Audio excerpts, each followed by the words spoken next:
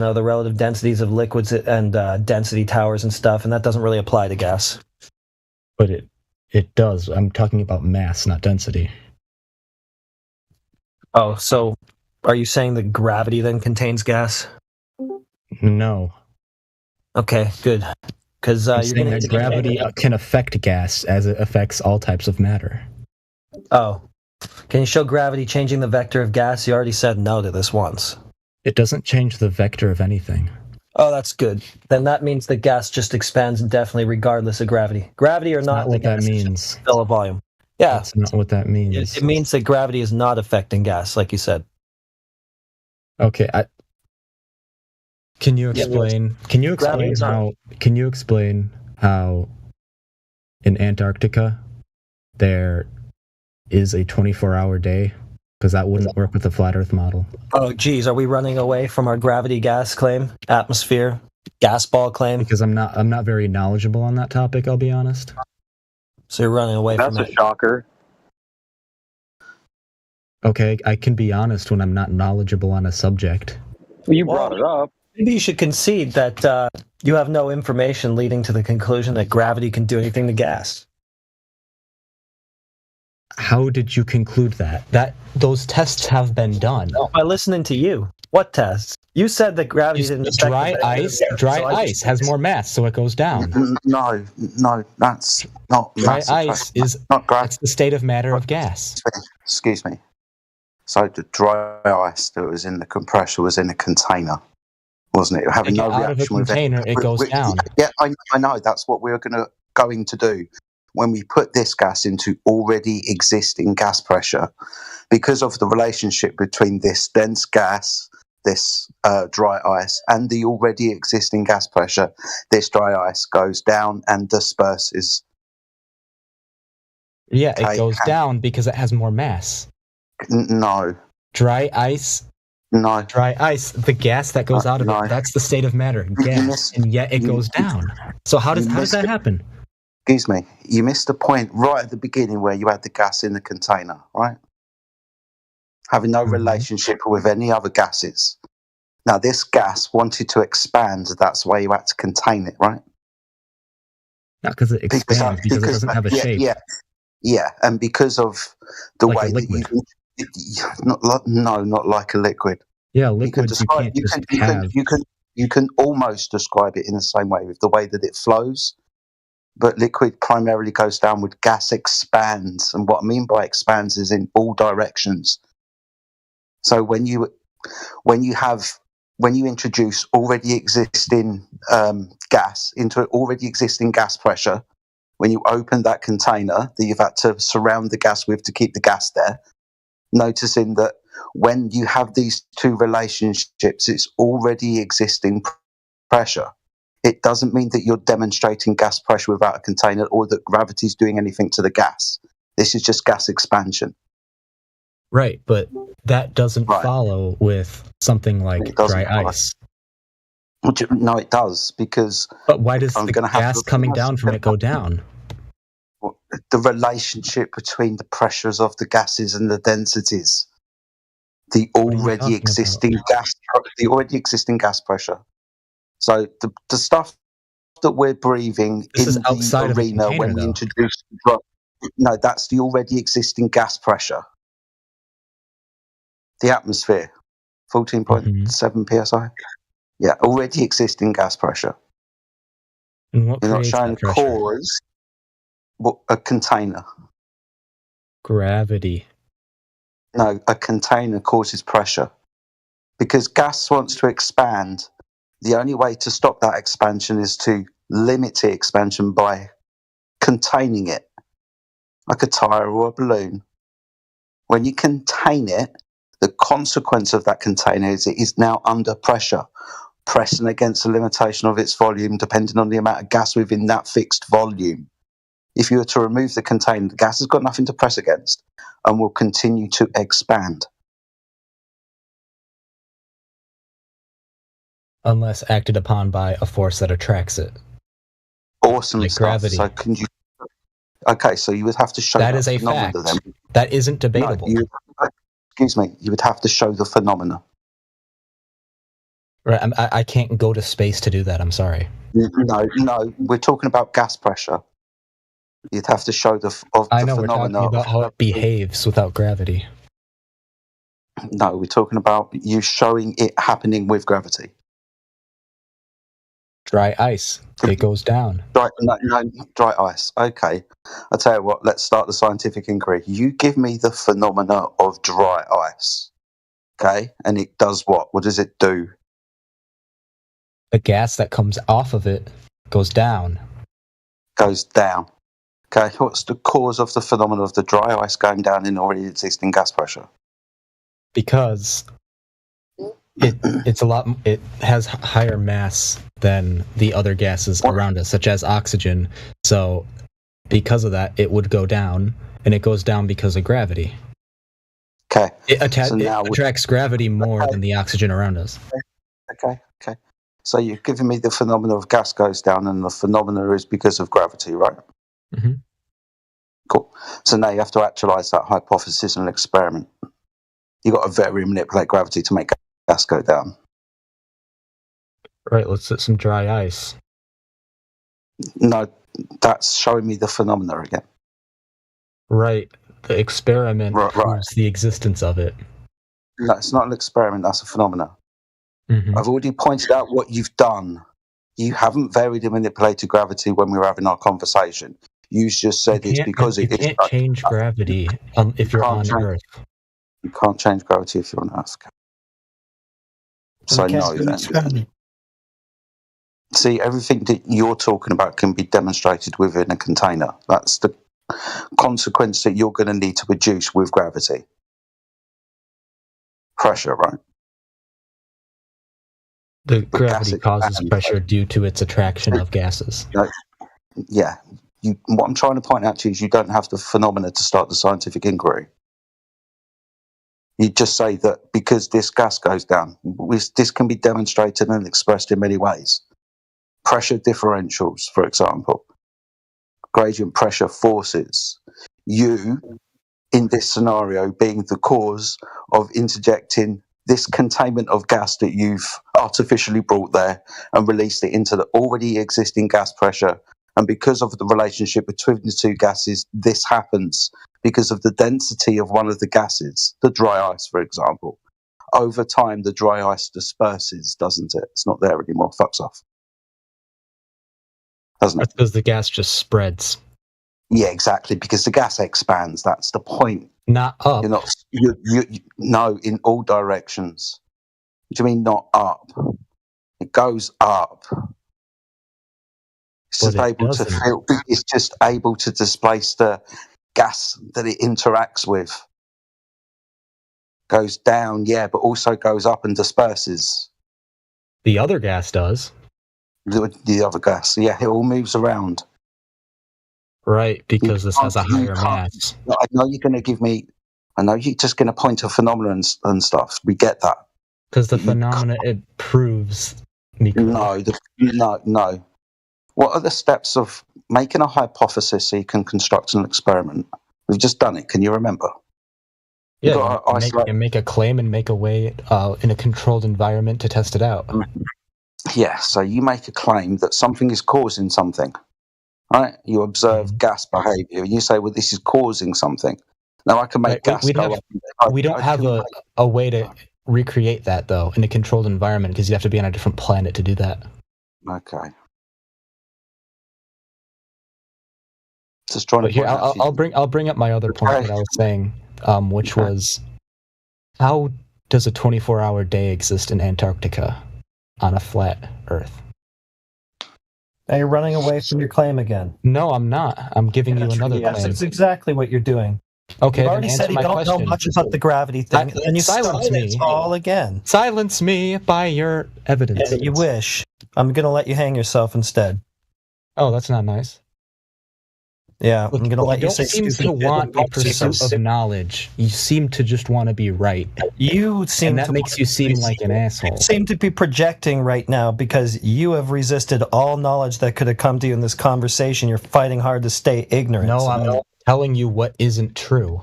Yeah, I know. You're just asserting it from a place of ignorance. You don't know what an experiment is. You've already said that gravity doesn't affect the vector of gas, that you don't know much about it. Then you proceed to argue again that What do gravity you mean is by the vector of gas? the direction, you fucking idiot. Oh, that's not nice. Who cares if it's nice? Stay on We could have a task. civil conversation. Well, you're a smug little prick, so I don't think we can. I'd Plus, just like to be ignorance. civil. You're not civil. You've been Let me arguing put it. of ignorance How? the whole time and being smug and arrogant, so why don't you By challenging your claims? preach? You understand gas Shouldn't fear expands. scrutiny. Okay, you understand that gas expands outwards, right? Like radii from a point. Mhm. Good. Your claim is 108 degrees in the opposite direction. Gas compresses in on itself. That's not observed. Gas That- expands. Right, it expands because there's other gas for it to expand into. Other gas for it, no, space. Gas expands into space. That's what gas does. But there isn't anything in space, it's a vacuum. Yeah, a space. Oh, An available volume for gas to fill. It's space because there's no gas there, or there's lots of distances between the gas molecules, so space between the gas molecules. A lower pressure environment. High the pressure reason here, it low doesn't pressure. the reason it doesn't Reason? fill space is because of gravity. Okay, so again, 180 degrees, an opposite vector to what gas does. Gas expands outwards. You're saying no, it compresses inwards. But it stays on the surface, and What do the you mean? reason we Stays have on the these surface, layers, no. stuff like the ozone layer exists because of the different masses. Because gravity that's different. is No, that's different densities and pressure differentials caused by the gases, the densities, the temperatures, the containment. right. Those are factors. Yeah, you're going to need container to talk about pressure differentials. No container, no pressure. The gas keeps expanding like So a your balloon. point is all of the scientific studies done are just wrong. Well, the second law of thermodynamics isn't wrong. What are you talking about? Boyle's law, Avogadro's law, Gay-Lussac's law, everything we know about how gas behaves, kinetic molecular theory, for example, PV equals nRT. No, they're not wrong. This is what I'm talking about. Your claim is against that. So every single astronomer's wrong. What, that gas? Yeah, if they're making the story. All astronomers are wrong. So we haven't gone to space. If they're making the claim that uncontained balls of gases can exist in vacuums, entropy does not increase. You understand entropy is an irreversible change, right? It happens in open and closed systems without exception throughout the universe. Yes, they're wrong if they're making this claim. They claim that gravity is doing something about it, accelerating the gas to the floor at 9.8 meters per second. But that's not what we observe. Right, because there's other gases for it to go through. Yeah, gas expands, yeah. Doesn't it? What causes pressure? We're just going in circles at this point. Yeah, exactly. Which is why I'd like to introduce my other claim. Okay. Claim about a 24-hour sun that you've never seen. Huh? Yeah, Claim so about why don't you just 24 go there and look? Why don't you just go there and look? You're the one who's got a claim about why is there a 24-hour sun? I'm not the one. You're the one claiming there isn't one when it's been established that there is. Sorry. Why are you fucking going? Yeah, no one here's my. I'd happily go. All right, then. Let us know what you see. Would you? Well, can No, you because put it in a it doesn't change the surface measurement of the Earth. yeah, and can you put it in a formal logical argument? Right. In a flat Earth model, how would a 24-hour sun? That's not a formal logical argument, right? That's a question. Can I talk? Yeah. Okay, it's a question. I asked you a question, and then you Right. asked another question. I asked you a question. Can you I put thought you were your asking claim for in my a formal question. logical argument? Calm down. All right, my claim. I'll give it to you then. Put in a formal logical argument. Don't just say something. Make a logical argument. Earth model. A 24-hour. That's again. You're Let not me putting it in a formal logical argument. Come on, just do that. Due to the curvature of the Earth and the axis in where it spins, if the Earth was flat, you would not be able to have a 24-hour sun in the summer in Antarctica. That doesn't follow. Why? That's not necessarily the case. Well, how would it work on a Otherwise- flat plane then? It would just have to remain within your field of view. It would just have to take a path where you can actually see it for 24 hours. You don't need a curve for that. Right, but how would that work on the flat model? Well, it just stays close enough to you that you can see it the whole fucking time.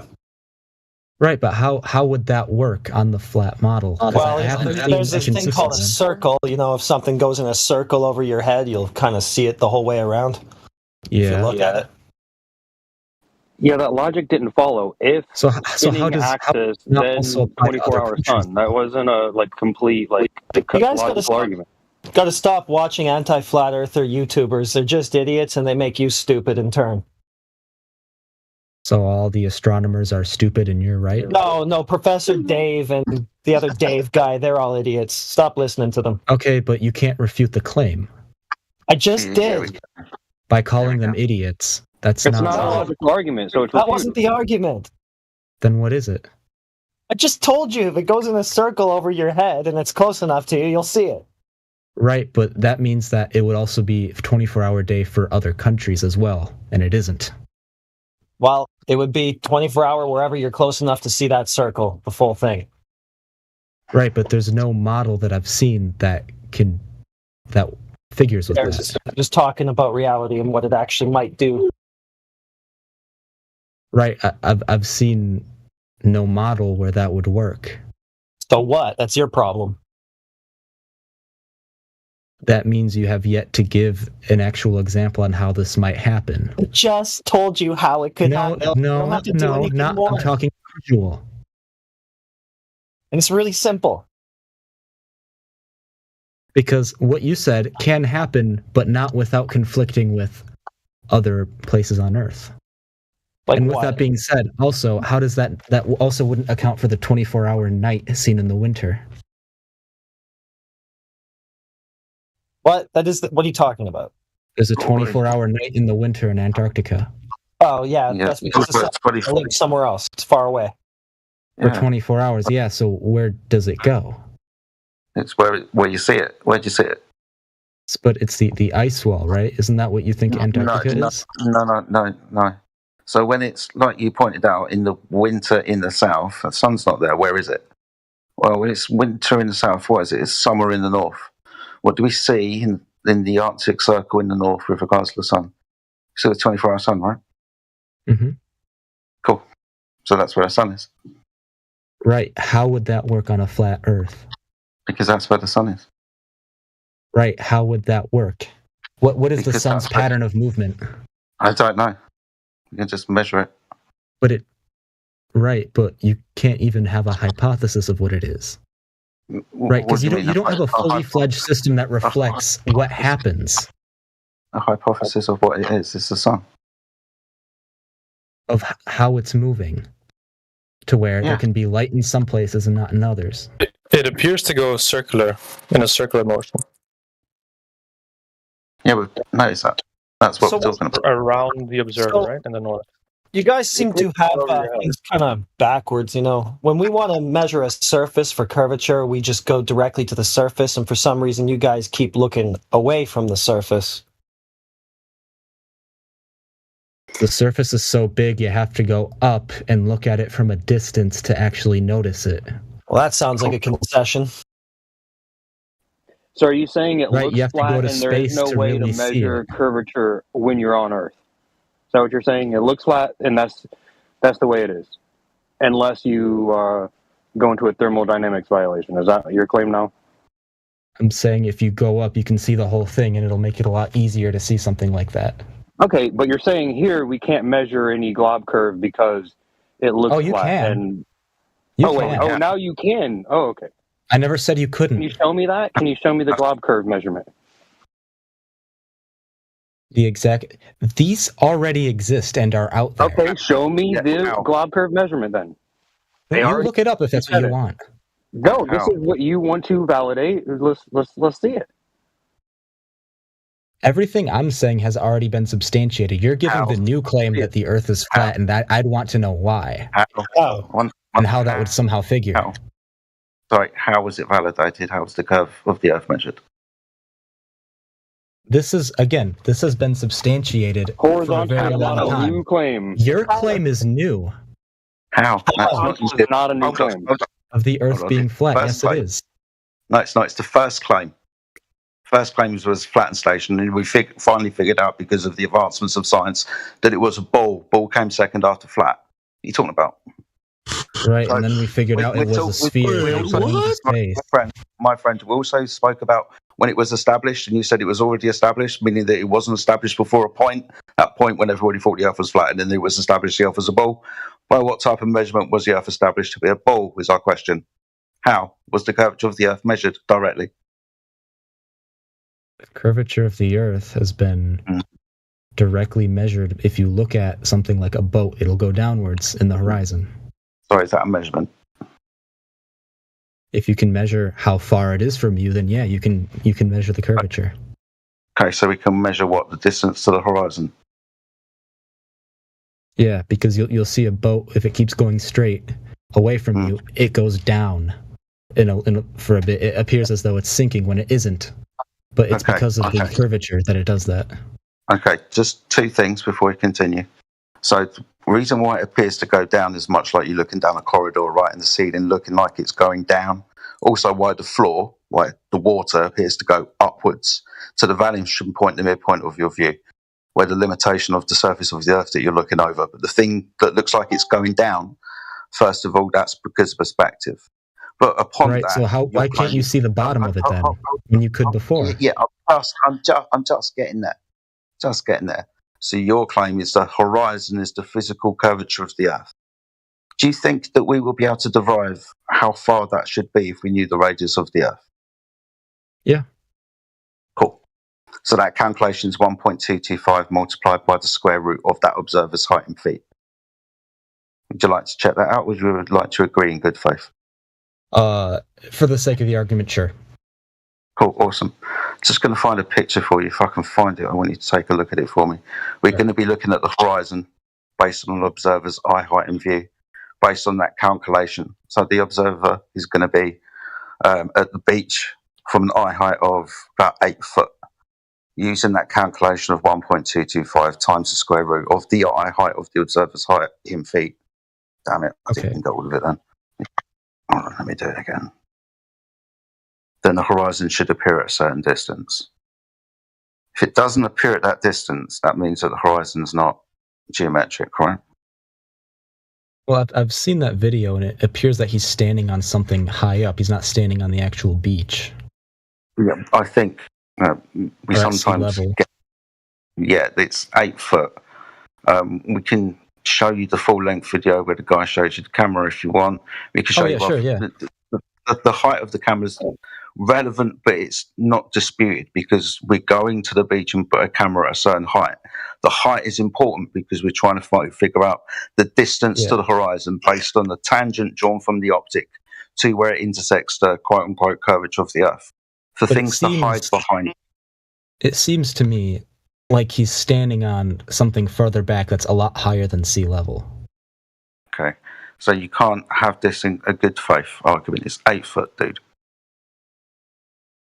Right, but you can see he's standing on something. Yeah, and the optic is 8 foot above the surface of the water. Mm-hmm. Good. So it's the surface of the distance of the water in altitude that we're interested in, right?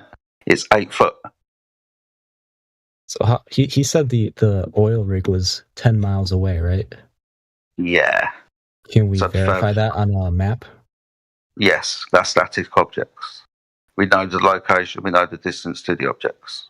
Oh, wait, where is it then? Oh, I think it's in Santa Barbara. No, like, you know, the latitude and longitude? Not specifically off the top of my head, no. But I'd be able to find it as quick as you'd be able to find it with just figuring out where Santa Barbara was. Cool, all right. We know the names of the oil rigs as well. I think that would be pretty important to... Yeah, it is. So these oil rigs have been observed. They're called Habitat and Hill House. Those are two Okay. names of them. One's at like 6-7 miles away, one's at 9-10 miles away, depending on where you're standing at the time. All right.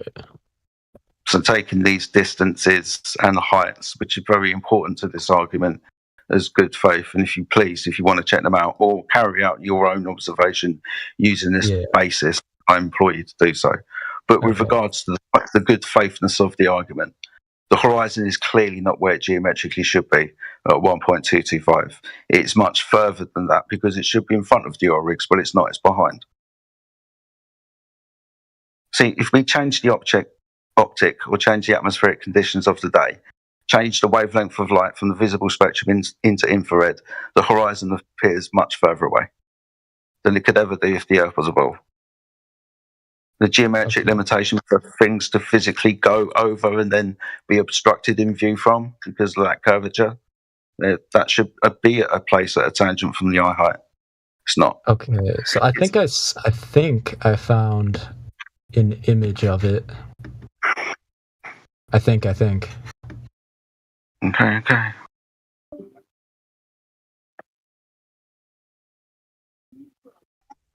It's weird because in this image you can see that the horizon's in front of it. Yeah, different observations from different eye heights. We don't know this one, but you might be able to give it. With different cameras, different atmospheric conditions, different wavelengths of light, the horizon will appear in different places, demonstrating the horizon's an optical phenomena based on those factors I just mentioned, not the curvature. I'm talking when a boat is continuously moving outwards, you'll see it appear to sink. I get you. So we have to understand first what the horizon is from a flat Earth point of view. So limitation of view of the observer of a horizontal surface, how far you can see around you, based on the 360-degree perception around you, right, when you turn around and look. So if you're looking out across the water, the horizon's a limitation based on the eye height of the observer as well. If you go up in altitude, you have to see further across. So that's the limitation of the human eye. But why would it go down as a boat travels outwards? Why would it appear as though it's sinking in? Right, so you remember when I told you about the corridor and the ceiling appearing to go down? That's representative of the boat that was next to you appearing really high above you and then going away, and then the top of it appearing to go down. That's but you can still see the bottom of it. Yeah. So when it goes beyond, I'm getting there. Seriously, I'm honestly getting there. Okay. So when the boat goes beyond the horizon, it's still going downwards like you would expect it to do so with perspective. But you have to remember what the horizon is. It's the limitation of angular view across a horizontal surface. So as the boat starts to enter that area that you can't resolve, you stop resolving the object at the bottom where it touches the surface of the water that you can't resolve. So you can't see the bottom because the angle's too small. So it appears to you like it's disappearing from the bottom up. It's just going into that angle that your eye can't perceive, known as the horizon. The flat plane still extends beyond the horizon, and the boat is still on that flat plane. But because of the limited angle where it is at the surface, your eye can't resolve it, so the boat's disappearing from the bottom up and is, like I said, appearing to go down. That's not because of curvature. That's just to do with perspective and angular resolution. Well, then why wouldn't it also start from the top? Because it's not on a surface. Top's not on a surface, right? The bottom of the boat is on the surface. Your eyes don't know that. The horizon is created by the surface, right? The limitation of your view across that surface and the arc of the sky going downwards to appear to meet that surface.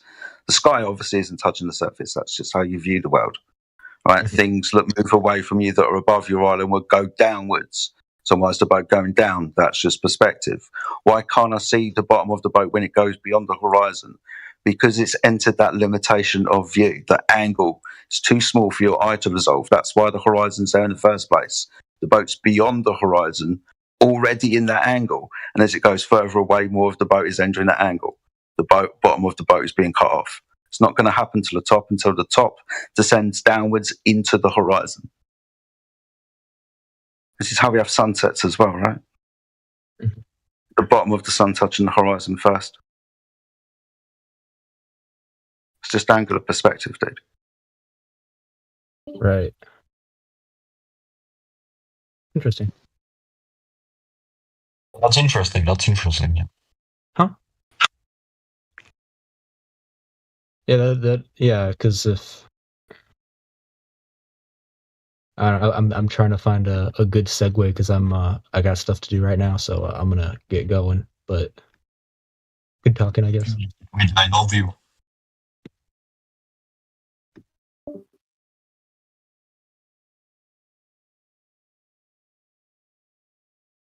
Oh, I got a few questions. Like, what is everyone's pronouns? They, them. We, You're us. gay, dude. You're My pronouns are gay. we, us. Master Chief number 1, Ding Dong number 3. Yeah, you got pronouns, dude. You're gay. Pronouns. Yeah, Ding they're Dong gay, number dude. 1, Master Chief, King of the world. That is my pronouns. Your pronouns are gay. No, that's your sexuality, motherfucker. Yeah, you're gay. You sound very gay. You sound like you like penis in your mouth. Yeah, I am. You got a problem with gay people, dude? A little.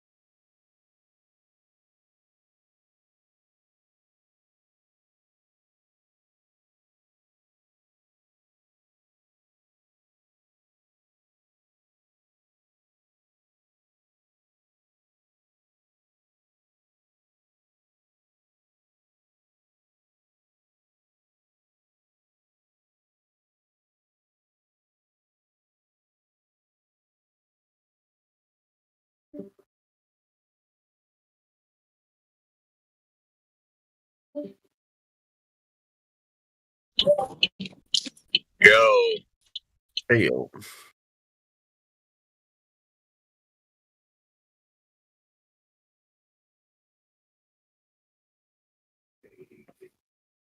What's going on, fella? I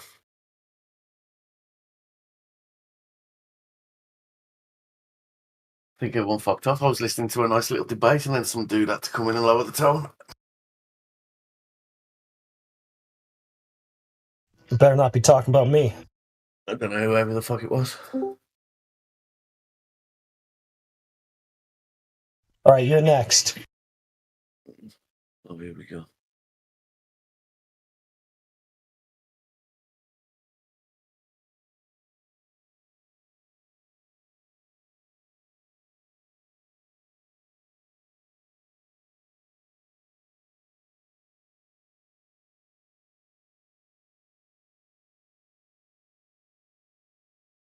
So, what did you think of the Glober's performance there? Convincing, compelling.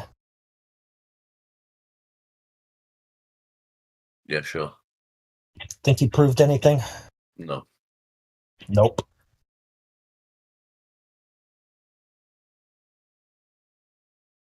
It's funny how often they don't do that. There you go. But it was more entertaining than silence. They get all these thousands of years of science claims and then no science to back any of it. Yeah, well.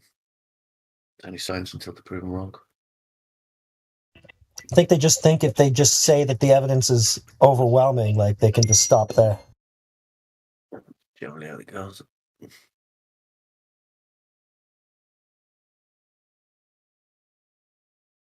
So why do you think it's a globe? Me? Mm-hmm. Because it is. How did you figure that out? From all the scientific fact that's been given to me, Science- that's the best conclusion I've come to, yes. Through scientific facts, you came to a geometric conclusion? No, if you don't speak English, brother, there's no point talking to you. I'm pretty sure this is English. I don't know. Well, I'm pretty sure if you have to keep asking me, I am an Englishman speaking perfectly fine English. If you can't understand what I'm saying, I suggest you go elsewhere. Butchering my language, you clown. I'm speaking it better than you are. Sure you are, kid. Oh dear. How did you come to the first-hand knowledge that the Earth was a ball? You can't just say because it is well-established facts. Which ones? That's How? those reasons. How are they established? Just because you think you're a little cool boy because you don't get laid, and they're going to say, "Oh, guess what? The Earth is flat." Whoa, Scotty, relax. Like, just because you want to believe that the Earth is flat, we can quite simple it around. If the Earth was flat, we was to fly a plane straight ahead, wouldn't we hit a brick wall somewhere? Brick wall. Wouldn't it just end with all you fucking morons? It would just all disappear. Yeah, you would. You wouldn't. You'd come to the end of it. We can fly in a straight line, and you just keep going round and round and round. What's the hate? I don't get it. I was hoping to have a decent conversation with you. You just exploded. Your girlfriend must be very disappointed with you. Yeah. Yeah, it's probably sleeping on the floor. we can do this one of two ways, right? Let's not choose the route that you've chosen. You can either demonstrate the fact. Trying to have a debate. I was enjoying listening to one, but one of you faggots had to turn around and start bitching about gays and shit, and I don't know what that's got to do with the flat Earth, but whatever. And then you start talking to me, dude, I'm not here to talk to morons. You can keep your mouth shut. Dude, I'll tell you this before you get banned. What you just said that began with F, it's against terms of service of the server, and indeed this. I'm going to get banned. That's the way it is. It's what I said. It's the word. It's a word. I don't know what to do, but maybe I could extend a knowledge branch if you acted like a reasonable human. If I turn around and apologise to you, guess what, brother? That's not going to happen. You've acted like a prick. You want to continue acting like a prick, and now you want to show off your parity. If I offer out to Olive Branch and he kiss my ass, I won't go. I'll tell you, just fuck off. There you go. Yeah, you try to listen. It's not even your rule. Like you're trying to save him from somebody else's rules that you have to abide by, and he's saying no. What a weirdo. Didn't want the opportunity to act reasonably, so whatever. That's right, Scotty. Thank the flat earther from saving you, not from leaving this room, but the entire channel, this whole entire politics server. That's where you would have gotten banned from. Say thank you, flat earther. Quite the spurge there, huh? Yep.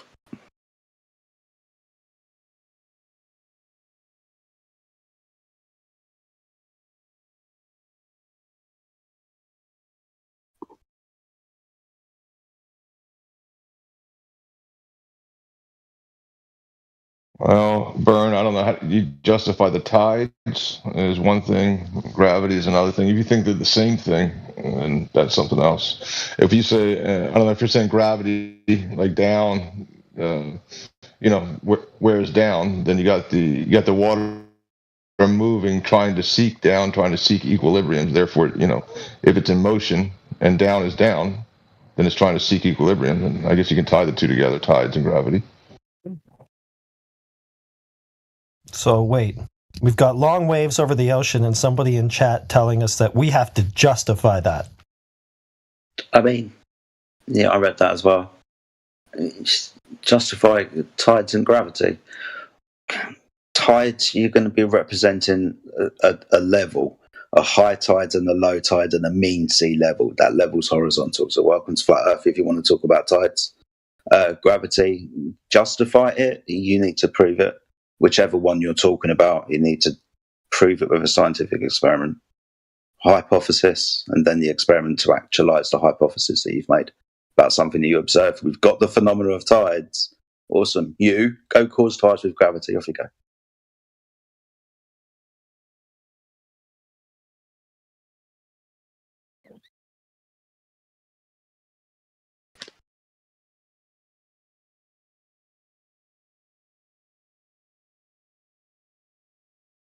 Going to get the impression that that's not going to happen.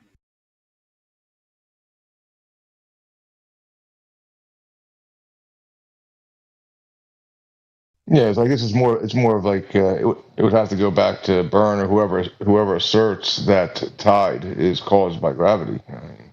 Oh, they're playing the burden reversal game again. I see. I know this one. Yeah, they're saying, it's classic. They're saying I claim it. They're saying I claim that tides are caused by gravity. Now you have to figure out how tides are caused by gravity on a flat Earth. I think that's what he's getting at. No, I don't. It's not my problem.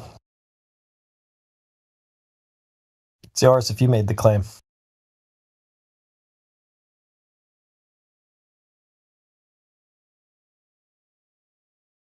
Berm, why don't you tell us, what sort of methods you use to test any claim about tides?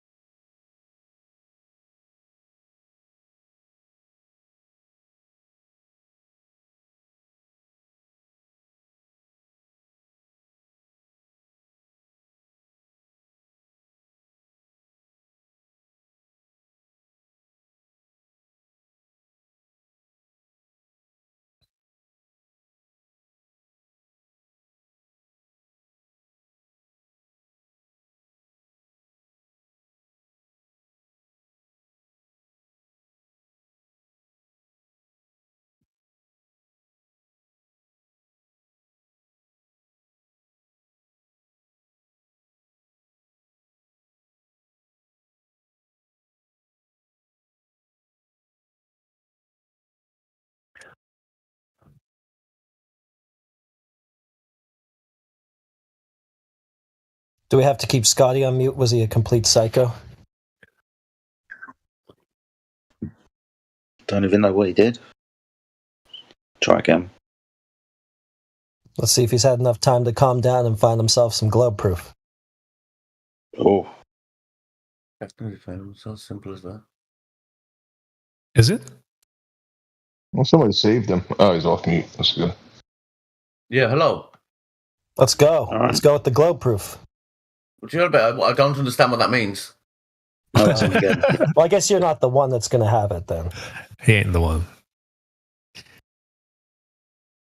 I was sitting there listening to people debating. Some guy comes in and attacked me about shit, and I just defended myself, got abused for it, then got involved into the debate I never tried to get involved in. I'm sitting here playing my game, chilling. Let's start over.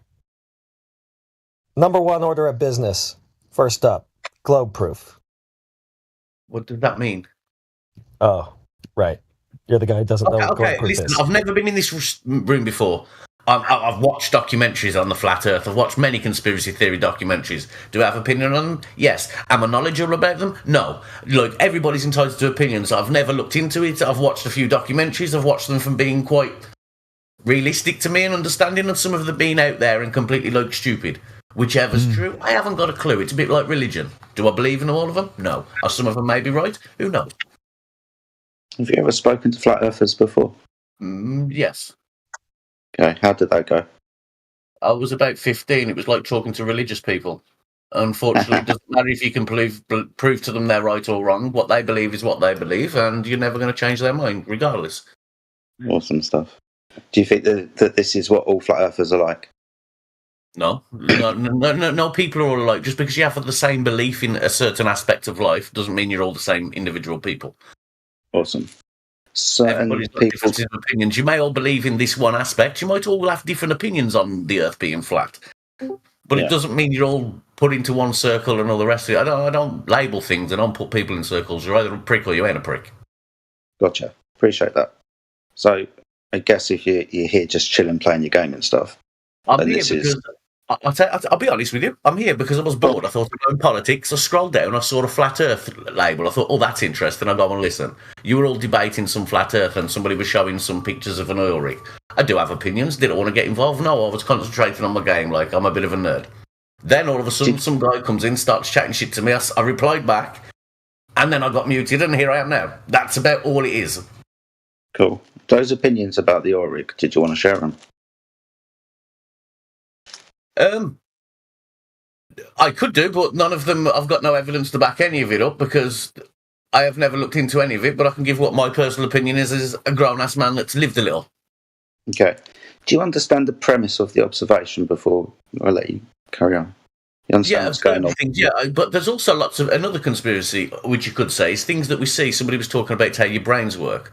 The actual things that, how could you put this? Things that are actually there doesn't necessarily have to be there. The way our brains, like when we see things, we expect things to be there, so they are there. Are they really there? In fact, I'm not sure, but that could be argued with, I don't know what do you want to call it, quantum theory or bullshit like that. But when you're talking about, there's lots of different ways you can take a picture and it'll look like the Earth has got like concave or converse or whatever else it is, and you can see a horizon or you can't. But I personally don't think the Earth is flat because, without being rude, somebody would have grasped them. It's like aliens. If there was really there flying around, you'd see a lot more of them now, and somebody would have come to the end of it and be like, here's the wall. That's the only reason I think it isn't a flat Earth. It's because if it could be, if it was, it'd be proven by now. What proven by now? What do you think it would? Could you please tell me one thing, which if this does exist, I would be willing to find out. If somebody has been to the end of the Earth and proved this is the end of the Earth, this is a flat Earth, I've never seen a picture of it. Could you put one up, please? Yeah, no, that's not going to happen, dude. Well, why? That's my point. It's a bit like aliens. You can see all these weird little pictures of like specks and stuff, and pictures. I'm like, but we're in like 2024. Like, if aliens are really this abundant and the end of the Earth is actually there, somebody would have gone and took a photo of it. Okay, so somebody like who? Like anybody, look, without being funny, it doesn't necessarily have to be a flat Earth believer. Anybody that's interested in science, anybody that's interested in facts, anybody that's interested in truth. There are certain places we're not allowed to go on Earth. You could wonder why, but we can travel around the globe. What are those places that we? I honestly don't know. Like I said to you, I'm not 100% knowledgeable. I do not know, but I know there are places that some of them are for religious reasons or nature reasons, as they may say, or to keep things. I haven't got a fucking clue. I don't care. It could all be lies. I've never been. Okay. Would you logically conclude that if you found the limitation of a system, you would prove that it was flat? Wouldn't you do something else to prove that it was flat and use you finding the limitation of the system to figure out how big it was? You don't need to find the limitation of the environment to figure out that water lays level.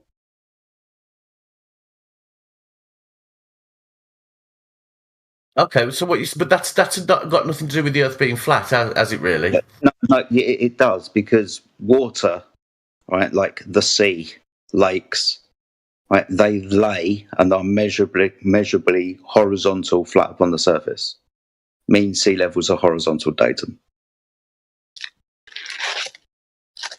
Yeah, the only thing you could tie back into that, Scotty. It's sense that there's some kind of surface of the ground, and that things are attracted to it. That's basically gravity, isn't it? Yeah. Okay. So if I let you say that gravity forms things into a sphere, then that would mean over a distance of water, that water would curve. When we go to make which is the only problem in what you're saying. I haven't finished. Is when you're talking about gravity, we've talked about gravity, but gravity has been proven, it's also been disproven. There's had to be certain laws to make exceptions. So what you're talking about is if it's fundamentally true, and it's not. Dude, I'm trying to answer your questions because, like you said, you know. Okay, I'll shut up and listen. Yeah, cool.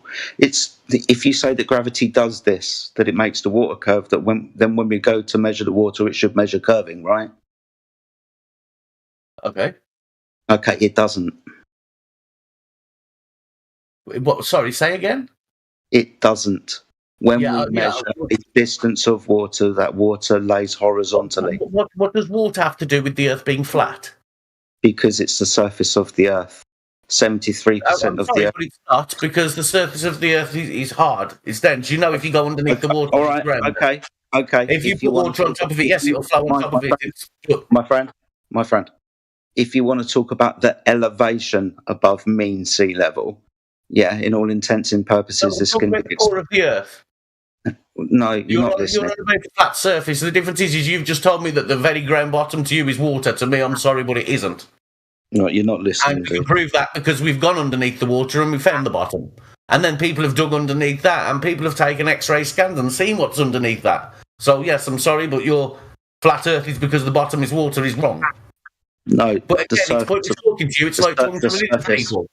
Excuse me. No, it's not religious. It's a direct measurement. Okay. And that's something new I've learned today. According to flat earthers, water is at the bottom.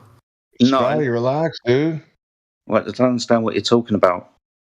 Mean sea levels are horizontal datum with altitude and depth taken from that 0 point. Now you said all your big words, or do you actually want to have a conversation? I'm trying to, but you no, just rambled on. You're talking about averages now. What the mean? What the average of what? Like I don't understand what you're trying to say. This is what I asked. Why has nobody been to the edge of the earth and took proof of it? And you're talking about me about water and shit now. Because, like explain to me, if the earth is flat, why has nobody been to the edge of it? I'm going to lose my patience. I'm trying to be patient and answer. Patience for you. There's only so much stupid I can deal with in one day. All right, then fuck off. Like, yeah, I ask you why you haven't been to the edge of the earth. You start telling me about, but the water's at the bottom. Yeah, because going to the edge of the earth is a measurement of the surface of the earth. To figure out the surface description, we measured the surface we're trying to describe. I've just asked you why has nobody ever been to the end of it and took a picture, mate. It's not that hard of a question. We already got to that conclusion. You rambled about. You haven't answered me. You changed the story and started telling me about water. You answered that question. You said there are places we can't go. You didn't want me to expound on that point. You can't go to 2051. That's got fuck all to do with the Earth being flat. It does. What? Measuring the surface? No, I didn't say the measuring your surface. I said there's certain locations on Earth we're not prohibited to go to. There's certain islands that we can't go to. It doesn't mean that, you can't go to that island because it says the Earth is flat. No, it doesn't. Yeah, but you didn't want me to expound on that point. Like I said, you jumped off to something else. And now you're arguing like you won the point. No, you didn't fully discuss it. I'm not trying to win anything, brother. I'm sitting here talking and you're chatting out your ass. Stop acting the way that you are and have a conversation. I'm not acting. This is you are. You are. You're talking through me. You're not listening to the answers. I'll try and answer this one. I'm very sorry. I didn't realise you were the king. I do bow down to the king. Why? I'm going to try and answer it again for you. What's the fucking point? I'm going to start controlling him. I've lost my patience. I'm ready to kick him out. If you want to continue to be patient with him, go for it. But I'm going to control his ability to talk. So when you've finished speaking and you're addressing him or asking him a question, I'll unmute him and he can continue. And after that, he will go back on mute. You are then finished. He asked why no one's been to the limitation of the Earth. And so maybe someone has, but we're talking about controlled environments, places we can't freely go to. Below the 60th parallel south into the Antarctic Circle is a highly restricted zone. It would always come to the conclusion with most people is if you would go south, you'd reach the limitation of the environment. This area south of the 60th parallel is a limited environment. So maybe somebody has, but then come back and told you, then come back and told me, and that's why I ain't been there.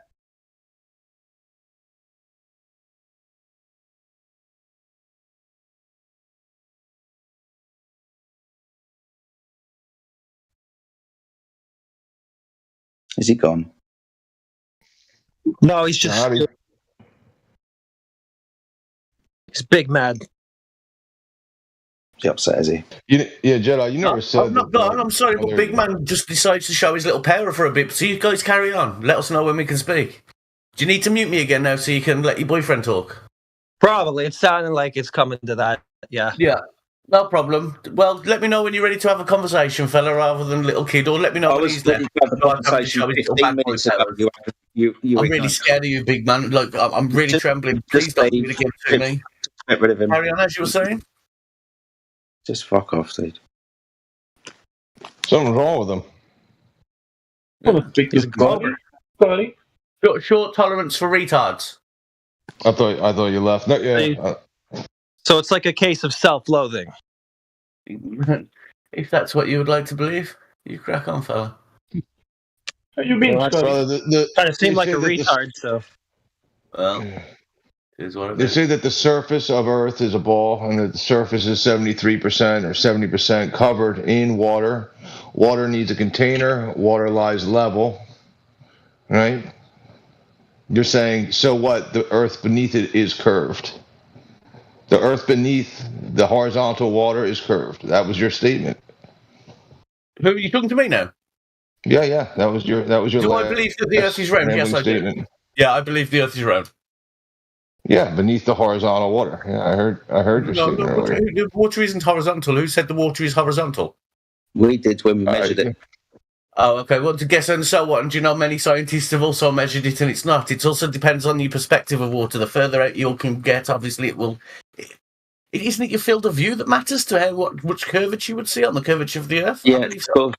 Yeah, of course it does. It's already been calculated, but guess what? You can argue and pretend science isn't real all you want.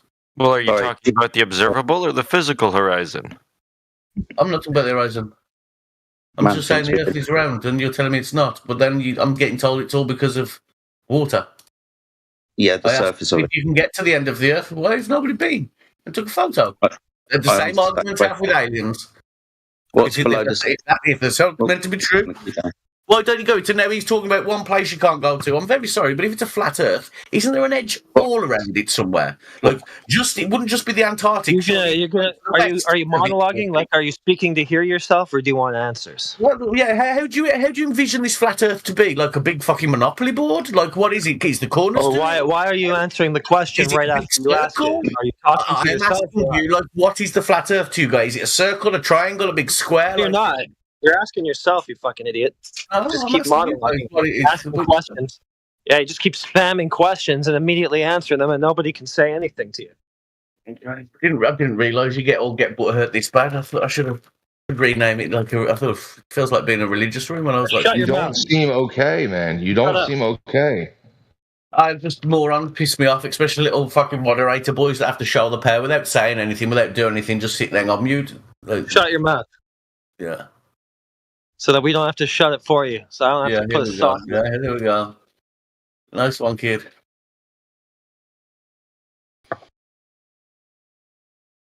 Yeah, so the water's flat, level, horizontal. Knowing that, we can deduce that the Earth is planar, not a globe.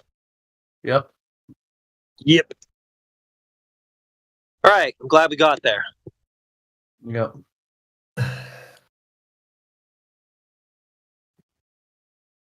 I mean, it is a funny thing that typically people realize that a body of water needs a container, like an edge. And I think, well, listen, my cup of water needs a cup to hold it. Then my bath needs the bath to be higher than the water. Then the lake needs to be higher than the water. And then they say, well, where's the flat Earth's edge? Well, they recognize that an edge is required to hold in a large body of water. Not necessarily. What about water vapor? Doesn't water have all the forms? Or you're on about just the form of liquid? It takes the form of his container, yeah. The surface is liquid. Liquid, you heat it up, it'll turn into steam. It'll end up as going into, if you keep it in enclosed space, it will, like its own ecosystem, like you have in jungles. It will then, get warm, it'll turn into rain, it'll go back to the ground, it's water, it changes its form. Like, it doesn't have to be on the ground, does it? Yeah, well, that's the biochemical water cycle, no problem.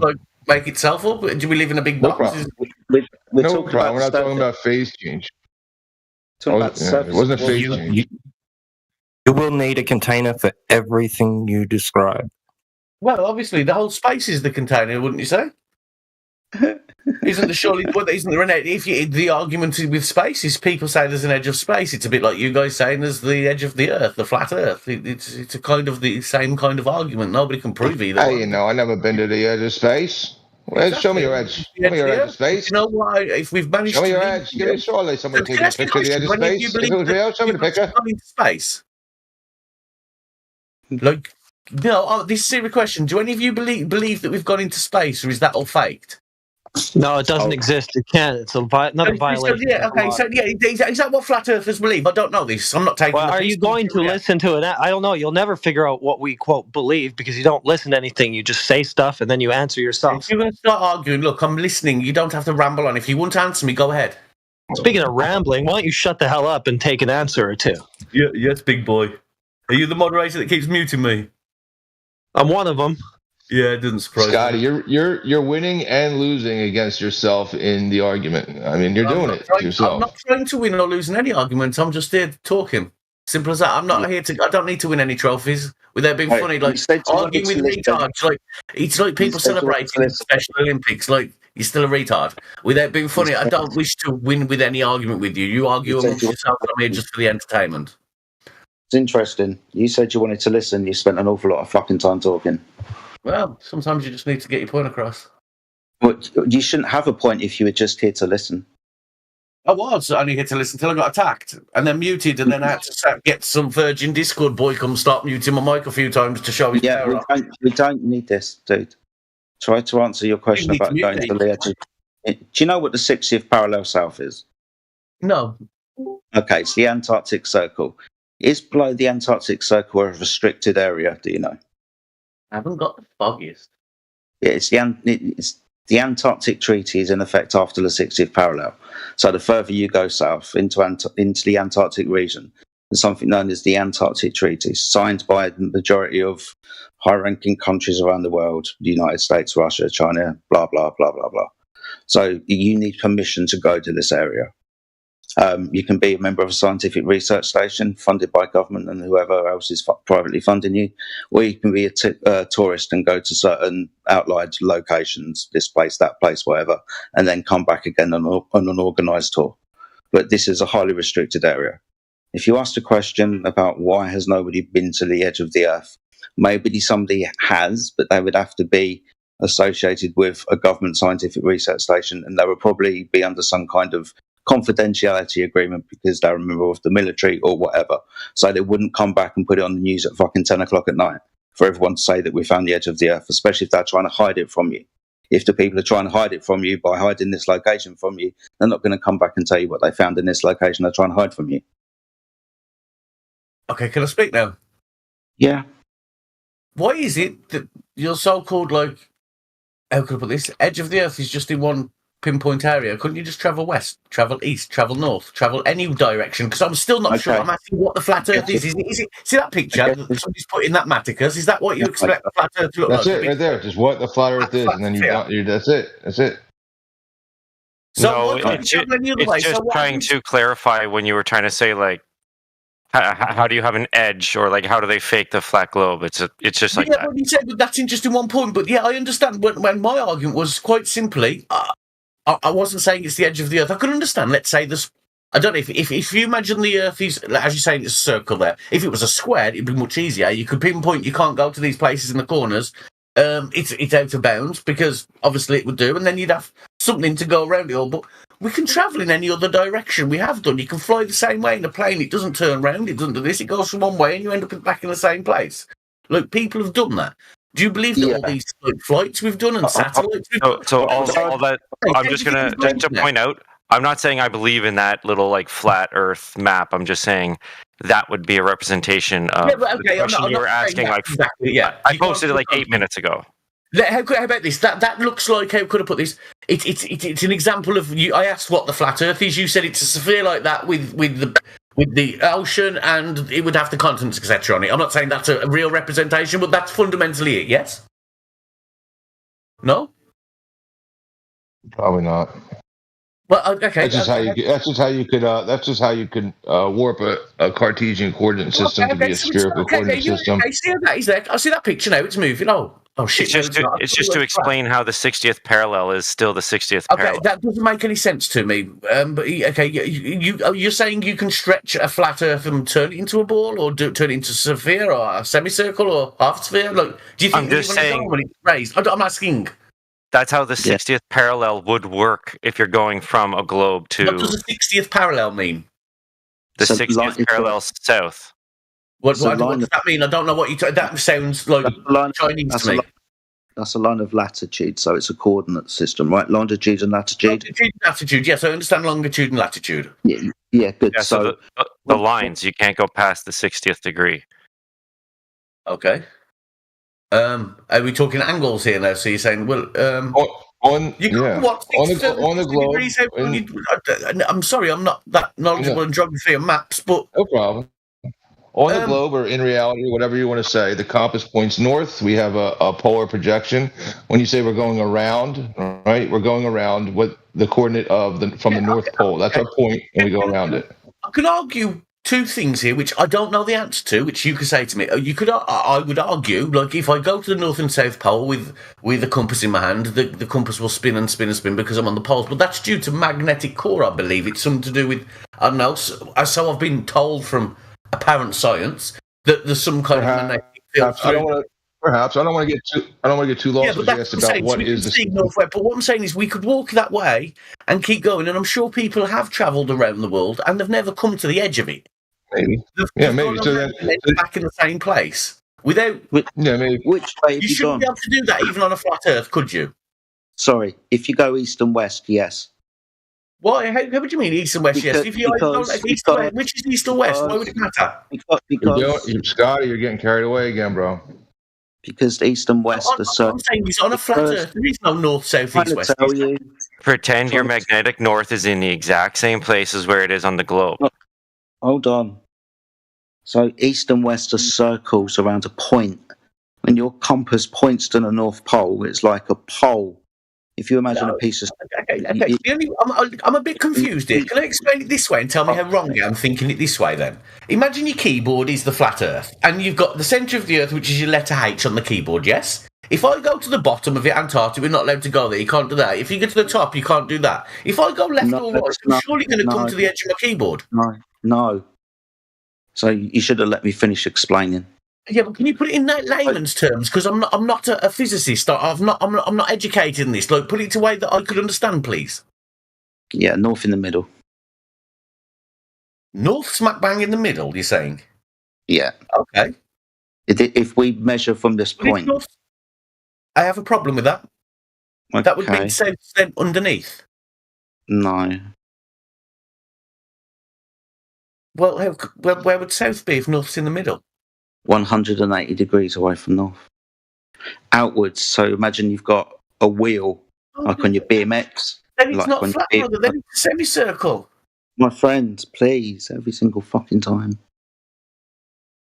So if we have a coordinate system based on the north, this is Polaris, or where Polaris is directly overhead, and we were to point at it, go in the direction, this would be east or west. This direction would be a circle.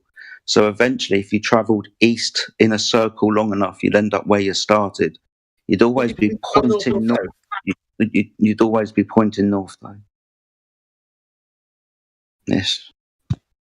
Yeah, this was to remind. This is to the question of what is the 60th parallel south, right? That's an easternly circle or westernly, whatever way you want to go, but that's a circle around Polaris, as are all coordinate systems when they take the Earth in its entirety, as with the North Pole, where the compass points at the center. Okay. I can't argue with that, but do you know when it comes to things like satellites and the reason we've got the internet, do you believe that like space is fake, we can't put things up in the sky and all that kind of bullshit? Like, do you believe all that? Honestly, I'm asking. Maybe, but can you tell me now what the 60th parallel south is?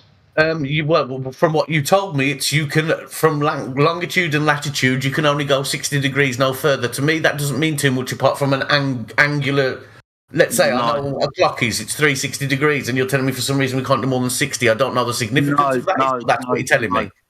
No. So latitude is a circle around a point. Is it latitude and longitude? It's like north, south, east, west, and it's pointed like what we would put on a map. So lines of latitude are circles represented in 90, 80, 45, 0 degrees till you get to the equator. Then the same again. These are concentric circles around a point.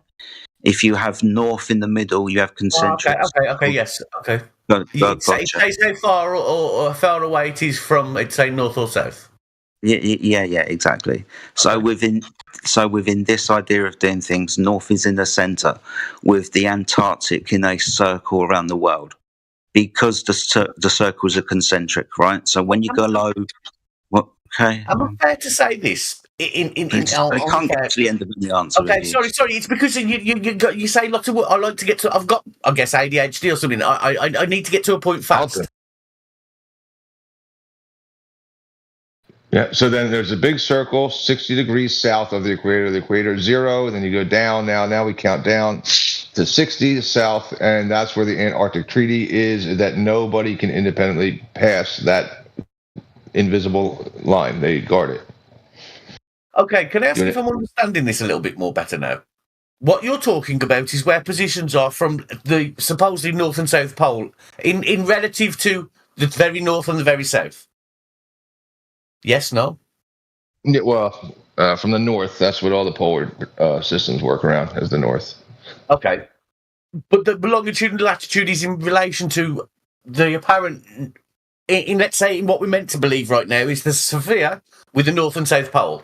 It's in relative to that. Yeah, latitude is the circles, longitude is the sun's position. Yeah. Oh, okay. It's time zones, yeah. So they're not the same. Just because you keep saying latitude and longitude, we're just doing latitude right now. Because we live in a 3D world, I'm just asking this, so this is really stupid. I'm really not trying to take the piss. I'm interested. Would this be weird to say? I know people are saying it's an Earth thing, but as it's a 3D model, wouldn't it be some kind of cube or ball or spherical shape as we live on? You'd believe in that then? It wouldn't I'm not saying we live on a sphere, but I definitely think we live on a... Hold on. It wouldn't necessarily be an ideal shape like a sphere or a cube or a pyramid or something like that. All right, it's the same as like asking what the shape of a lake is, or the shape of a tree, or the shape of a banana. They have their individual shapes.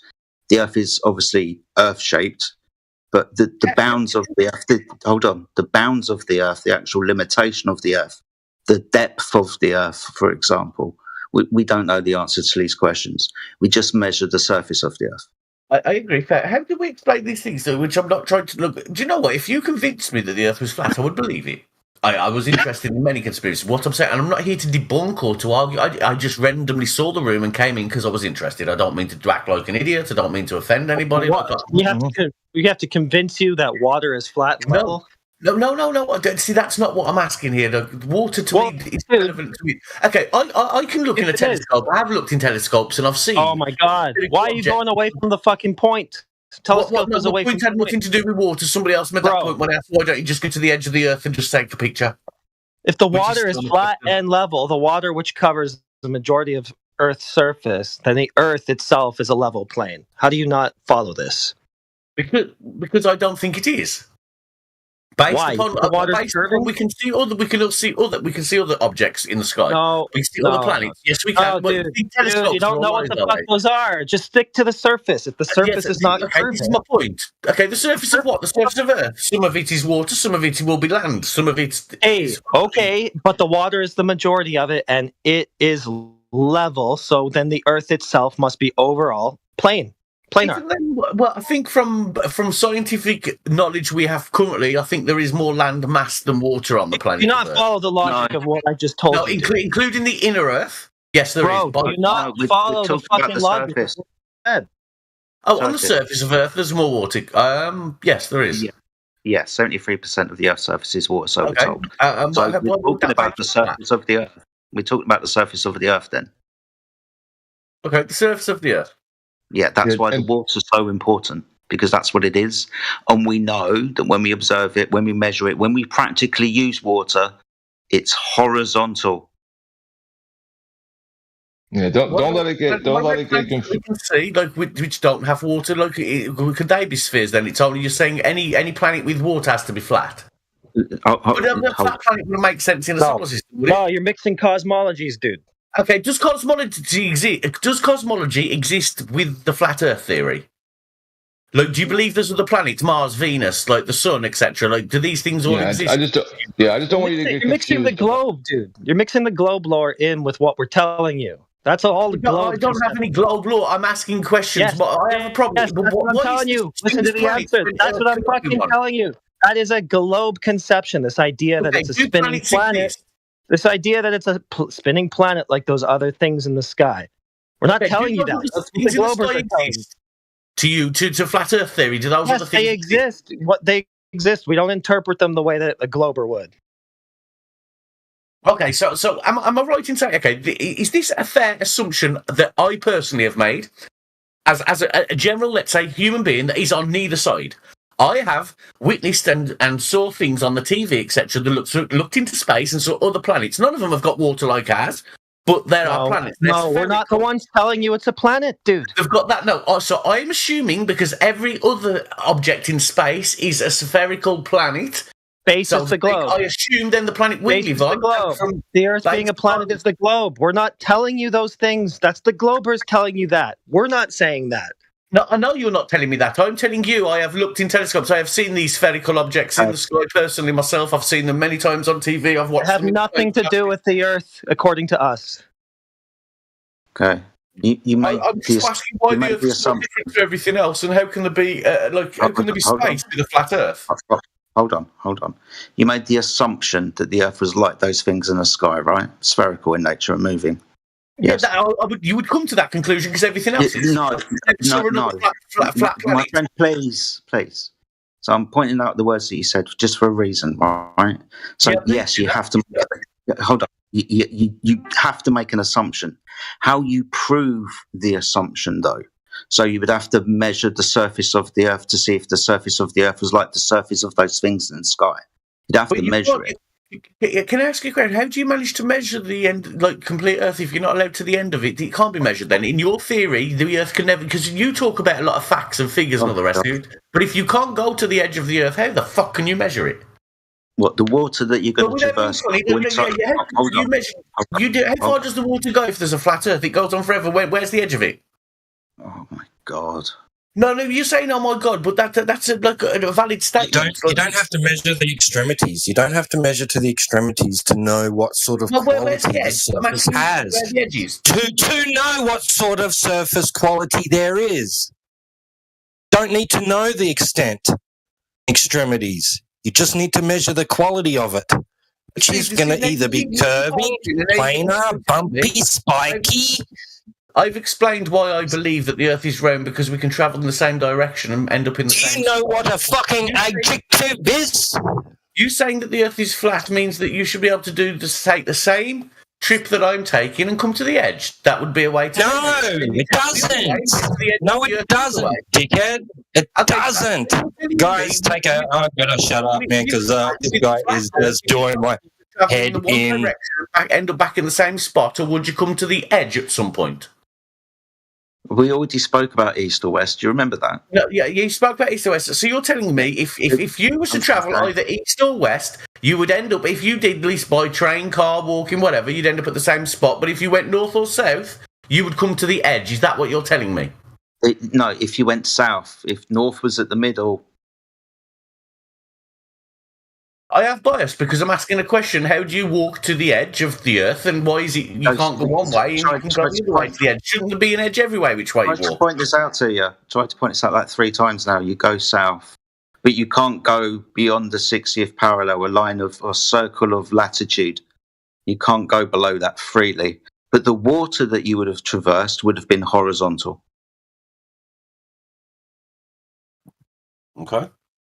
And then, I just wanted to don't get mixed up with just because latitude and longitude is a 2-dimensional system. We all agree that we live in 3D reality, and we measure that 3rd dimension, right? So you got the latitude, longitude, like length and width, and then you got the height, right? And we measure that height in reality from that reference of horizontal. Being as though you're willing to say that you live on a 3D planet, that means it's not completely like a thin line. It's obviously got some depth to it. Why the fuck does it need to be flat? But I don't see the point. Why couldn't it be a little dome like that is with the flat bottom? Why couldn't it be... Scotty. Yes. Does water have depth? Well, it's how deep it is. Depth means depth. Deep. Yes. So 3-dimensional. Height, width, and length. Height, width, and length. Right? No, so it's only 2-dimensional, isn't it? It's only like... Oh no! With that. I don't know. I'm not fucking 15 anymore at school. I haven't been in school in 25 years. Like Jesus. That's it. Length, width, breadth, or length, width, height. Those are the 3 dimensions. Length, height, and depth. Yeah. Okay. Yeah. Cool. So water doesn't describe something flat, does it? No, the surface description does of water. The surface of the Earth represented by mean sea level. Altitude above that's the land topography. Right, depth below that sea level, how far the seabed is below that mean sea level, that's level horizontal, not curving. always had the problem to think if we do live on a sphere, why hasn't the water just fell off and things? And people talk about gravity and all this. And to be honest, it's beyond my knowledge. But I understand the arguments they make. But do you know the argument you're making with the flat Earth? The same problem still happens. Like even if it was, no, it doesn't. The water's not going to fall off ask you a question. any more than it's going to fall out of a fucking bathtub, dude. You're telling me that there are parameters, like you're saying, it's almost your flat Earth is the space, the whole of space itself. It's contained. It's got to be contained in something because for some reason, water that would evaporate off your flat Earth, as you say, would go into steam, and that would move by the wind, etc. Eventually, it'd blow itself to the edge of space and hit the wall and have to fall back down. Like we would have all these, or it won't. Look, it has to with the flat Earth theory. It's a bit like space. Like, what's the edge of space? Do you come to a brick wall? Nobody can answer that. And it's why you flat Earthers have the same issue, the same problem. No one can prove the edge of space. You can't prove the edge of the Earth. It's a bit weird. Oh, need to. Yeah, we're not you're losing your mind. They don't need to too. But the people that mainstream science, which is what I've been raised to believe in, tells me about the edge of space. You ask about it, and no one can ever go there. It's like the forbidden thing, like going inside a black hole. You were raised to what in it? It's the same. I've just asked, why is that? No. You said you said you were born and you were born and raised. I went to a normal. Look, I went to school. You were raised to believe in it. We were all raised to believe in things. Do I only believe things because the answer is I do. I've had enough information. It's come to that conclusion. If I was raised in a Muslim country, I'd probably be Arabic. If I Muslim. Yeah. If were you raised to believe in water being flat leveled? I was raised in a family that my mum was Christian, my dad. Were you raised to experience water? But water? Yes, I was. Yes, I do. Okay, so you've seen water in like a swimming pool or a bathtub or a sink. Pardon? You've seen water before in a swimming pool. Yes, I know. What you're telling me about, depending on how far away from the equator. We'll just have to do it again as many times, I guess, as it takes for you to get it. So since it's level and flat and horizontal over its surface. It's not actually. Well, okay. What do you mean not factually? You haven't experienced that? What, I haven't experienced what? The things are flat? Water being flat. I don't. When you know a swimming pool, right? At one end, right, you could have a swimming pool that is equal depth everywhere, right? Okay. Means it's gonna be flat. Okay, we also have things. They've been funny. There's a place where I lived. It's been burnt down now. Not far. It's what's called the Crooked House, and you could put a marble on the side of the on the shelf, and it would actually roll upwards, and you could visibly see it rolling uphill rather than downhill. And just because we assume certain things to be ways, and our perception of things doesn't make it. Water flowing uphill, dude. Well, yeah, water. I have seen. Okay, there are facts of water running uphill. Oh, well, I guess you must be some sort of gravity denier. I'm sure you can Google it, and it's on the internet. It must be true. But yes, the water can also run uphill at times due to whatever phenomenon is happening. But I'm sure I've heard of that. Well, there's something pushing it, maybe, but Well, everything's being pushed by water, won't it? It would either be some kind of force of... Hey, whatever. That's flowing water anyway. We're talking about a body of water resting, dude. Yeah, typically when a body of water is at rest... Resting isn't moving, is it? It's not moving water. It's stagnant water. Eventually, it would, unless there was biology in there and life, it would die. Yeah, if you have a body of water... If you have a body of water... Well, would it?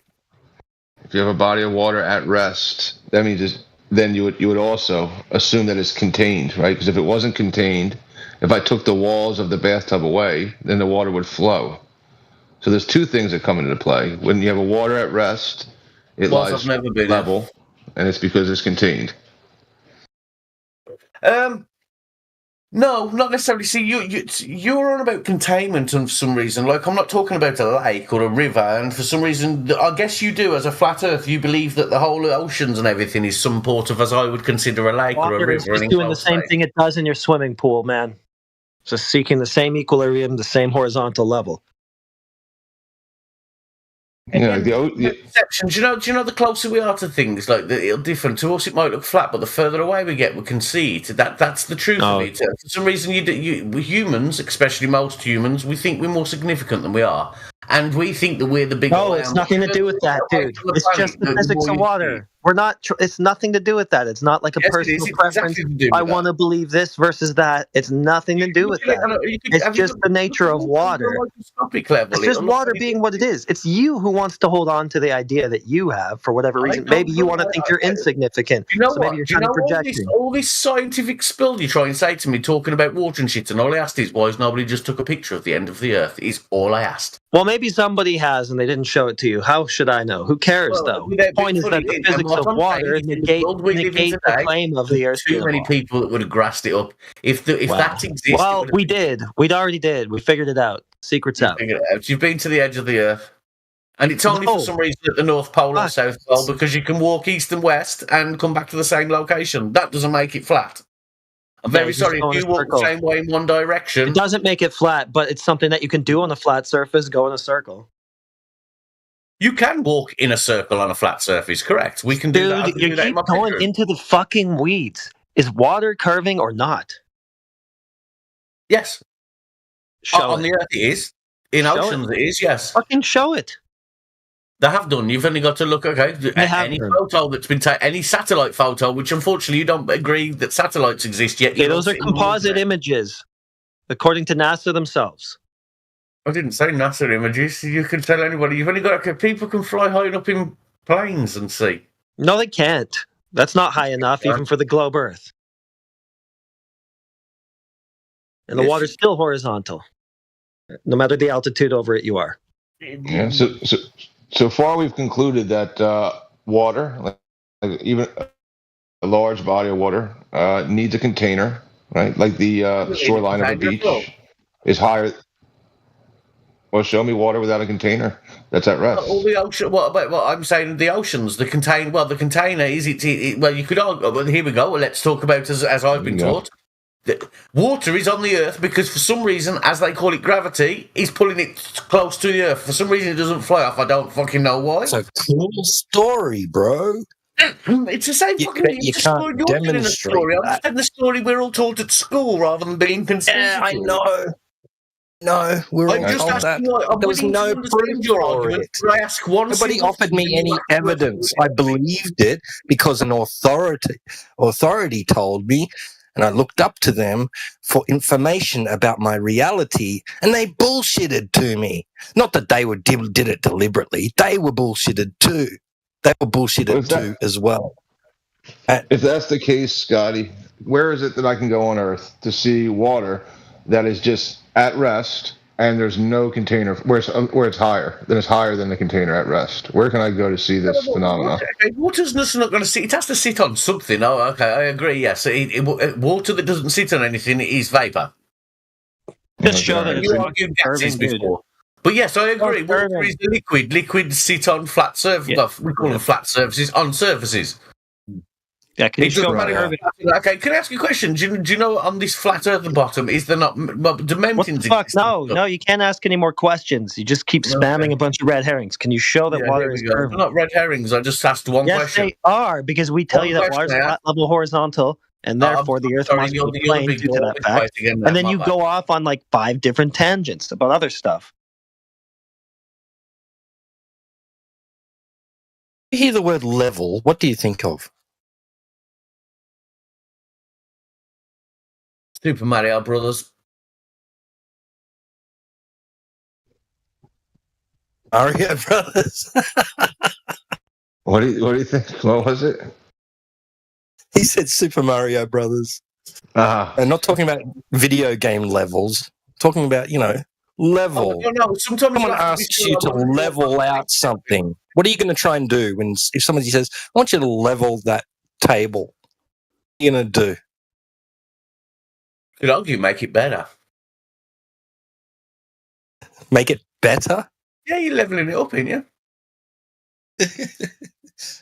You're going to be trying to make sure that it's like nice and horizontal. Oh, are you saying yes? Okay, you saying yes? Okay, yeah, I understand things are level. Okay, do you know if I lived on a mountainside and it was side, I'd have to have one leg bigger than the other, just so we would be, as we would feel, level. Correct? And because how could I put this? The easiest way you could get a balloon and put an ant on it. If you got down to a microscopic level, it would look like it's flat.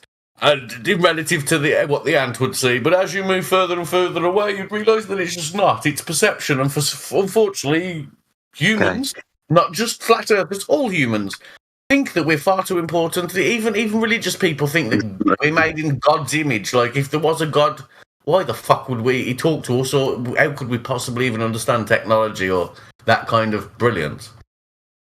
What?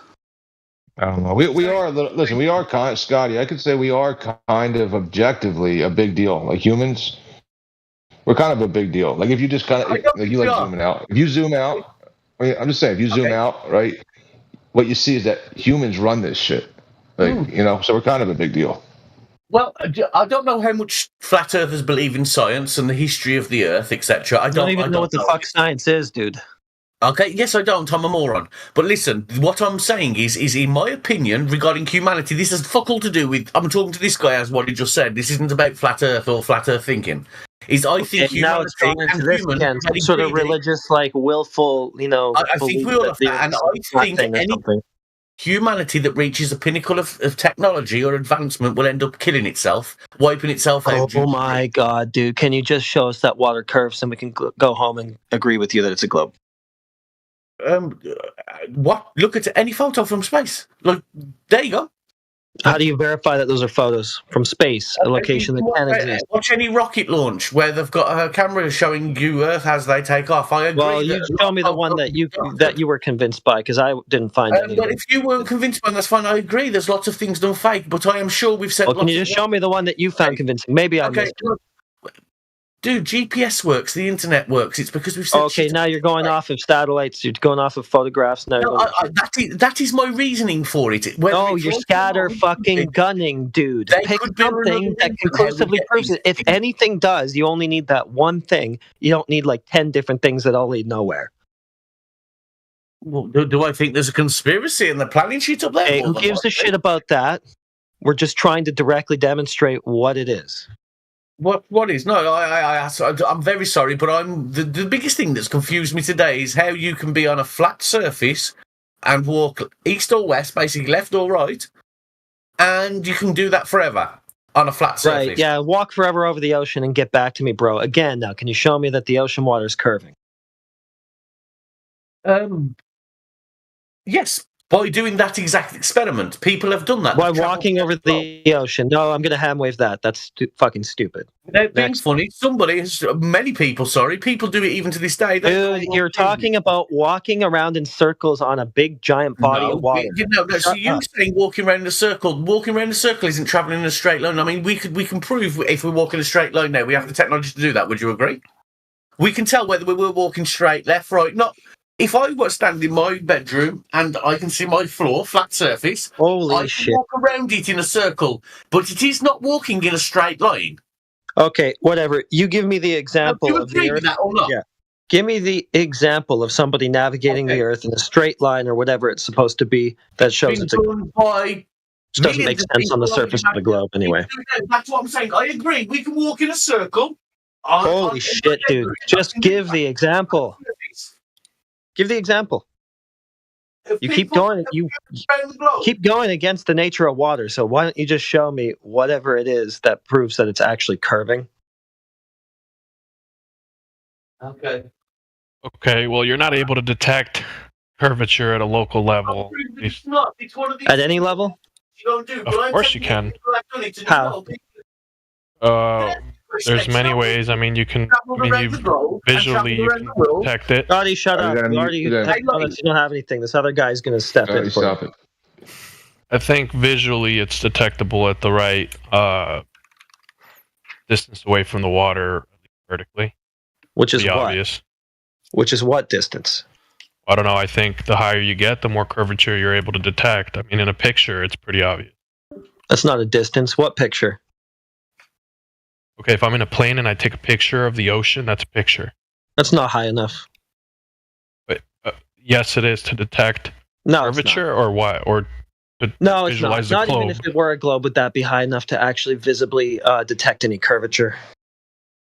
Okay, well, your level of I'm not even going to. I'm not. You haven't provided anything for me to even have skepticism of, dude. I'm just supposed to take you at face value. Yeah, they did it. It's this. Trust me. I should have more skepticism than that. No, you are the definition of a skeptic. I think it's a very whatever. You're just chanting a bunch of beliefs that you can't provide any backing for. Why should I take those on board? The burden is on you. No, it's on not. The people. Yes, it You're the one who just came in and made the fucking claim, so that's a burden. Well, I'm listening to your argument. What you claim, fella? Yeah, I'm listening to your argument with Scotty, and I think the burden is on you to prove that the curvature that's visualized from an airplane. Oh, I do apologize. Is somehow either a distortion or yeah, show it. Show the curvature visualized from an airplane. What are you talking about? Show me. Like, are you serious? I'm show me an example. Okay, well, you can. Enough.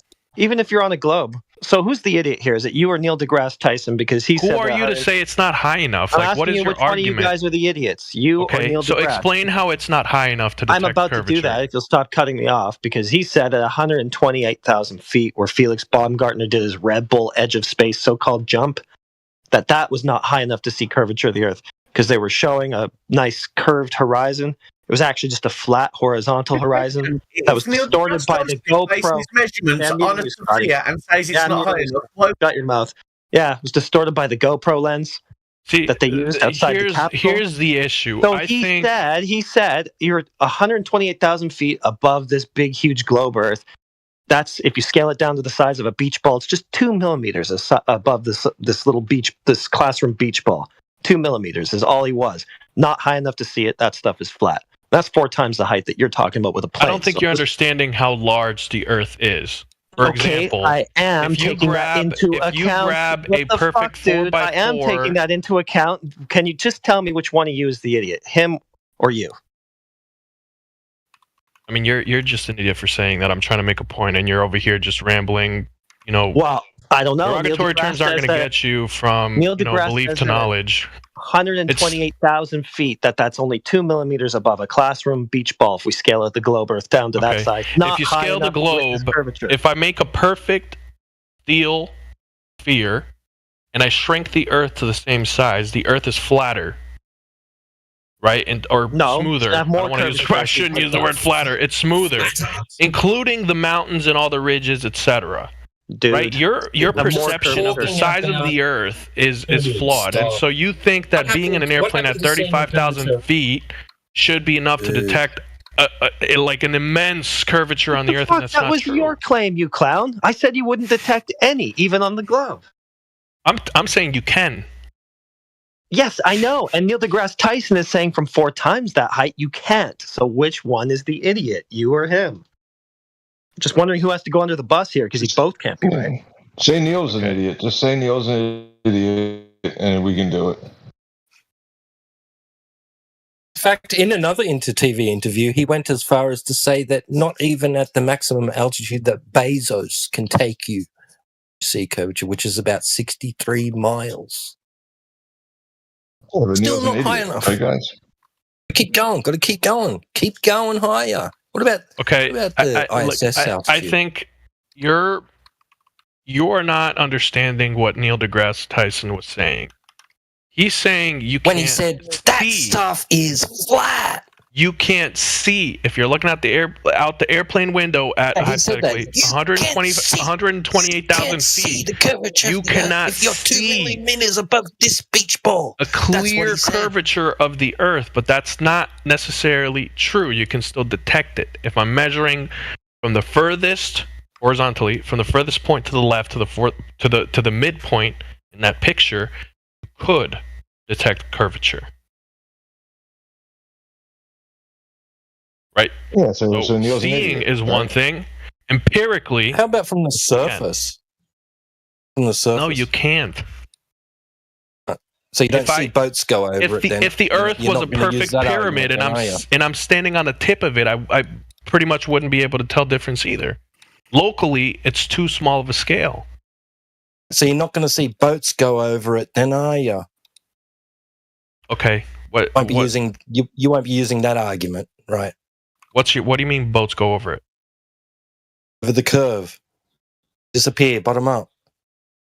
The curve. Okay. Yeah. your level of skepticism is scary. What about measuring it? What about from the surface? Can we measure the curvature? Yes, with lasers you can, and they have done this. Oh, okay. And somebody went out and tried to prove that the Earth is a globe or curved with lasers. Who was that? Who did that? Many people. No, I mean, I never even heard of that. So they were like, listen, these skeptics, whoever these globe knowers are, skeptics, they were like, hey, listen, let's go prove that the Earth's a globe once and for all, because they were skeptical. Who were they that did this? Bro, it's if you have enough points on Earth and you bring out 2 lasers to 1,000 points on Earth, right? Yeah, who are those guys who did the 1,000 points on Earth? Dude, I don't have readily available the names of the studies and the people. Like I'm not armed with this. What did you read readily about accessible it? Did you see knowledge? a video? Like, how do you know I read that about this it. was done? Okay, can you go find it and post it in the chat for us, please? Okay. Yeah, I mean, I'm just check that out. I'm not trying to hold you to something you didn't say, so.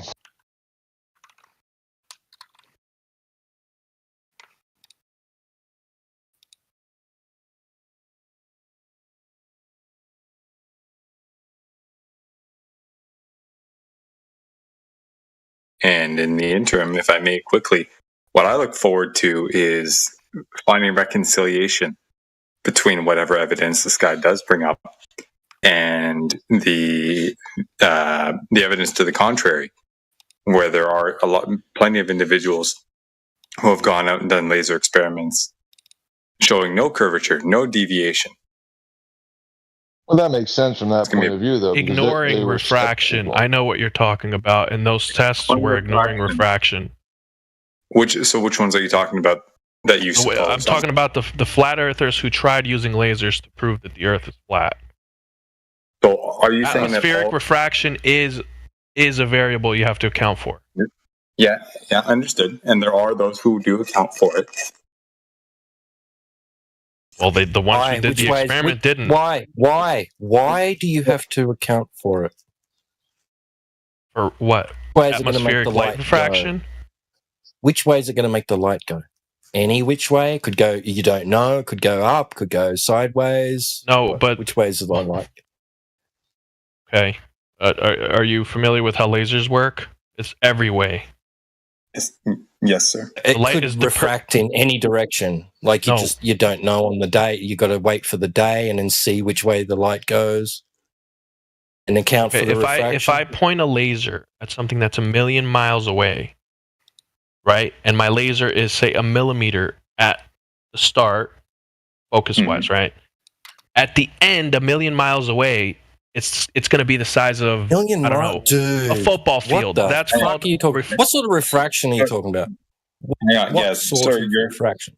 Yeah, I'm still on Earth, by the way. That's a kind of refraction. Are you that talking hypothetical? About? What kind of refraction? Atmospheric refraction. I've literally said it 3 times. Is there a formula for that? Is there a what? Formula for that?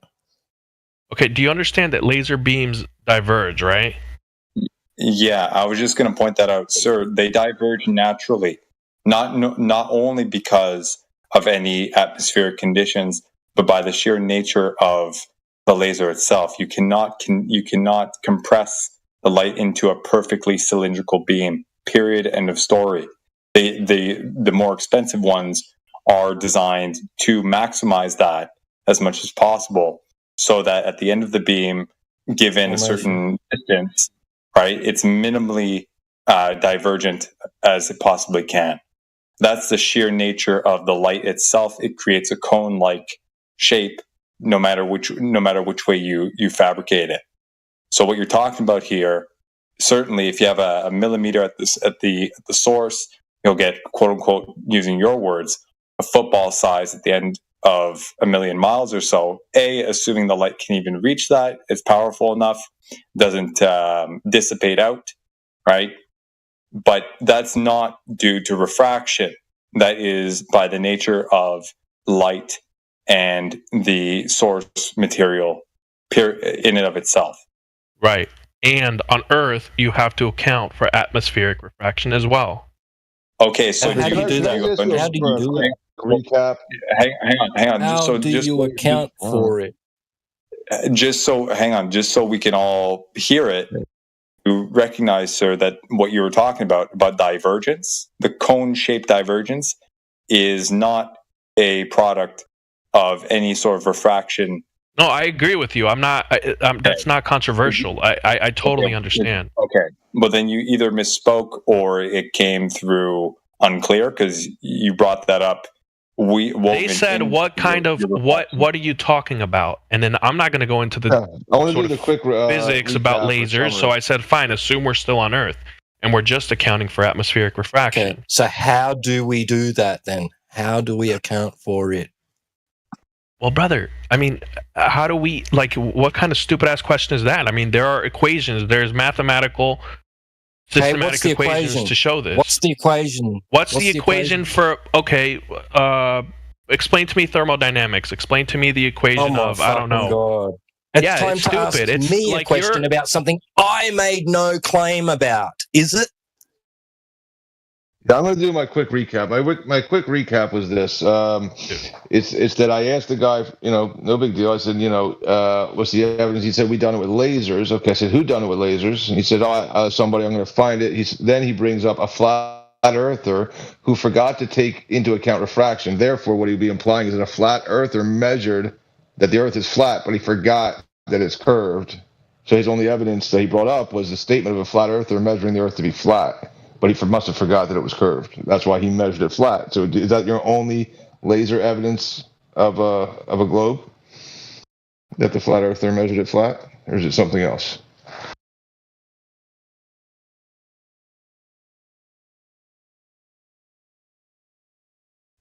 That was it. That was it then. Yeah. And now we're asking, how do they account for measuring it flat? That's it. So there was no deviation. But we're going to just say the beam must have been diverging to replicate or somehow give us the results that we would expect on with water being horizontal. So that's what happened, right? Is what you're claiming, that they measured horizontal, but it was just the beam refracting, giving them the measurement and following the exact curvature of the Earth to give us a null result of curvature. That was what you're going to find. I wasn't going to find it. I mean, I knew that, but that was my argument.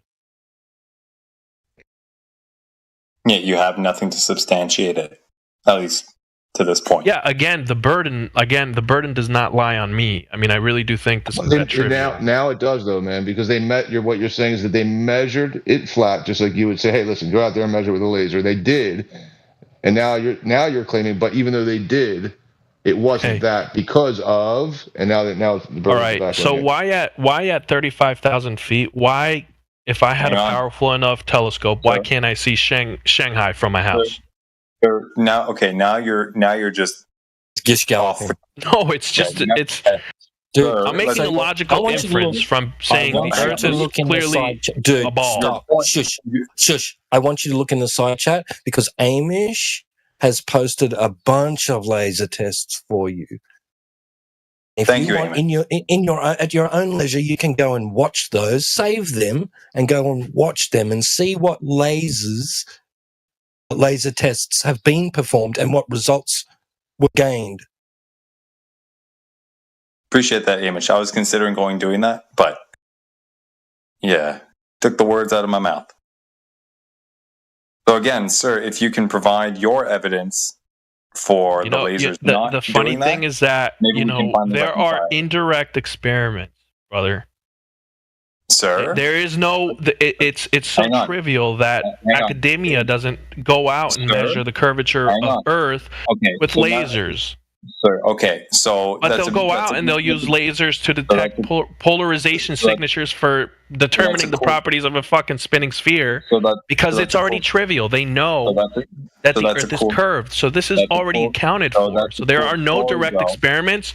Hey, let's go out and prove the Earth is a fucking sphere. No, they're past that. So that's a cool story. That should have been the first thing they did.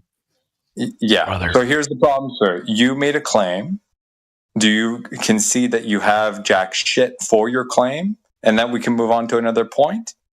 Or are you just going to try and derail it, so as to not... Do you know what laser radar polarization is? It's a yes or no question, sir.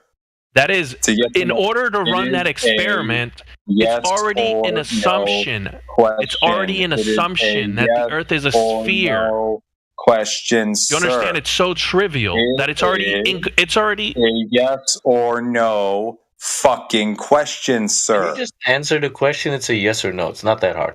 Repeat the question. Do you concede that you have jack shit for your initial claim about lasers? Yes or no? No. No. Okay, so can you please provide it then? Okay. And then we can move on. I'll go look for the paper about laser radar polarization so you can... No, sir, that's not what we asked about. You said there were experiments done, or quote unquote, using your words, experiments, when they're not experiments, they're observations, technically speaking. But you said there were some done whereby they did all this stuff and they measured it curving.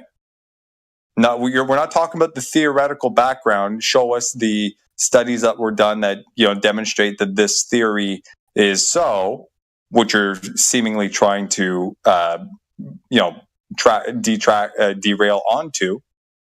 That's not what you said before. You said what I just said before, about that there was actually something done. So could you get that first? And if not, then we can move on to something else and you effectively concede your point. Thank you.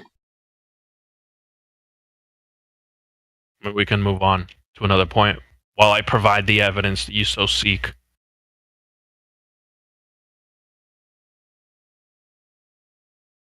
Well, one at a time there.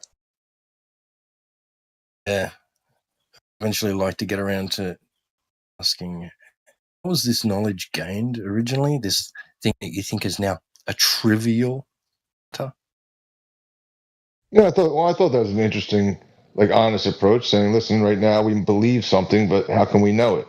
That might not be bad. Look at that, so you could keep laughing.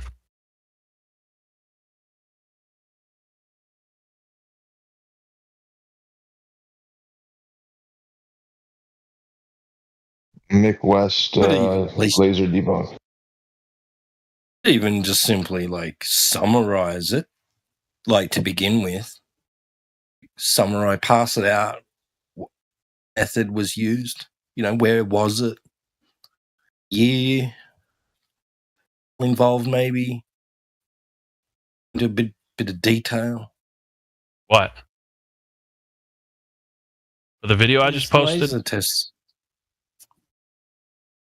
Oh, okay, here we go. Right, Mick West. Oh, I see.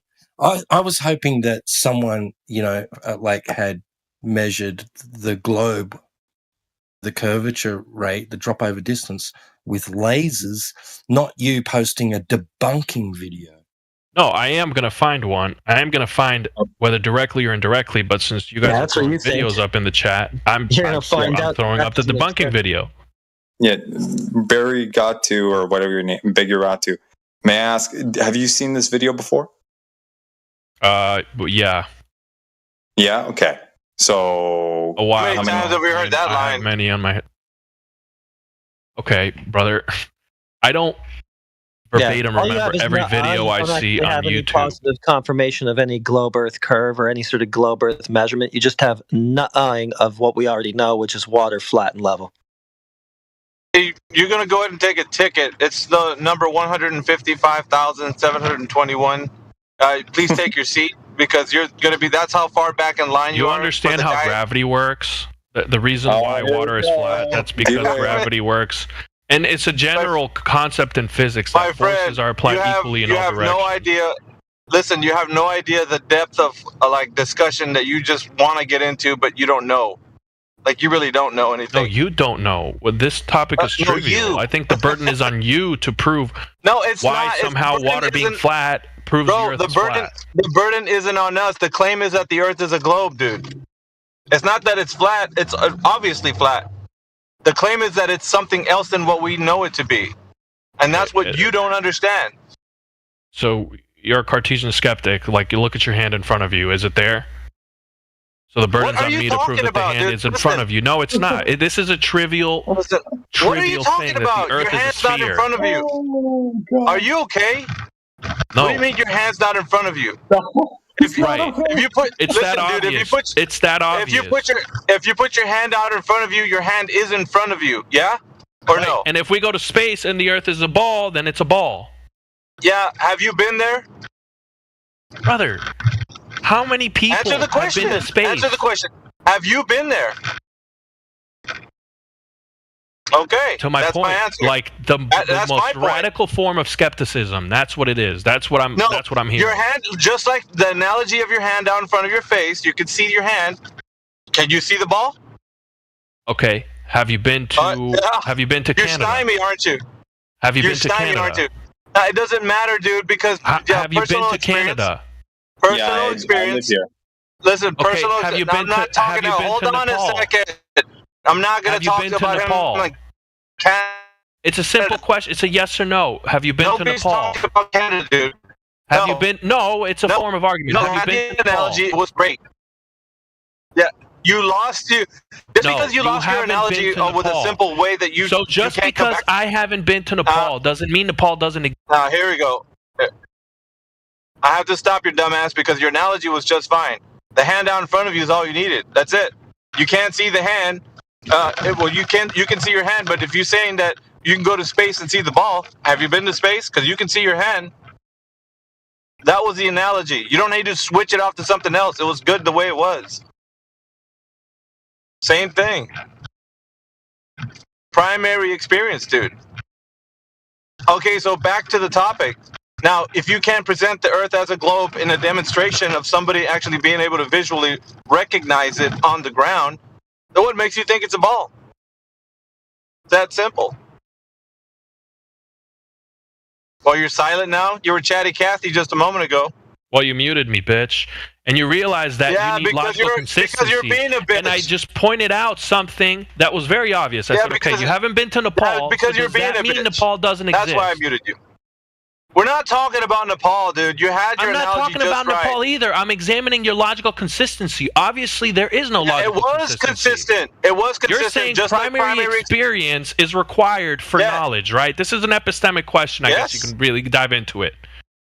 So when you go outside and you don't see the Earth as a globe, no, idiot. When you go outside and you see the Earth looking like it does, it doesn't. No, you are actually. Because you're saying that the Earth looks like a fucking globe when you go outside, and it does not. No, but we can look at Jupiter. Jupiter is a globe. We can look at the moon. The moon is a globe. You've never seen Jupiter through a telescope? We're not fucking looking at Jupiter. We're looking at the Earth. That's what's in question now, not Jupiter. Okay, so you're an idiot. Okay, fine. No, you're the idiot. Yeah, fine, I know you're an idiot. What are you going to do? Are you going to look at the Earth? Look at the Earth. Look at it. Where do you see it looking like a globe? Right now. Anyway. There's a live feed of the Earth right now. Yeah, all right, but a live feed. When you go outside, live feeds are not primary experience, dude. That's stupid. Again, have you been to Nepal? It's coming from a camera. Have you been to Nepal? We're not needing to go to Nepal. Stop with your Nepal bullshit, dude. Analogous. It's not analogous. We're only talking about primary experience, just like your hand. It's right in front of you. You can put it in front of your face. You see it. It's there. Okay, fine. Yeah, okay, there you go. Fine. Great. I'm looking at my hand, right? Yeah. I see my hand. Good. So does that mean, if I apply that argument, that logical sort of reasoning to everything, if I have not experienced something, right, or anything you call primary experience, then it doesn't exist, or it's not that way? No. We rely on you can't verify it. It's not verifiable. Evidence. No, listen. How is it not verifiable? We have satellites. Listen, people have gone to space. What it is. Yeah, listen, dude. What it is, it's not conclusive. If somebody presents something to you as evidence and you can't verify it, it's not conclusive. You can't conclusively say that's the truth.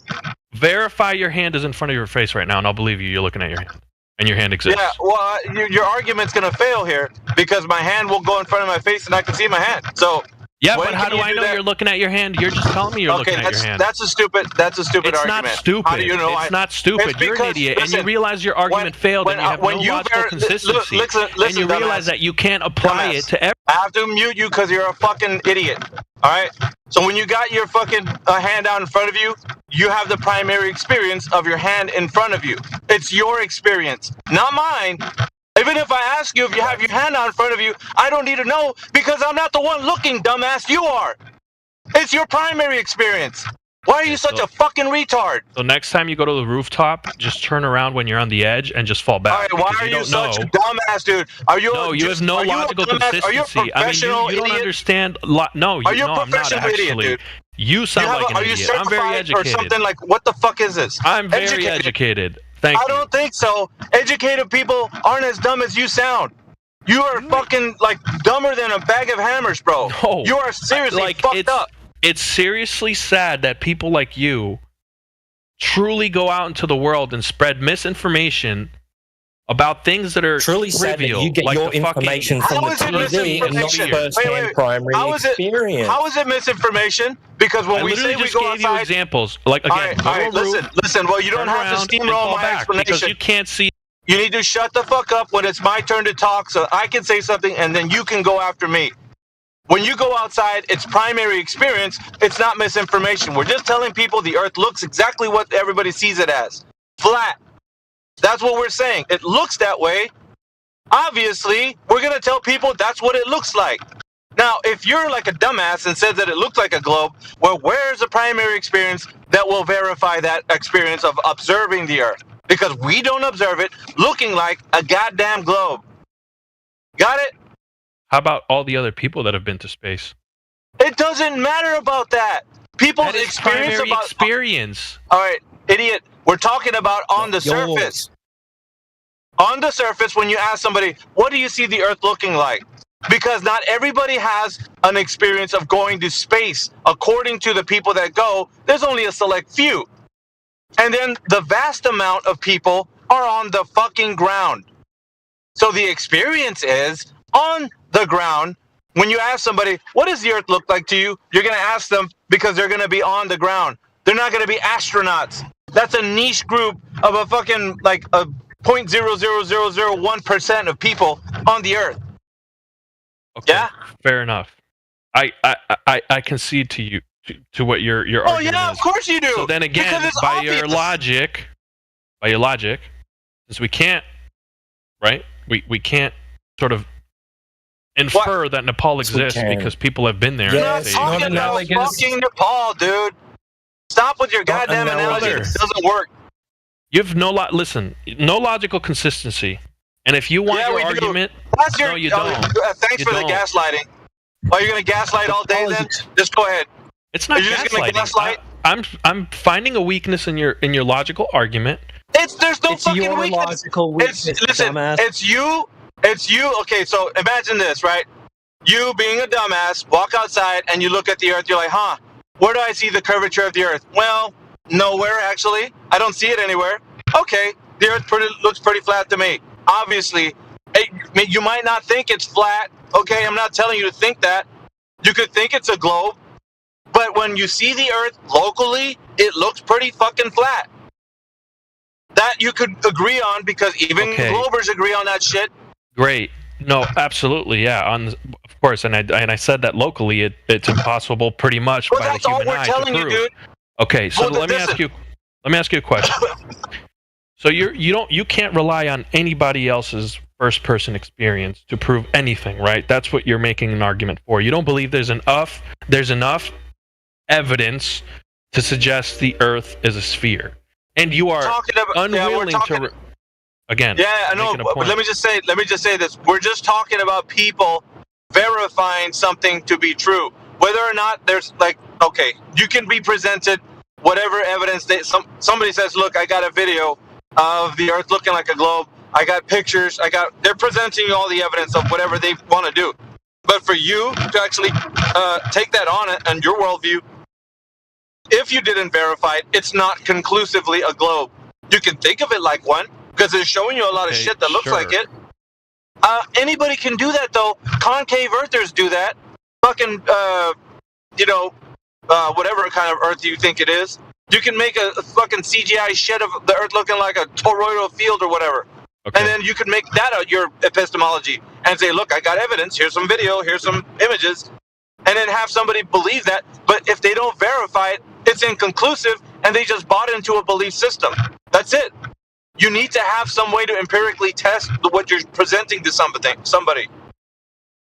If you had the right tools, you could empirically. No, it's tools, my ass, dude. If you're not able to do something, if you can't verify with some method, some type of method, then there's no way that you can say that it is exactly what somebody's presenting to you. It's not empirical, dude. You're not going to get to the end of where you're going to say conclusively this is a globe. You're not going to do that. You can only say, I believe it's a globe based on this evidence. That's it. Right. And then it remains there. It's a justified belief. I mean, again, no, this it's is not an justified. epistemic question. It is not justified. No, it's not. Justification would require some type of form of being able to say that I can justify this specific belief because this is in some way related to reality. Like, let's just say, for example, they showed you this image. No. Let's put it this way. They're showing you images of the globe, right? And you say, well, I can't see the globe for myself, but I might be able to measure some curvature. And if I could measure some curvature, and it's possible that it's a globe just like they tell me, and I could justify it. I can't justify it if there's nothing to justify it with. I need to find something to justify the thing that they're showing me. So you can't justify something willy-nilly. You have to have a reason to justify it. And if there's no reason to justify it, you can't. So it's not a justified true belief. It's just a belief. It's void of justification. Okay, I disagree entirely, but it doesn't matter. Again, I don't think I'm going to change your mind. It doesn't matter. It doesn't matter if you disagree. You can't keep calling it a rabbit when it's a fucking, dinosaur. You can't keep calling it whatever you like. Look, it's not whatever you perceive. It's just what it is. No, for example, you could say that, but it's not. You could say that all day long. I'm not saying that. I mean, you could even say that it's okay. When they recently took a picture, you could say it's verifiable, but it's not. When they're using, say that again. You can say that it's verifiable, but it won't be. So you can just say whatever you wish. Well, it's verified, justified, true belief. It's honestly the God's honest truth. You can say whatever you'd like. It just be words coming out of your mouth, but it won't be true. Like if you say it's justified, I'll say no, it's not. You need to have a reason to justify the thing that you're talking about. And if you didn't have a reason to justify it, then there's no reason you can justify it with. You're just going to have a belief system. It's a belief void of justification. It's just what it is. You don't want to agree with that? That's fine. That's you. Look, I'm going to disagree. I'm going to say it's a justified belief because I think the evidence that we're presented is true. You're just wrong. You might not agree with it. You're you just might wrong. think No. It's not a agree to disagree genre. You're just wrong. No. You're objectively wrong. I mean, by definition, where we differ, you're incorrect. Dude, you muted me 5 times in a row. What is the reason you justified the Earth being a globe? And all you've done is cut me off, and I've literally have not been able to finish one sentence. Stop saying wrong shit. A justified belief is supported by good reason, evidence, and it has to be true. My idea is, and I guess you could say belief, right? Is that yes, the evidence we're presented, the fucking videos from the satellites, the pictures, the people who have first-person experience of going to space, I believe that's true. And so I know it's a justified belief. You don't. No, it's not. Okay? We can agree to disagree. What was the reason you justified it? What's the reason you justified it? Brother, because I want to. How about that? I want to is not a fucking reason. Sure, because it's a topic of argument. What kind of stupid-ass question is that? You've never studied epistemology in your life. Yeah, bullshit, dude. You haven't. You want to speak about epistemology, and you're giving this horse shit for fucking justifying a belief system right now. You're talking about the necessity to justify a belief somehow. No. You have listen. You didn't state the reason why it's justified. Other than I feel like that's what I like. That's fine. No, brother. What I'm telling you is you're emotionally I rely on the empirical evidence available. Empirical, my fucking ass, dude. Yes, like the telescopes that just took a picture of a black hole that they had to account for the curvature of the Earth. Dude, we're not talking about black holes. We're talking about the Earth these are and this is a telescope that's the size of planet Earth, and they have to be pointed at the same direction. And guess what? When there's a telescope in Chile and another one in Alaska, you have to account for Earth's curvature to point the fucking things in the right direction. So there's a lot of indirect evidence. It's so trivial. Indirect, dude. So then if they're accounting for this curvature, have you poured over the math and the data to verify this is accurate? And then, therefore, if the Earth does have this curvature that they're accounting for, were those accounting measurements been able to be verified themselves? So your argument and your validity comes from an entirely skeptical base, dude, that no matter what the argument or what empirical evidence is presented in front of you, you're such a skeptic. You are such a skeptic. Like I said, what's the opposite you of a look at the hand in front of you and you're not going to believe it's there. What's the opposite of a skeptic? What's the opposite? You're literally of a skeptic? Cartesian skeptic. What's the opposite of a skeptic? What's the opposite? Because that's what you are. If I'm a skeptic, you're the blind opposite believer, of that. Of course. Yeah, that's you. Yeah. That's absolutely you, 100%, without a doubt. You're just a blind believer. And we can have reason to say that. Because I'm not just telling you this willy-nilly. I wouldn't put this on anybody.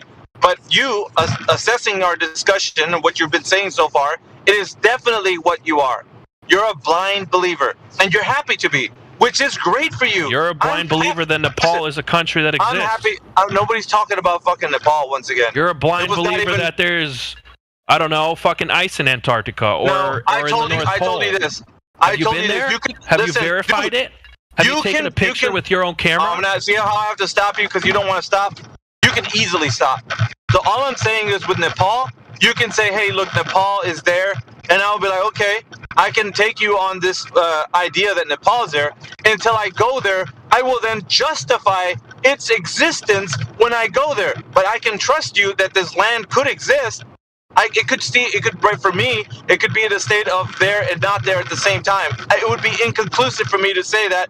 When I go and visit the place, it would be conclusive that it's there. So primary experience, once again, is the verification to justify a belief. Yeah? So you don't have a reason to justify if you just blind believe it, which is what you've been doing this whole time. Yeah, bullshit, dude. No. You know that I pointed this shit out to you, and now you're gonna fucking run away to Nepal again. The only truth that you will believe in is a first-person experience.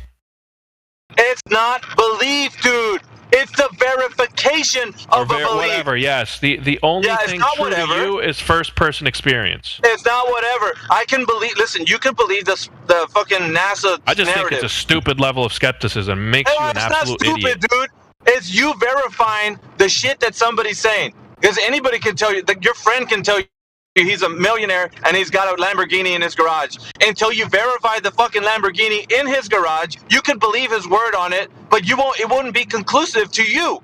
It's not conclusive. Sure, you can just that's not controversial. Well, that's not controversial. I know that. I know that. What if 20 other people saw the Lamborghini in his garage and there's pictures of it?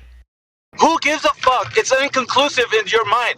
You could be like, yeah, that's great. You got a Lamborghini. Who gives a shit? But he's like, no, really, I do. Okay. And you're like, you know what, 20 people are saying there's 20 people are saying there's a Lambo in his garage. There's 50 pictures of it in his garage. Who gives a fuck, dude? And not only that, make it true. But he provides you a registration, insurance. No, it doesn't make it true to you. You are not conclusive about the fact that he's got a Lamborghini in his garage, but it makes you an idiot. It doesn't matter what you say. Yeah, because you live in a world. Listen, dude, you live in a fantasy world where somebody says something and you want to believe, dude. You're just like, God, just let it be true. Let the globe earth. No, I don't think so. We do. Dude, I'm like right on the nose with you. You just, like, if somebody told you that the earth is a globe, this space mythos is so important to you, you identify with it. It's like, God, if they take space away, I don't know how I would survive. I mean, space videos. I don't care. I just think the evidence is so conclusive. You guys are so far up NASA's ass, dude. You have to be an idiot. You probably have Jupiter, planets, and shit, all like posters all up in your wall and shit. Or NASA T-shirts. Jupiter's not a planet. No, I don't give a fuck, dude. But you're just a fanboy, dude. I'm gonna drop off, so somebody needs to take this call. I'm in a dead zone. Anyway, he's a believer. Yeah, you're a believer. You didn't provide any verification or evidence whatsoever for anything you claimed at all. All you did was try to pass the person off to us. You provided jack shit, is what you provided. So all you tried to space is not evidence. Known land masses into question. You were the one who started engaging in people going to space isn't evidence. People going to space is a belief. Of our fucking planet isn't evidence. Start with who? Who went to space? I can verify it. I can reach out to fucking any of the astronauts if I wanted to and say, hey, did you go to space? Yeah, when did you do that? Did you see a sphere? And they would say yes. When did you do that? No, I'm saying I could do that. Okay, so I might not be able to go to space, but I can call them up. The verification that you just claimed would be necessary, brother. But people have. So space. Now let's see if you can verify the existence of a place in the sky called space itself. Can you demonstrate gravity affecting the vector of gas? Right. Yes, I can. Well, I asked him. He believes in this shit, so let's see if he can stand for it. Again, and I repeat this from the beginning, the burden is not on me. No, it is on you, because you just said someone went to the burden is not on me. You are providing. Shut your mouth. It is on phony. You just made a claim, you asshole. You just said that somebody went to space, so that's two claims. A location in the sky called outer space, a near perfect vacuum next to the pressurized air we breathe, and somebody going there. Start with number one. Active bias. I'm muting your mic because you're not going to get off of the hook. You're not passing your fucking burden to me, you twerp. So verify that gravity can actually affect the vector of gas such that you can have a near perfect vacuum next to a pressurized system. What do you got? Bro, you're just an idiot. I'm not prepared to answer these questions. Was that an argument? And clearly, you're just an idiot. It's called an ad hom. Yeah. So who's the idiot using ad homs? Hello. I like verify your fantastical belief of a near perfect vacuum next to the pressurized air we're breathing. Go ahead. You made two claims. I don't have any burden. You got two burdens on the table right now. Go ahead. Right, because from there's a millimeter distance, right, between the vacuum of space and our atmosphere, right? That's the assumption you're working under? No, asshole. I'm working under the assumption that you have no less than a millimeter, a fraction of a millimeter. No, I didn't say that. No, I didn't say anything like that. Okay. No, I'm asking you to provide evidence that you can have a near perfect vacuum next to pressurized air via gravity. Gradual change in pressure. What kind of pressure? Gas pressure? So we're also working on the so gravity doesn't affect gases. Gas right? pressure? What? Gradual change in gas pressure. Sure. Okay, nitrogen, so that's a gradual oxygen, change in a force exerted by gas upon the walls of its container, and that's telling you there's no container? Okay, the word container. No, that's what gas pressure is. You just invoked it. It is a force exerted. Yeah. It's a force exerted upon the walls of a container. Have you ever Googled the definition of that which you claim? Okay, but can two gases, hypothetically, exert pressure on each other? Yeah, they can. So gases vectors are changed by either collisions with other gases or with a barrier called a container or some sort of solid surface, but not gravity. Right. And the container, right? This idea of a container is this gradual change in pressure that eventually... Was it gas pressure? Right. So there has to be a container to have the gas pressure, let alone any variation of it. Yes, but Yes. You understand there's a change in pressure, right? As you go up in altitude. The container is what? Space. So you're going but to there's have not a clear change. There's not a no, it's a gradual change. The closer you get to the surface of the earth, what? A gradual change the higher of what? or lower pressure? the pressure. A gradual change of gas pressure? Sure. A gradual change of a force exerted upon the walls of a container. That tells me there's a container.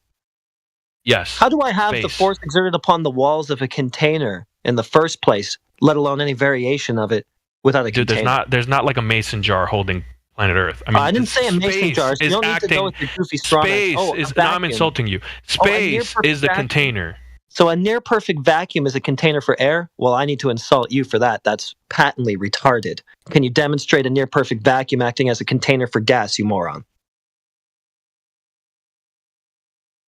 Again, please.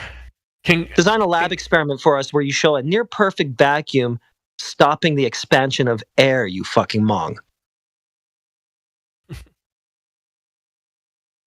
Yeah. Stymied, You're just a different kind of idiot. No. Yeah, let's just ignore gravity when it's convenient. Oh, ignore gravity. So gravity now changes the vector of gas. Brother, your argument is so stupid. You didn't understand a single thing I said. It's so stupid. Speaking of stupid arguments, gravity causes, again, gravity. Does gravity change the vector of gas?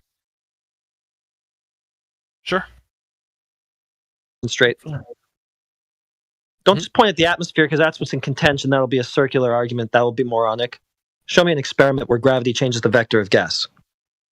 No, look, you're talking about the container. I'm saying the container is space. Yeah, of course there's a container. There's gas pressure, force exerted upon the walls of the container. You've made and the more gas you have at the surface of the Earth, right? Not interested. The more an experiment that demonstrates you're talking about the vector of gas being altered by gravity. Do you have such a thing?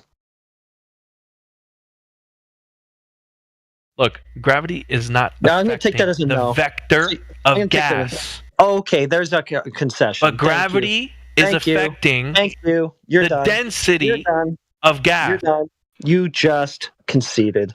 If it's not affecting the vector, then the gas is just going to expand and expand and expand and expand until it finally collides with another gas particle or some sort of surface or the walls of a container. That'll be it. Gravity is not going to reverse the direction of gas. Thank you. You made my point. It's on record. We'll clip it out. And you mute me when you don't want. Yeah, because you're done at that point. You just told me it doesn't reverse the vector of gas. Let me ask you a question. Does gravity affect the density? Does gravity affect the density of gases? No, because it doesn't reverse its vector. So you're not going to have gases all coalescing at the surface of something due to gravity because the vector of gases is not affected by gravity. Gravity doesn't affect... Okay, so gravity doesn't affect the density. No, gravity doesn't do jack shit, in fact. Oh. But that's another story for another time. You are an absolute moron. You don't even know what it is. An actual skeptic to the point you are just an idiot. So what is gravity? No, gravity doesn't exist. So what is it? Yeah. Okay, yeah. Clown around now because you're trapped again. What is it? No, you're just an idiot. You truly are. I'm just an idiot. Your level of skepticism is an argument like that. Someone making an argument like that is an idiot. This isn't a level of skepticism. I just think it's so trivial that it's just not even valuable in arguing with a bunch of idiots. Crumbles completely, and you have nothing to defend it with. Not at all. The burden is on you. The evidence is there. You're trying to provide. It's not on me. You've made several claims that you have done nothing to back up other than calling us skeptics and idiots. So it's all on you. You've said there's a vacuum in the sky. You said that air can be contained by gravity, in essence. You said that people went to the sky in the vacuum in the sky. Yeah, get out of here. Fucking bozo, you're cooked. Next.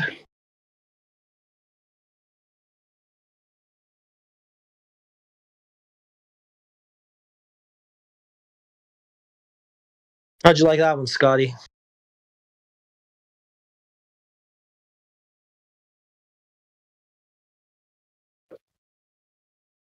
I think you're 0-2, but what can I say? Well, I didn't understand that.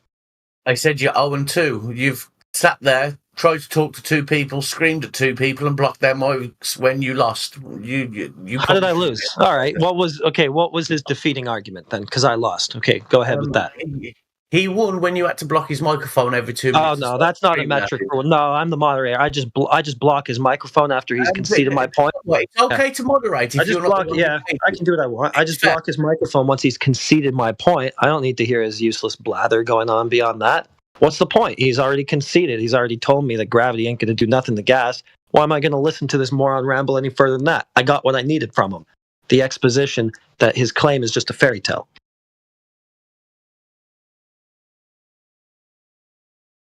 Did you just win now because you got your mic blocked? Is that what you're here to do? Well, you should be overjoyed. You keep winning. You sound kind of mad for a guy who keeps winning. You've had your mic blocked like 50 times. That's a lot of wins you stacked up according to you, but for some reason you're upset. Maybe it's not really a win after all. Maybe you're coping.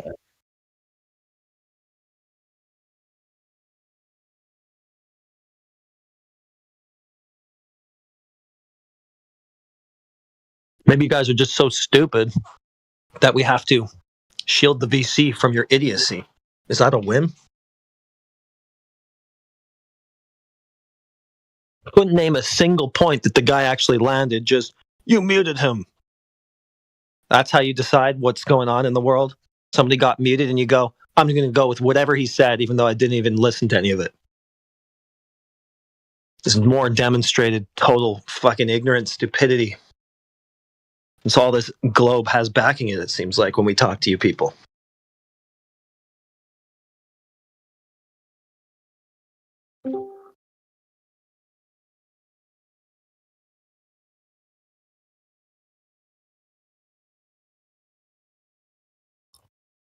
I see that Rob is calling out people to debate McPhoon. Well, Rob can get banned if he's just going to chat skank about McToon.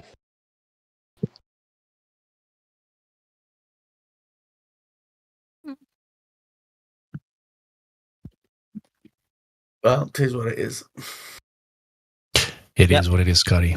Just you can hear me again. I never know when you can hear me or not. Hey, I've enjoyed myself. It's been quite entertaining. I wish you hadn't knocked out the geezer, though. I enjoyed what he was saying. And the geezer before that, but it is what it is.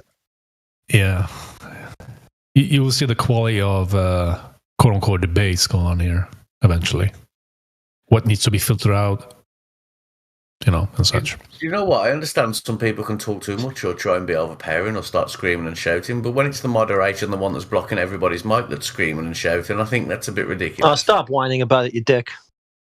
Block the guy's mic. Without being funny, like, this is meant to be, you're meant to be... Another reason that we block mics is called concern trolling, so when you start pissing and moaning about the actions of the moderators, that's another thing that's censurable here, so you might want to stop it if you want to have access to your mic. Yeah. I'd like to complain a bit. I would like to complain a bit. Yeah, you already are complaining, you little pussy. Aren't you happy? Scotty, if you're so concerned about that, there's something called mod mail. You can just send them a mail. Many people have done that before. You feel? Hey, no, I've got no problem. Yeah, okay, then stop complaining. I'm here to talk. Yeah. So just keep it at your, you and yourself and I, basically. Keep it just on you. Don't need to worry about how others are being dealt with and such. I think the more important is the argument in itself, rather than what they're yapping usually around the argument when they are losing the argument. If you can focus it's not always about the argument. It's sometimes you've got to have a discussion and you can't always be right. Yeah, but you have to understand, the guy... I'm just going to explain this in short steps so you understand. Like, he already conceded. That's point one. Everything thereafter is just rhetoric. When you're in a position, when you're dealing with individuals who keep doing this almost at factory pace, at one point you just don't want to deal with it. So you treat it accordingly. You can hop up and down and go through the entire roller coaster just to give them, whatever they want. Or you can just shut it off as is and just don't meddle with it. And that's what's being done. I agree with you. So I can see from a third-party perspective where you're like, well, that's not kind of fair, but try to look at it from his perspective. You've got to understand, this is my first time here. I feel that. Just give it time. You'll see exactly what I mean when people come in, make claims, which are baseless, being called out for it, and then eventually throw a tantrum, get muted over that, and then it starts escalating. And that's on them for making a baseless claim and being called out for that. I agree, but I've sat in this room now for about 2 hours. I came in here, didn't say anything for about half an hour. I was just chilling, playing my game. Yeah, but you are kind of meddling with stuff you shouldn't be. That's why people are saying, like... It's the internet, and this is a room that I believe I'm welcome to come in and debate with and talking. And do you know what? Then can I say something to you, whether you believe this or not? My intention is not to come here and take the piss out of your belief system. It's to ask questions, because I'm not here to follow anybody. I'm here to Yeah, but that's not the reason why you got muted, though. The reason why you got muted is because you butted in between something and felt like you needed to white knight the kid, even though you shouldn't have. That's the reason why you got muted. If you want to have a debate, you can just have a debate. Just to let you know, I'll debate anybody. I'm on Team Scotty. There's only me. Like, I'm not here to white knight anybody. I just didn't like some moderated kid abuse his power and laugh about it and just be like, I thought that was just a bit wrong, that's all. Everything else I enjoyed. Here's what you think. Shut up about it. It's none of your business. Yeah, Scotty. It's none of your fucking business, Scotty. We run it the way that we want to. The guy was out of control. He kept making baseless claims. He didn't want to answer. He wanted to change the subject. He wanted to pass the burden. He asked you a question you couldn't answer. You muted his mic. He's not going to have free reign. If he wanted to have an open discussion of, hey, I think this, what do you think? And we go back and forth and just have like a free open discussion. He wouldn't get muted for that. He got muted for being a prick, dude. No, you was the only one being a prick to him, bloke, without being funny. He was being a prick when he would make a claim. No. Nobody's side. You, Scotty. I'm going to mute you. He's being a prick because he makes a claim and then immediately expects it to be our burden to back something up. That's being a prick. Making some sort of claim and then passing the buck off to someone else who didn't say anything. And he did it over and over again and didn't want to stand for anything that he was claiming. That's being a smarmy, weaselly little prick. So I'm not going to let him just get away with it. Without being funny, bro, can I tell you what he was asking? The same thing I've been trying to ask you is you keep saying the burden of proof is on us, and I've been trying to say that many things prove. No, burden of proof is on someone making a claim. You made many claims you wouldn't back up. He did too. He kept making claims he wouldn't back up. Burden of proof is on him. People going to space. People looking at the Earth from space. These are all claims he made. He wouldn't defend them whatsoever. So that kind of weaselly behavior doesn't pass here. Do me a favour. Do you know what? If you ask me, Scott, be quiet, I will be quiet. No problem. No, I'm not going to, Scotty. I'm not going to, Scotty. I'm not going to even waste time engaging in that conversation with you. If I don't like the way you're acting, you'll just get your mic shut off. By now, you should know how that is. So figure it out, sink or swim. I'm very sorry. Your mother didn't give you enough love. Like, let's crack on. Can you get over it now? You have the power. I get it. Like, can we have a debate about something now and you're not right? It's not down to my mother. This is down to you, idiot. You win, bro. Guess what? You win the Willy contest. You've got the power of moderator. Yeah, I don't care.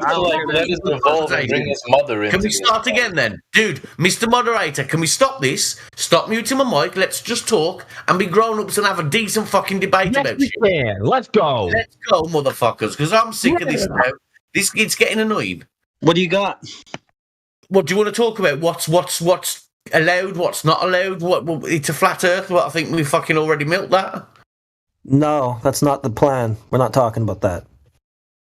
Hence, what would you like to discuss? I'm sure I can disagree with you on something. Water is flat and level at rest. Pardon? Water, it's flat and level at rest. Okay. I also drink it. It gets you wet. Okay. We stick to the topic of the channel. Flat Earth. Yeah, that's why he's. Okay. Can I ask you again? I believe that the Earth, which we base the Earth to be spherical, with GPS, with traffic, with nautical, I don't know, geology, as you might call it, based upon a flat Earth. A spherical Earth. All these things work. And people say, prove it. I'm like, but every day we all live our lives, that is proving that the Earth is potentially spherical. I ask you, is quite simply, if the Earth is flat, can you please just tell me where the edges are? No. Non sequitur. We don't have to do that. Why? Because we can prove to you that the Earth is spherical in that way. But okay, then do that. We have done. We've mapped it out. We've travelled it by boat, by air, by plane, by car. I'm not listening to this again, dude. You've already said that if you go in a circle, you couldn't even show an example of anybody doing it, but still conceptually it falls apart. You're being pedantic. Okay, Scotty, you're not talking through me, and I'm not listening to this chant or this cope again. You've already said someone going in a circle, you can't even show an example, plus it's not exclusive to a sphere anyway. Not listening to it again.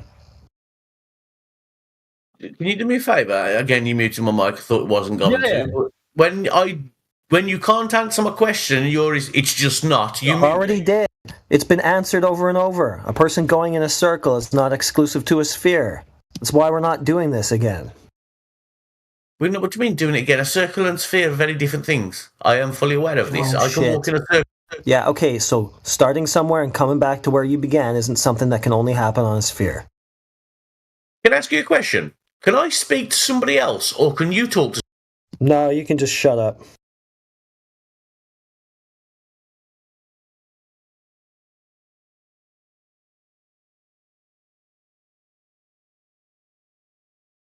Ah, sweet silence.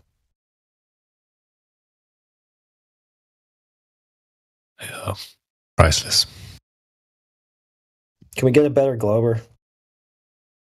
Yeah, I'll let him run his mouth a few more times till we get a better one. Then I'll put him back on mute.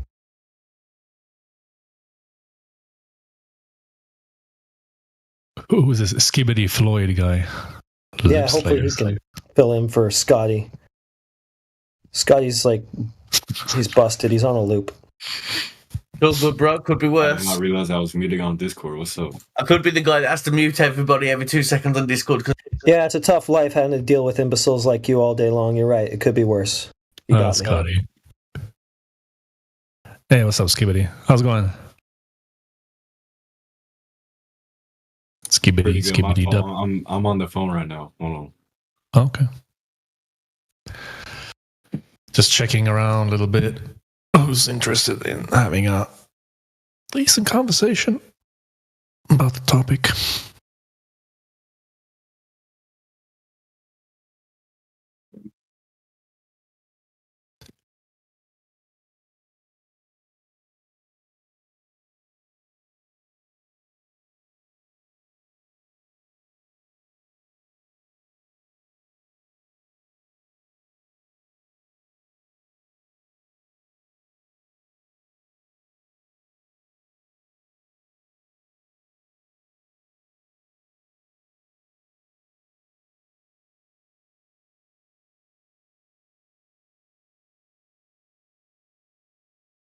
You have been unmuted, Scotty. Attack. I'm not here to attack anybody. I was just talking, but like I was enjoying the silence for a moment. Actually, even he was being quiet. So yeah, happy days. Curious, very interesting people encouraging you to attack. That's so interesting.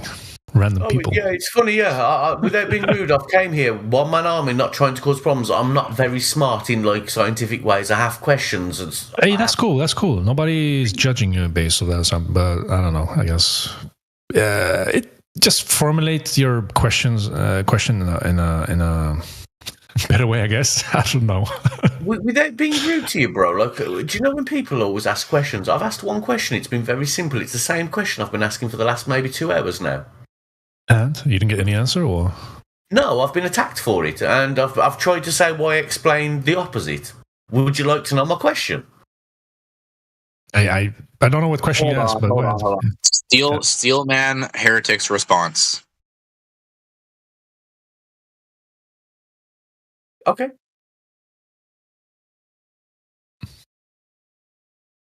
Didn't even listen to it, did you? I thought I was waiting for him to talk. Sorry, my bad. You talk. See what I mean? It can be civil. Didn't even listen to it, did you? What you had to say? No, dude. Most of the time, you was too busy blocking people's mics and threatening people and screaming. Exactly. Exactly, bro. So you're not even listening to what his answer is, and you want to ask the same question over and over again. You're a retard. I haven't asked the question yet. I haven't been talking to him for a long time. I just asked him why he kept blocking me. I was talking to other people before. It wasn't him. I was talking to another geezer in chat. I wasn't talking to him because all he did was shout and scream. He's been talking to another guy for the past half an hour. I'm not being rude, but... And then every time he didn't like what the guy said, he just muted we're not actually going to get any response from you to anything on the actual topic, are we? Yes, I've asked the question already. Look, okay, can I ask a question? I know, that's why I keep freaking muting you, because it's been we dealt with this like 2 hours ago, and you're just still asking. I still not had my answer. Yes, you have. You didn't listen. You don't know what my answer was. You just proved that. This is why I'm muting you, dude. Now you're talking over me. This is why you don't hear anything. You don't hear anything. Because as soon as you say something, you just start rambling like an endless run-on fucking train wreck. Is your same question that how can you start at one spot and travel, say, east non-stop and end up in the same spot? Is that your same question you're going to ask again? No, I just want to know what the edge of the world is. That's it. All right. Well, I posted a picture. It's a stupid picture, but it'll give you the idea of how it could happen. if the North Pole would be the magnetic center. Okay. And can I answer something? Because I've seen these pictures and I saw them and I understand that, and I'm not here to debunk it or fuck it up or everything. But if we move further away from it, that would be like a slice of pie or a slice of something. You'd see it like a crust of something, like a pizza maybe. It's flat, it's the Earth, it would have water on top of it, whatever. But you'd see the sides of it. People say there's an ice wall or whatever it may be. Some guy said there was pillars to me earlier. God did it, apparently. That's what I was told in this chat. You can read up. And I was just asking, if you move further enough away, could you see that then? Like from the They don't let you. They don't let you go far enough south. When they say they don't let you, who doesn't let you? Who's they? The people of government. What do you mean? Like, so now there's like a being, like the gods and stuff. Like we like no, now that's an even bigger conspiracy. They won't let us get outside of our flat Earth. Well, usually you'll see probably like a military presence. Everywhere. So there must be a circular. Well, let's say circular. We'll call it because that's the way it's seeming from these pictures. So it's a circular ring around or perimeter. Let's say perimeter, an edge around all this earth and water that we have on this planet. Correct? Sure, somewhat for the most part. And that would all be, you're saying, protected by military. The whole perimeter of it, or like Trump's wall he wants all around America to keep all the foreigners away. That kind of thing. For humor's sake, and for this argument, I will say yes. I will say yes for this argument's sake. Because I don't understand. Scotty, you need to understand there's technology present as of today. We got radar, we got buoys out there also. They don't control every inch of the water past the 60th parallel south, where we're not allowed to go independently explore. But there is technology to cover the other areas. They have navies, they have airplanes, they have radars, they have the buoys that pings out and sees if there is something approaching that border, the perimeter as well. They don't need every manning to man every human being in every inch of the water, whatever the case may be, of the perimeter. It's not needed. I agree with you, and you know what? I will be honest, I was quite interested in the topic of flat Earth. Very interested. I watched a ton of, without being rude, the way I learnt was through using Google, where it was Mr. Something Else back then, 20 years ago. And I got into it. I looked into certain things, but there was one thing I could never understand, because the one thing I always thought was humans aren't that important. It's a completely different topic, but it's on the same aspect, I'm thinking.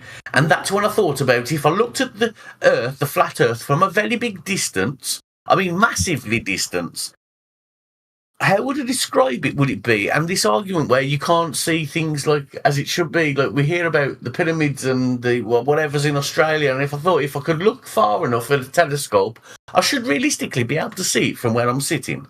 But I can't. Yeah, I can see things in let's say an endless. That's not realistic. Universe. Are you going to keep going, or do you want to be responded to? There's too much fog. There's too much particles in the air that you can't. No. Sorry, I did start rambling. My bad. I did start rambling. I don't even know what my question was. So flat Earth, bro. We're about to answer, and then another one comes into it. I have a question. I'll shut up. Sorry. Different guy. Just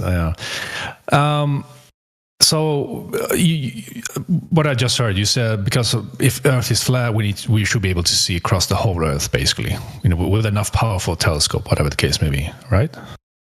I believe that should be from one end to another end. That's not the case too, because I understand as things are far away, they become more or less invisible, get less and less. Yeah, obviously, objects get smaller in distance. Yeah, the angular size of it, decreases. Okay, this is my biggest argument with that, which I could prove. I like this guy. What's your name? I can't pronounce your name, brother. Quetz, whatever you are. Yeah. Yeah, you can say Quetz. It's fine. Yeah. Okay, Quetz. This is my argument is we look at water, which water's mentioned a lot in Flat Earth. It was earlier when I first came in here. I don't understand why, but it was.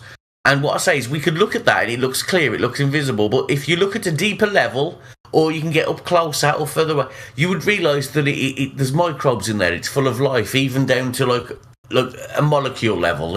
It's different. And I believe as you move further and further away from this Earth, it probably is a spherical, and there probably is a space, and even bigger than that. But for us to be just a slab of a flat sphere, I don't see the purpose or the benefit. Flat sphere. Well, this is how, in my head, flat Earth is now. It's a flat disc. Wait. Like a beer coaster. Or I get. That's how I believe. That's not the case, though. You think the flat Earth is. Yeah. No. It's not a flat disk. No, you can remove that from your. Okay, so about this then. Can you explain to me what a flat Earth is then? Because in my head, if I look at like a beer coaster or like a girl's mirror, like it's a circle, it seems to me that the flat Earth is a disc like that with edges around the edge, which apparently is all full of ice and stuff, but nobody will tell me what's underneath. And on top of it is the Earth. And apparently, in the middle of it, depending where the sun is, you can have time zones under the rest. I'm like, no, because everybody could look up and see the sun unless it goes underneath that flat disk, which means it's then in a 3D model, and it is maybe, it might be a flat disk, but in a 3D, I don't get it quite. Yes, but we haven't explored all the way to the edge to get that full look that he needs to understand. No, he needs to understand. He thinks flat is a shape. So flat is just a surface description. We don't claim an object. The thing you Google about flat Earth is not what real flat earthers are claiming. That's just a ridicule psyop version of it to divert people away from it because it looks stupid, and it looks stupid when you Google flat Earth. Because they have censored the real stuff. Yeah. And I'll be honest to you now, look, I've had a few beers, I've been smoking some weed, I've been chilling out, but I will say to you, I haven't talked to anybody, any human being about flat Earth since I was in my teens. I'm now 40, I'm in my 40, well, I just turned 41. I'm not a teenager, I'm not a kid anymore. I have opinions, I'm interested in secret societies, conspiracy theories, things about space, aliens, all of these things interest me. I don't know what to believe. I'm not educated. Yeah, and that's cool. You're curious. To look around, to expand further, whatever. So over the horizon, okay, how could I put this? I wouldn't go into a Christian room and disrespect Christians. I wouldn't go into an Islamic room and disrespect them. I do believe this is some kind of, not a cult, but you all share the same kind of belief system. It's almost a religious belief. It needs to be that case, but I don't know if someone has gone through the observation, because we go by the nature itself. That's our premise. We use nature as our observational evidence, objectively. Okay, do you know what you're just saying to me? Can I explain this, which might make a bit more sense, if I may? The way you're saying to me is what you're looking to you is what you see relative to your surroundings. Now, I could argue to as a base axiom first, yeah. So, do you agree with that we see flat locally as a base axiom that we can share? Yes. Okay, I'm cool. not going to deny what I see. Yes. Yeah. I agree with most what flat earthers think. Yeah. So we share that. That's fine, and I think most globers do. Usually we don't hear any. I don't consider myself if you want to call it a global. Anything against that. So. But then we go further. It's a spherical object, so to speak. I don't think it's round. Yeah. So round is 2D. A flat is also. So we don't say. I don't know where you're going with that, but so again, flat Earth is about the surface description. So people have gone out, flat earthers, gone out to test the globe model math, because the globe has a particular size, right? The radius value and such. So based on the radius value, you can drive a curvature rate formula, 8 inches per mile squared. That's the math that can be provided if needed. So by doing long distance, for example, which anyone can go and verify for themselves if needed, if wanted, whatever the case may be. You don't have to trust what are we saying. I'm not telling you to trust us. No one's going to tell you to be convinced. We're not going to convince you. We're here to share pure information that we have come across as a community. Now, so long distance observation have shown and falsified the radius claim of the globe. So mathematically, it doesn't match the reality, basically. That's what it's saying. So people gone out in nature doing long distance observation with measurements and such and come to a conclusion that it doesn't follow the globe model math. Simple as that. There's no belief, there's no religious aspect to it. Sure, you have people coming from a point of view in the religious aspect saying the 4 pillars, whatever you heard from another flat earther, but they're going based of a religious aspect. But we are not doing that. We're going by empirical evidence. That's what we're going by. Things we can test, verify, and repeat that anyone can do. Yeah. You're not going to believe this. I would, after listening to you and listening to you speak, I would consider myself a flat earther. And you're going to be like, no, you don't. No, you don't. Can I explain why? Just keep in mind that we were all in your position at one point and absolutely did not want to be flat earthers. No, me too. What would that become something that people ridicule? Okay, listen to this. I have studied a few different religions. Why? Because I like to be right in my debates, and you can't understand what you're talking about unless you have some knowledge of it. Not because I'm religious in any way. I don't believe in a God or a creator. It's irrelevant. When it comes to flat Earth, I enjoyed searching for it back then because it was slightly establishment. It was different. It was interesting. It was out there. And it really was out there when I first thought about flat Earth. Out of the norm, yeah. Yeah. Basically. And then I tried to think about questions like, if I try to believe in something, I think, how can I argue against it? And the only thing I can argue against my flat Earth theory is the whole thing about, like, ants and us, and if you move away and further away. And the old before was space is fake, and it's like talking to a Christian and saying the devil's fake or dinosaurs are deceiving you or whatever. Yeah. I'm like, hold on a minute, this ain't happening. The part where space is fake can also be explained by natural laws that are being violated by the globe model per se. So what happens when you move away from this flat Earth? What do you see? That's what do we envision if we move far enough away to see this slab of life and earth and trees and plants and. Yeah, you're asking us to get a God's-eyed view. We don't have that, so we don't have that opportunity. So we go by the surface. It's much easier, very easily to test and verify by anyone if needed. So, like I said, we don't. So imagine me saying, "Yeah, I have a God's-eyed view. I just went there yesterday. I saw the whole Earth. How are you gonna believe me? I have to take you with me, basically." Are you? Because I asked earlier if that would make no sense. Another flat earther said no. Do you believe that we send things into space with spaceships? The so-called outer space in the globe heliocentric model is not possible. Like I said, it's violating the natural law. In my honest opinion, even if I was a flat earther, it wouldn't disprove that there was a space. It's a bit like if I was religious, it wouldn't disprove certain other things. Like there's just, but every single day, you're another one now. So for some reason, space is impossible for flat earthers. Am I right in thinking that? No, it's impossible based on the natural laws. It has nothing to do with flat Earth at all. It's nothing to do with that. It's not natural law we're talking about. You do not believe in what satellites? They're like a satellite. No, satellites. Yeah, I mean they send something up there, but not beyond to the outer space you're thinking of. What to the top? This is a problem I have with it. It's like talking to religious people. The only problem I have with you is you say there's a limit, but you refuse to talk about that said limit or what's there. Like, you know what I mean? Yeah. Would you say, if I were to be honest, just to say I don't know because I have never tested that, never verified it myself? Would that be an honest answer to say? Can I ask you this? Do you know somebody I don't know? I'm not very knowledgeable, but I'm learning and I'm trying to learn as of today.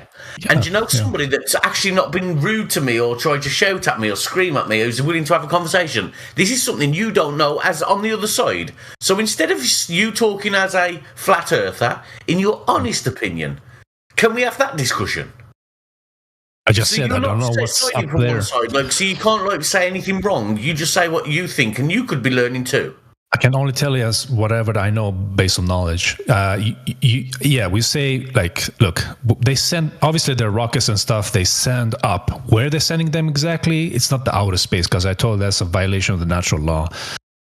We have gas laws. They say, I'll just give it an example so you understand where this is coming from. So if you're to believe on the globe model, which is an open system, a pressurized open system next to a vacuum, do you understand the consequence of that? You're talking about space being a complete vacuum here. Yeah, there's lots of things in space we don't understand, and it's not a complete vacuum, is it? No one said it's a complete vacuum, but in a perfect vacuum. Yes, we're talking about that in a vague sense, and this is why you're talking. I do know a little bit about science, not to the extent you're talking about. But if it was a complete vacuum, we couldn't have explosions, and we know there's plenty of them happen in space. Like in a pure vacuum, there is no oxygen. Everything's been sucked out. These chemistry would be impossible. Correct? I'm sure some of you are scientists here. In a pure vacuum of nothingness, chemistry could not react. There is I'm talking about gas. I'm talking about gas now. Gas molecules. Yeah, but you just mentioned a pure vacuum. I'm just saying from what I consider. Do you know? I didn't say perfect. I said it's near perfect vacuum. Could be different to what you call a vacuum. The absence of a medium, like you have no air there, basically. So yeah, I don't know. Yeah. So what happens with because you understand gas pressure, right? Yeah, you must have a container for gas pressure, right? And any kind of containment that you have gas, because you can't grab gas in your hand, right? So you have to have some type of physical barrier, a container of some kind to keep it there, right? So. I kind of, do you know what? I kind of disagree in a slight way with that. Because it's very minute. There is a discrepancy between air and, say, gas vapor. And if you could, say, put food colour on it, and you probably could manipulate it because of the slight variance in density between it, it would be very difficult, but I think it would be possible. Okay, I could be wrong. Now we're talking. No. This is I get it. Yeah, you're thinking that way. Yeah, you're just thinking that way. I understand. Yeah. Yeah, this has nothing to do with flat Earth. But do you agree? Yeah. Well, in the case of flat Earth, we're talking about gas pressure must require a container, right? Do you agree with that? Hold on. Now we're making it as when we're talking flat Earth talks. When you say what, everything has to be judged in a container. No, I don't agree with that. Because you don't agree with the definition of gas pressure requires a container? Oh, gas pressure, yeah. If you've got pressure, obviously it has to be pressurized into something, so there must. A physical barrier container. Implies atmosphere. Yeah. That's what I agree, because I don't think you could talk about But then again, no, because we talk about an infinite amount of pressure in space. So there's also. Sorry, hold on, I'm choking. You're kind of jumping a little bit all over the place with the space again. We just stick to one thing now: gas pressure. Yes, again, so, it depends where it is. No. So we're breathing pressurized air, right? Yeah, on Earth. I guess so. I don't know. Because it can be measured. The gas pressure on Earth, the air pressure. I'm sorry, I'm not a scientist. I don't study science. No, it's okay. Yeah, but you can look it up yourself if you need it. But that's what it is. The system of the Earth. We're breathing pressurized air. But in order to have a pressurized system, you must have a container. Now, we don't claim where the container is or what it's made of or as such. But we're going by per definition of gas pressure that presses upon the wall of its container, which will achieve that pressure reading as well when you need to read it off as well. Can I ask you a question then? If the Earth is all that the same everywhere and that pressure doesn't exist, why is it when you go into the mountains that air is thinner and it's harder to breathe? It's lower pressure up there. Why? It's colder. Why? It should be hotter. You're closer to the sun, aren't you? If it's a closed circuit and you're flat and the sun's just directly above you, as what I've been told, the higher up you are, closer to the sun, it should be warmer. Surely, or again, is that science I've been told wrong because you're closer to the heat signature? No, isn't that correct? No. Where's your heat coming from in a flat Earth theory? The sun is heating up the Earth, the surface of the Earth. Oh, the heat comes from below us. And the gas molecules are produced on the surface of the Earth. I understand, but you could argue that light, because light could refragment. I agree, but I still think that's bullshit. I think you're wrong. I do think that, and this is why I'm not a flat earther. But I'm not saying you have to be flat. I'm just that argument. I can say I didn't know I was a thing. I didn't know all I've been called today. Yeah. It's like a glober. It's like being black. I've been labelled or something. I know what it's like to be minority. Go me. Check this out. I'm going to put this on my fucking CV. So warm air in your life. So high pressure will always go to low pressure. That's a irreversible process. So it will always meet to seek equilibrium. Oh Lord, the wording. Yeah, but you're arguing about atmosphere then. But that doesn't help argue the fact if it was a flat. But since we have a dynamic system, it won't be static all over. Same reading all over the place of the Earth. Because of the motion of everything, the dynamic cycles, the pushing of the winds, the rain, everything you have is going in a cycle. So it's a dynamic. It's not static. You all show this flat Earth as some kind of disc. What do you say? Hold on, I'll be back. I'm pacing. He asked you if the flat Earth is a disc. I already went through that with him, but I guess he keeps forgetting. No, you've explained lots to me. I explained. I already told you the flat disk is a PSYOP version when you Google it on Google. I haven't done no Googling. That's pointless. So Earth, we say Earth is Earth, and flat is whatever we say. Flat is the surface description of the Earth. But that's it. That's what that's all we're saying. What we said about flat Earth is that don't read what it says on YouTube, and flat Earth isn't necessarily what I consider flat to be flat. It's more. It means a lot more than that, and we haven't gone into any more detail because it kept on going on different tangents. That's the way I'm telling you what's what. That what we as a community of flat earthers, I'm just explaining so you don't get misguided or like some kind of misinformation about flat Earth. Because there's a lot of it when you Google it. I don't have any The mainstream don't give you the right information. That's what I'm trying to say. The algorithm has been changed. In 2015, 2016, you can easily Google YouTube flat Earth and you get the right type of information that we usually talk about. But now you can't do that anymore. You get the anti-flat Earth information, the disinformation, the ridicule. I'm not trying to ridicule, or I'm not. No, they are ridiculing the people making those videos talking about flat Earth, showing the flat disk. 20 years ago, yes. I haven't watched a video on it. I haven't even thought about flat Earth for over 15 years. I'll be honest with you. Right. And that's the truth. And what I watched is I ask questions, and when I think about it, that's the only thing that I can't put my head round is if I was to move far enough. Not saying it's possible to do so. I'm not saying we're capable of moving off this planet. Far enough to see the whole Earth again? Is that what you're saying? As somebody, I think I would just like to have a look at it from an outside point of view, as you say, a God's eyes view. But does that mean flat earthers believe in a God?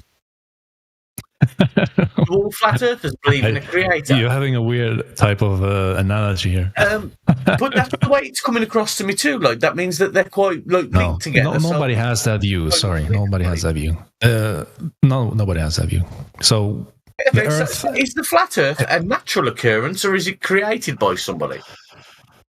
Because I've heard of a couple of people now. I asked one guy earlier in chat when I was muted, and he told me that it was basically created.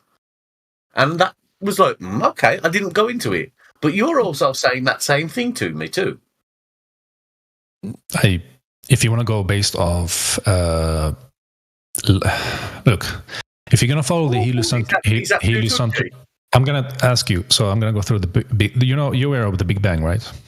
I'm aware of it. Do I believe in it? Yeah, so it has nothing, the Big Bang has nothing to do with a creator or a creation at all. It's just a random shit that happened. Not necessarily. The Big Bang could have been... That's the story behind it, yeah. It's a random explosion that randomly created all these, whatever.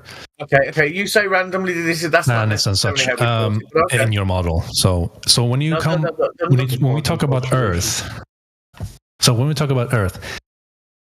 things that are being created automatically, it's adjacent to a creator, right? Something that has been created has to have a creator. What it is, who it is, it doesn't matter. But that's the logical syllogism here we're having, the logical thinking about it. Something that's being created has to have a creator. The same goes with humans. So you're creating something, you're the creator of it, right? You don't believe me? So it's not illogical to think this way. But if you follow the Big Bang theory, it has nothing to do with creation or creator at all. They disavow it. They disavow anything about the religions of gods, anything a god might be behind the creating part, whatever the case may be. They don't want to look. They want to make Big Bang theory makes you insignificant. Big Bang theory makes you're insignificant. You're just a speck of dust in the vast universe where you're flying and spinning, hurling. Do you believe in that then? Whatever you're doing in the space of many different vectors. So you don't know where your destination is. You don't know where you're going. You're just blindly following whatever, like a herd of others. Can I ask two questions or just one? Well, I want to ask you personally, do you believe that? Or, and two, as a flat earther, do you believe in the Big Bang? And can I tell you what the Big Bang could mean Scotty, to me? And it doesn't. I just explained about Big Bang. It has nothing to do with, it's part of the heliocentric story. Helios, the sun god. Okay. It's part of the heliocentric So if the model. Big Bang happened and we see planets and we see all the rest of it, and why the fuck is the Earth just a flat thing that's just there? Like, that doesn't make sense to me. That's not. That's what I'm saying. The heliocentric model is not part of flat Earth. It has nothing to do with it. It's not there amongst other planets in that model. You understand that? I'm struggling. I am really being honest. No, I'm just saying it is not part of it, of that model at all. Okay, when you say so when I said when you Google flat Earth, that's what they show you. Your belief system, like, okay, I quite simply asked who created the flat Earth kind of thing. Was it naturally? How did it start? Like, and why is it just a flat thing? Like, you asking me who created Earth? What's below the flat Earth? Or you just don't ask questions? Then it sounds like some weird kind of religion. Scotty, you need to. What kind of beings live 3 galaxies over? You don't know? Well, then you're totally discredited. That's what you're kind of saying here. No, not at all. Yeah, you're kind of implying it. There will be some things. Look, Scotty, there will be some things we can't really answer. You understand that? I understand you have questions. What is below, whatever it is. The furthest that has been dug on the surface of the Earth is around 12 kilometers, I believe. We've gone quite it's called the super deep Kola borehole. You can Google it up as well. Super deep Kola borehole. Dude, I'm so. Yeah, but anyway, that's the name of it. That was done during the Soviet Union. Yeah, that was the name of the project. That was done during the Soviet Union. There was stuff done for military. Over 20 years, they've been drilling. Monetary purposes. So, Scotty, listen for a second. So they've been drilling through the surface of the Earth for around 20 years or something. I don't know, like 2 decades. And it stopped at 12 kilometers. They couldn't further penetrate that surface. The drill broke, it melted, or whatever the case may be. It was impossible to penetrate that any further. That was the deepest as had ever dug. Now, when you look at the cartoon images of the core of the Earth, which no one has been down there at the center of the globe model of the Earth, they show you cartoons. No one has verified that. You just ought to believe that. So I'm telling you, there's verifiable facts. People have done digging with super long ass drilling, 12 kilometers. That's the deepest. That's it. Any further than that will be speculations. Okay. So whatever is below the Earth, I don't know. Past 12 kilometers, I don't know. What do you believe? That's the information we have. Have access to. What do you believe? I'm not here to talk about my beliefs. I'm not interested in that. So the information you have is you can dig so far down, don't know what's below it, but it's a flat Earth regardless, but everything above it is... I'm talking about the surface. I told you there are empirical evidence, long-distance observations with measurements. I don't. Can I ask one thing? It's going to take time to go through all those things, the evidences we have piled up. We have a home server with all that information placed in one, spot, basically, like a library. You can have a look at that. Maybe someone can go through that with you. And I'm sure you can. And can I ask you a question which I'm sure you can answer? It's the question I want to ask all of you guys. Because everybody, without being funny, thinks people that like any conspiracy theory, we're all a bit strange, we're all a bit weird, we're all a bit... You believe in this thing wholeheartedly, and I believe, look, good for you guys. It's not a belief. Scotty. Okay. Scotty, I think you're having a hard time. Can you please listen, please? That's my question. Because you keep saying belief. I have to stop you there because you keep saying belief. I have explained it's not a belief. We are using nature. What benefit does the Earth have by being flat? Scotty, we're using nature as a reference. Reality. That's the reference we're using. It's not a belief. We can't prove the Earth's spherical. We can't prove it's flat, and every time we ask to, we get muted. You can by doing measurements. People have gone out to look for that curvature drop. It's not being found at all anywhere, according to the globe math model. And you end up back at the same place because it's a sphere. Scotty, you were on a point when you were saying when you believe in all these conspiracies, you get this negative connotation and people look at you weird. Do you think you would want to take that extra leap and have people looking at you like a flat earther kind of thing? I don't know if you realize how opposed most of us were to this at the start. Probably more so than you. Probably more adamant than you. I agree with you. So you really have to think for 1 second, just a little bit of You have to have a leap of empathy faith, or something like a joke, but that's what you're little saying, bit of have a empathy. leap It's of like if we were these whatever point we came from, like yeah, we had to have looked into enough things to the point where it's like, well, fuck, like now I'm this. Do you know what? Without being rude, like I'm too weird as it is, bro. Like I'm a white boy in his 40s with dreadlocks, and I've lived my life. I smoke too much weed, drink too much alcohol, and I talk the way I want to talk. Like I'm not here to impress anybody anymore, but I do fucking love a great conversation, and I do enjoy it when you can disagree with people without it becoming a brawl or without getting physical. Okay, yeah, you can argue and get irate on the internet. It's happened here. It's happened in this school. But I'm still sat here. Nobody's got hurt. And do you know what? It's still civil. This is why I think the internet can be great.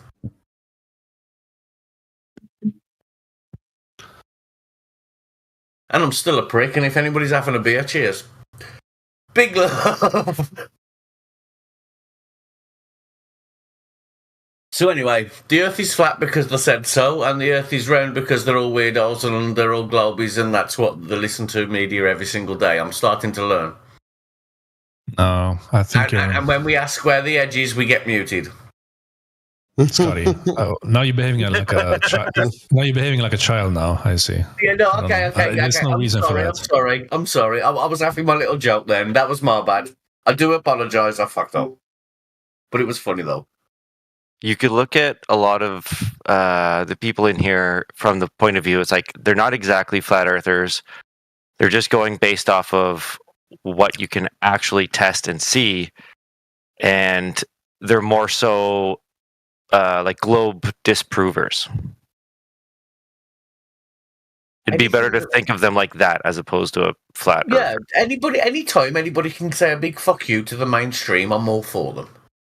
But my problem is don't speak for me, dude. Don't speak for anybody except yourself, please. Yes, okay, I'm speaking for myself. Exactly what I'm saying. So, do you know what? Not you, Maticus, the other guy. Oh. All right, okay. I apologize. I didn't hear that guy. Sorry, for some reason. I didn't hear that guy once. Anyhow, I'm sorry, I think I've pressed the button. Because you're too busy motor-mouthing through everything anybody says to hear any of it. No, I'm listening. Please, can me and you start over? Because please, I don't want you to come back and just start muting my mic every 2 seconds. Can we just start over, please? Never. Well, when you've got a discussion where two sides of the discussion, you know neither side, you should listen more instead of talk more. Oh. Cheers. I mean, ask questions, but listen to the answers so you can fully understand it.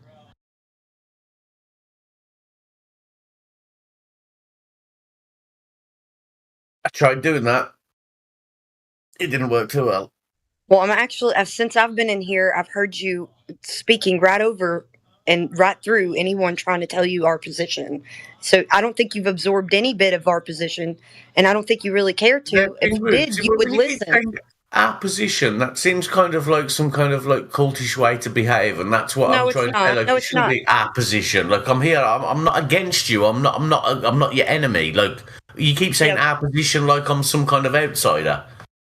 I chose to come in this room. I wasn't. No. Listen. Our position here on the flat Earth side, our position, we have actual really good points to give you, but you've got to be able to listen to them. It's not a cult. It's if you're going to have some sort of argument about positions, then you would want to understand both sides of the argument. Am I correct or am I wrong? They're being funny, love. The way you've all been behaving, it does seem kind of cultish. Like, I've came in this room. I'm not saying I'm a spherist or anti flat Earth. I've asked questions because you know what? I like to search for knowledge myself. I've said I'm not scientific. But you know what I mean? I've come in a room as I don't know anybody. I'm not here fighting you guys. I'm not trying to cause a war. But even you've come on the mic and said, you guys, I feel like the black boy on the bus and all you guys are white and I'm in the 60s. It's like, come on now. If anything, you'd be trying to bring people to your cause rather than just attack them. Oh my goodness. Would you please stop being a victim? Brian, man. Like, I've asked you to steal, man, Heretic's response.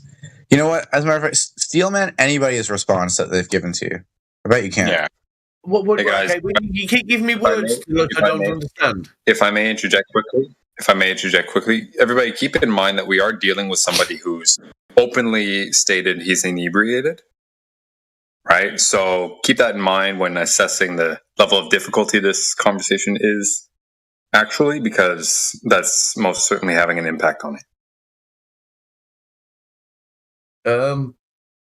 Is that okay to say cheers then? I don't know what I'm meant to be doing here or what I've walked into. Look, yes, I'm a little bit drunk. I'm a little bit stoned.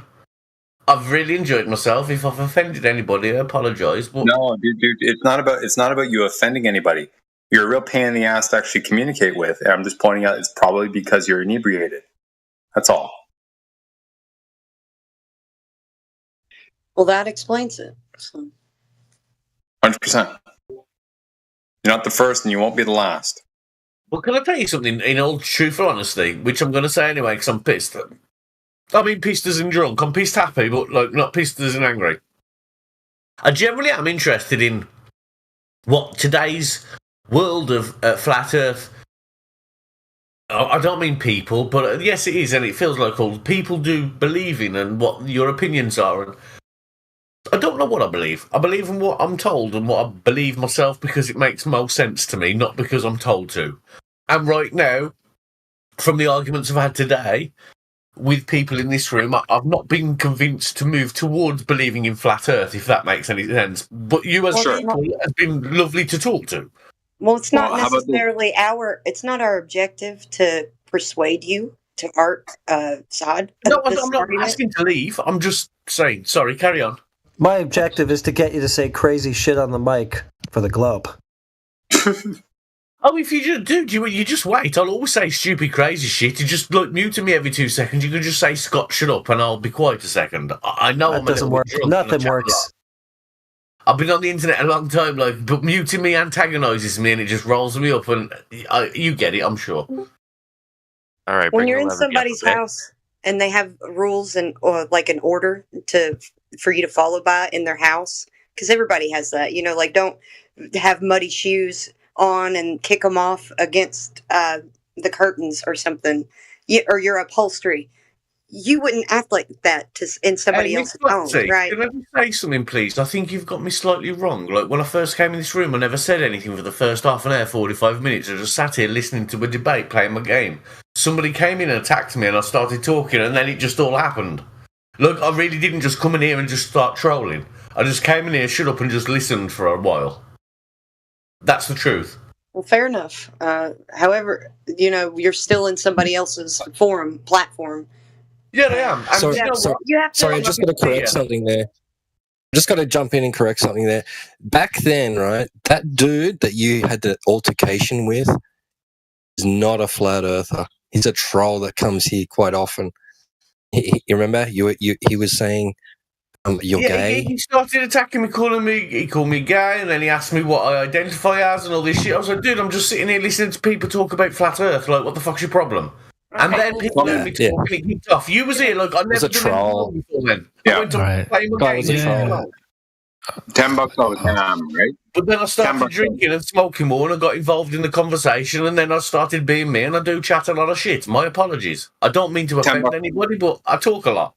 A bit of situational awareness, Yeah. $10 though is ham you're talking about. I don't know. I don't know anybody here. Don't know any of you. I just happened to see the name of the room. I thought that's interesting. I'll go in there, like I keep saying. Well, all right. Your altercation with the globe. Would you like this nice simple one? You know Saturn, right? The planet. I do. Well, I've heard of it. I don't know it personally. I've never been around for dinner. Oh, you've seen how many pictures or videos or whatever. The rings are fake, aren't they? I believe them. That. No. Apparently, it had. Do you know how many moons it has? I don't know. I think it doesn't have hundreds. Apparently, 146. Many. 146 that we know of so far. Okay. I don't know. I'm not an astrologist. Sure. At least one of them is the size of or bigger than Mercury, and that's at least one. We don't even know about all of them. All of them have an orbit around Saturn, Okay. None of them ever collide, and you've never seen a single moon in any picture or image that you've seen of Saturn. Hello. 146, one of them is bound to have been in there, right? Are you asking me, do I think that the media lies to us? I completely, yes, they 100% do. Well, based on that, have you ever... I have never looked at myself, no. But any image you've seen of Saturn, any of them. Screamed and said they scrubbed videos for NASA.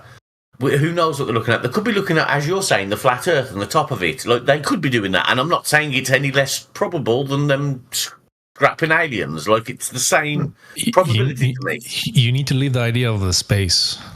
I told you that. You keep saying space with your flat Earth. Okay, a flat Earth. My problem with flat Earth is flat Earth is not floating in space. That's what you keep imagining. That's the problem. It's a 4D model, maybe even bigger. What?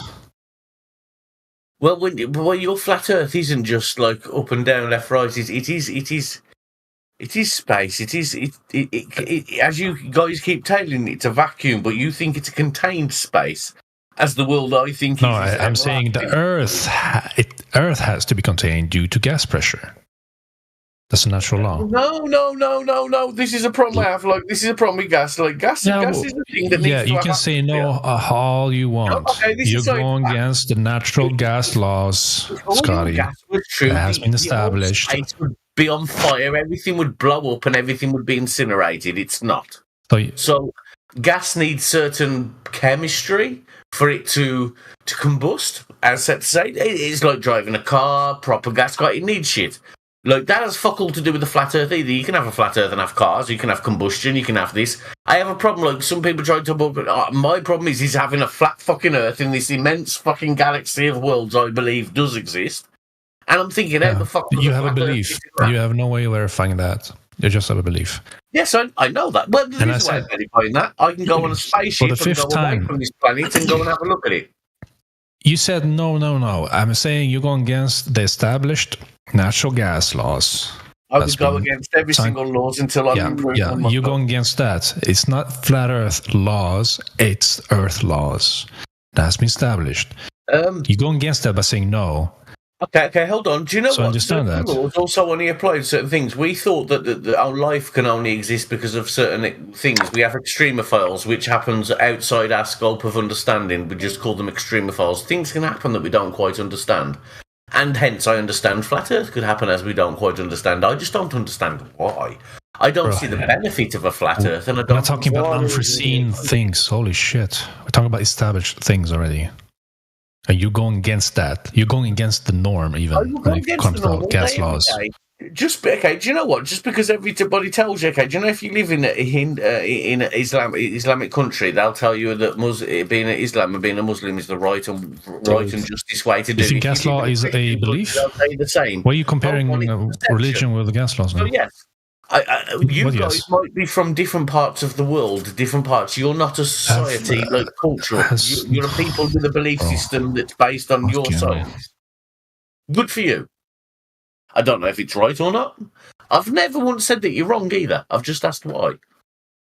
I'm not saying that flat Earth is wrong. I don't know. But the questions that make me want to know whether flat Earth is right or wrong, I want to ask. And whether my problem is every time I ask these questions, instead of being given I don't know what questions, I get shouted at. Okay, I haven't shouted at you. I've been trying to explain to you what flat Earth is about, the position of it. So you don't confuse yourself with the stuff you researched before about flat Earth, because you still think it's a disk in space. I've told you many times it's not. There's no space. It's not floating in space, the Earth. So get rid of that idea completely. Okay, is it possible for me to visualize this flat Earth that you envision? No, that would be speculation. Okay. But why? Okay. In my understanding, we have a model in our technology and in our heads of how the Earth looks, so we can travel and we can do flights and we can travel with airplanes and boats. And I believe that we have an understanding, it may be false, but that seems to work. But when I ask you about your understanding on a flat Earth, everything is like supernatural and it's beyond brilliant. And it's to an understanding that's incapable for humans. And for me, that seems more spectacular to believe than the simple religion of a woman that claims she never had sex and got pregnant. I feel like what you're telling me to believe is more wilder than that. Well, the thing you said about the map, like that's how everybody travels. Like, do ship? Everybody travels based upon an Earth being spherical. Well, hold on. Do ship captains have a globe in their captain's quarters? Pardon? Sorry, I didn't hear what you said. Could you repeat that, please?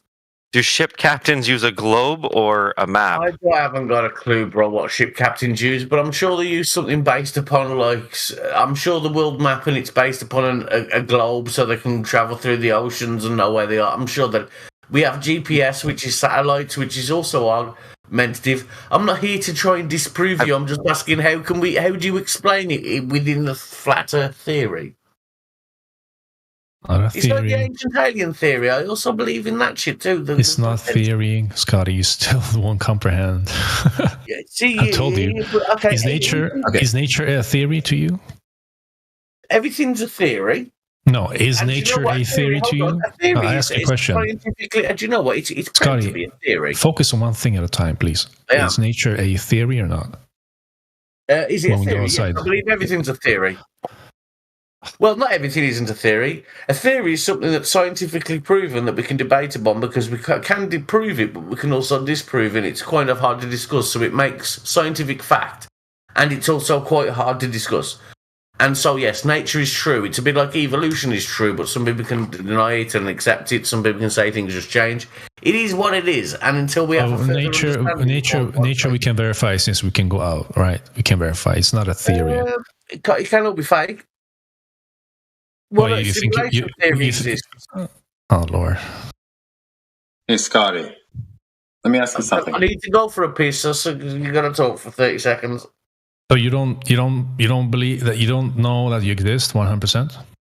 Is that what you said? No, I'm not saying we don't exist. I'm thinking. No, you, not we. Say you. Talk about yourself. Me as a human. Yeah, do you believe that you exist 100%? What I'm saying is the life that we live and everything that's relative to us, where I think I live, what I think I see, like outside my peripheral vision, may not all be true. I believe a lot of people, given the choice, I think it might not be true. But what reason do you have to disbelieve it, though? That's the question here. What reason do you have when you have no evidence of the contrary? I have no evidence to disbelieve anything. So you have no reason then. So what's the point of even disbelieve anything? And I try to. Well, what's the reason of indulging into those thoughts? You're just making yourself unsure, unreasonable. So I do believe in everything until I am confident, and I'm still not confident with this yet. I'm not confident with the argument against either. Hence, I'm here. May I quickly? I think you need time and maybe less of what you've been taking today, I guess, so you can use your brain cells a bit better. No offense. No, I 100% agree with that. Scotty, if I may ask you something. Based on like how you're speaking, it would seem to me that the following question would be worthwhile asking. Are you able to know anything 100%? No. Yes? No. Yes. I believe one thing we all know. We all only know one thing? Come for us one day. Okay, so you mean to say that there's only one thing in your entire existence that you can be 100% sure of? No, I disagree with that too. I don't think death is also. Look, I believe one day people will conquer death. I don't think anything is definite. No, I don't. Okay. I think. Okay. So to be clear, humans, we have a problem. I think if we can think about it and we can imagine it, I think we can create it. I think we are the gods. Okay, sir. Thank you for that little thing, but you're not answering my question. I'm asking you: are you able to know something, anything, to 100% degree of certainty? No, but every religious person thinks they do. Okay, so why do you think you cannot know something 100% for 100% certainty? Anything? Why? Because knowledge is endless, and I believe one day we can learn more. And the things that we might think are factual or laws now may change as we learn more. Okay, so you're saying that everything is subject to scrutiny, or only some? Yeah, subject. I think we should be able to question everything in this possible world. But I think if it's been tried and tested, it probably is. Right. I'm not saying it's always right. Like there are problems, and we're learning. I'm going to ask you to slow down. I'll stop. Sorry, I'll let you finish. My question is what I asked, and the reason for that is because if you mean to say that there's nothing that we can know 100% certainty, may I ask you, are you 100% sure that you drank a beer earlier or more than one beer earlier? No, it might never ever happened. I could have imagined it all. I believe. I believe possibilities are endless. It's almost belief. Do you know what? Okay. That's also a belief system. So now everybody in the room has a better understanding of the individual that we've been speaking with. Because, sir, you came in here. Sir, let me finish. You came in here. You're having your conversations, and midway through your conversations, you openly stated to the room, "I had a few beers or whatever you said. I drank a little bit, and I smoked a little bit. I'm high." You made those assertions. And it sounded like you were 100% certain of them. Are you now backtracking and saying, "Oh, I actually don't"? There's maybe a slight doubt that no, indeed, I did not. No, I've definitely drank loads of beers, and I've definitely smoked loads of weed. Okay, so thank you. So there are things that you can be 100% certain. No, I'm still not certain of it. Do you know what? Without being funny, me talking to you could be a big dream. This could all be in my head. Hang on. We don't have to go.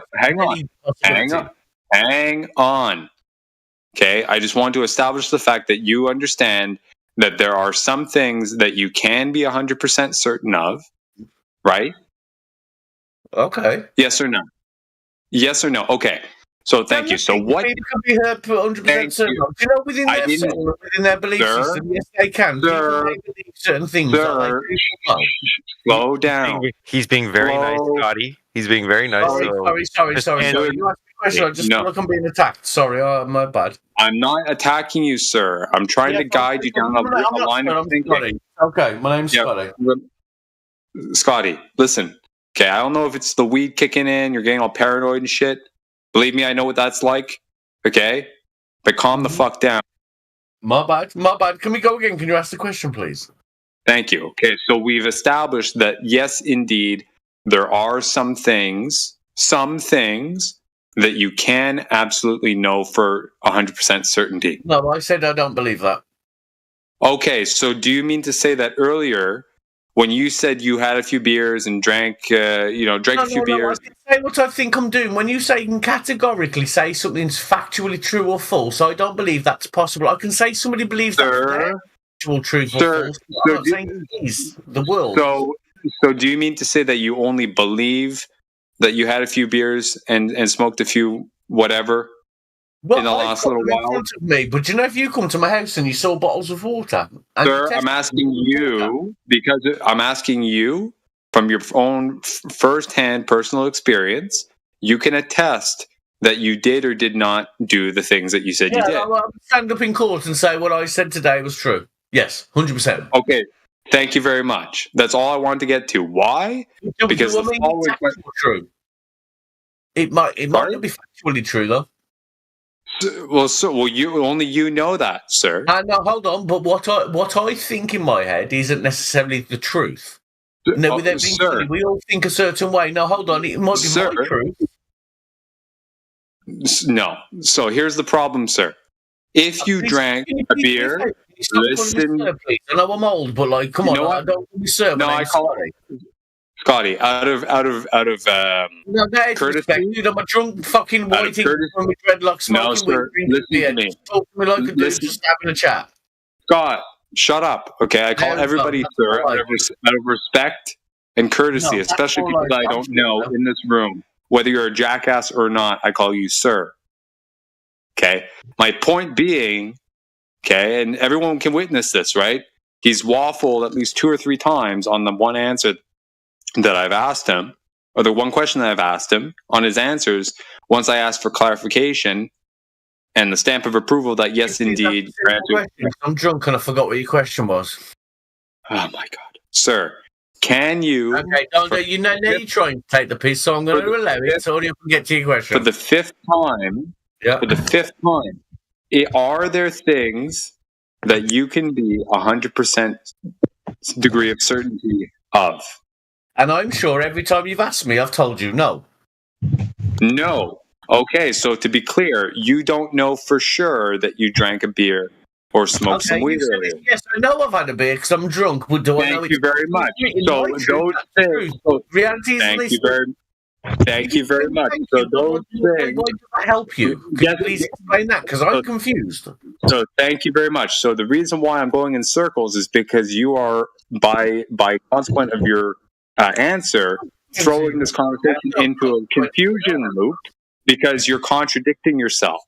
Okay, so I want clarity. I'm contradicting myself now because I asked you to show me where the edge of the world is as we live on a flat earth and how would it look like? Fucking damn it, you fucking drunken piece of shit. Can you fucking answer and listen?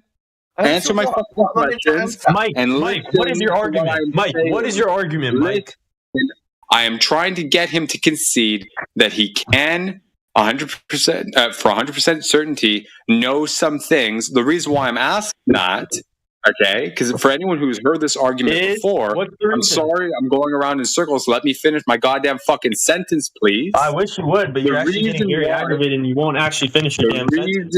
The reason why I am asking this is because at some point, when Scotty allows this conversation to get to that point, I am going to ask him, okay, what differentiates for him what he can know for certainty and what he cannot.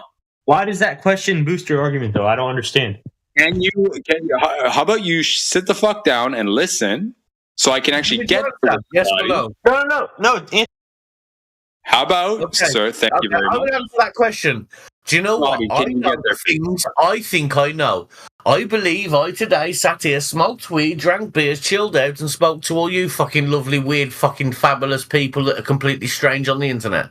Do you know what? I'm not on that. Okay. Listen to me. I can't guarantee that was the case. But in your words, is that 100% actually true in your words? Speak, or let me answer. I'll let you carry on. Are you going to finish? No, I was asking you carried on talking over me. Do you want me to carry on? Or? That was not me. That was not me, sir. Well, listen. Yeah, here we go with the sir.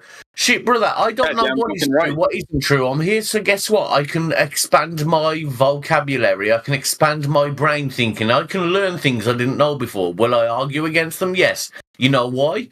Because if somebody argues the fuck with me, it means that if I ended up believing that, I can argue the fuck with that with somebody else. I don't want to be told no, and I don't want to be blocked just because I can't be answered.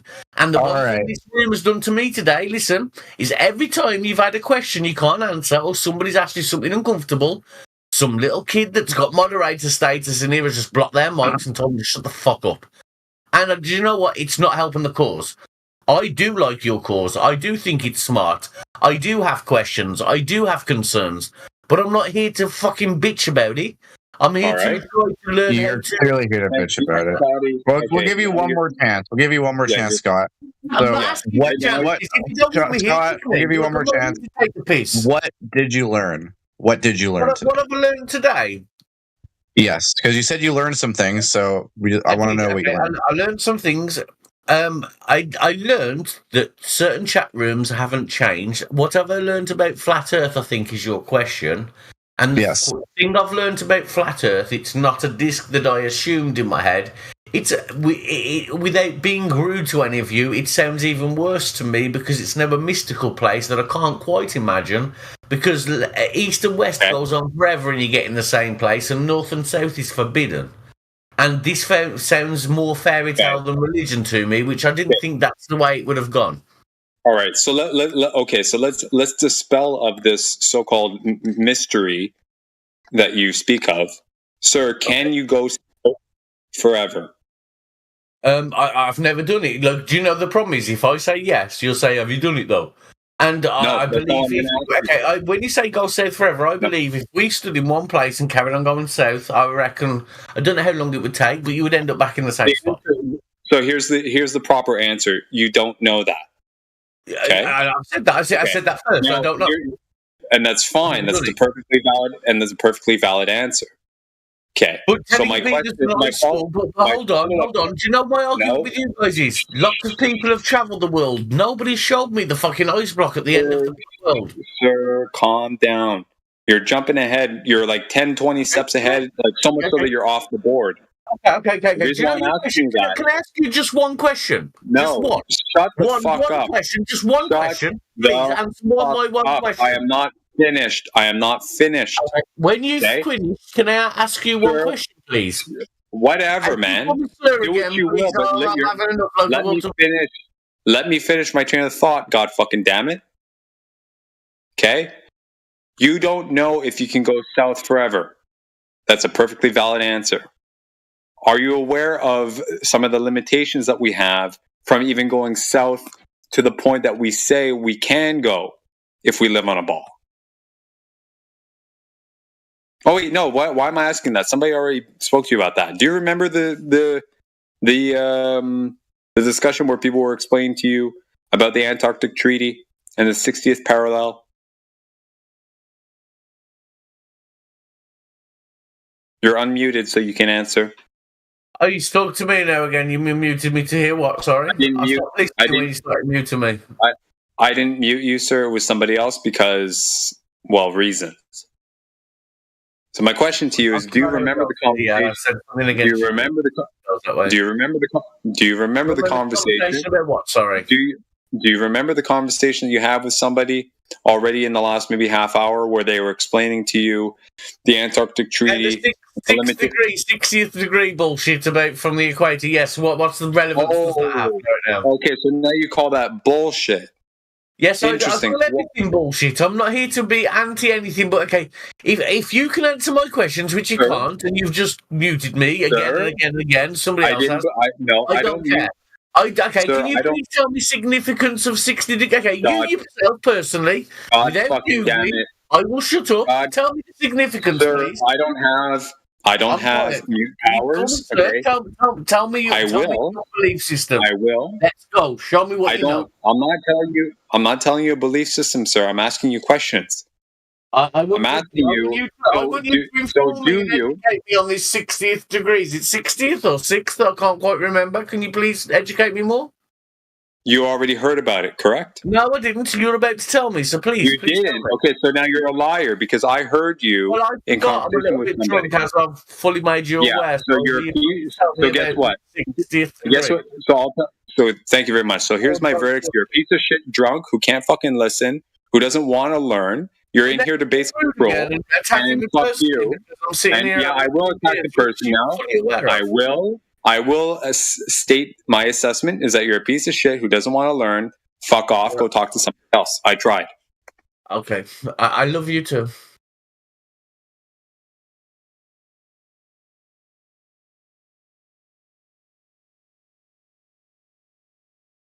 Does anybody else want to have a good chat?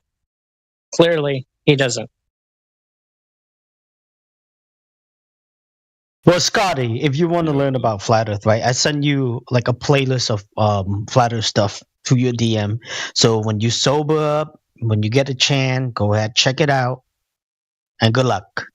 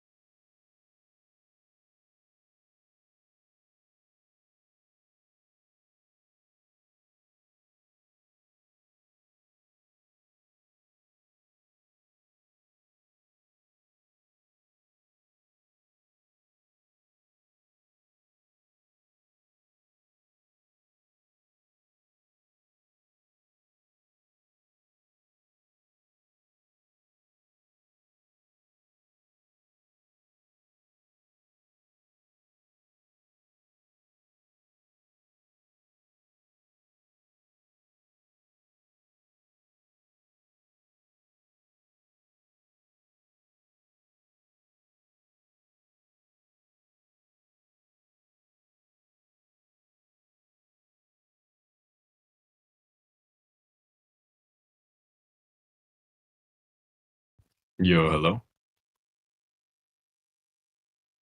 Hello. What's up? Oh shit, people are still here. I was just listening to a true crime podcast. Oh shit, is Heretic still here?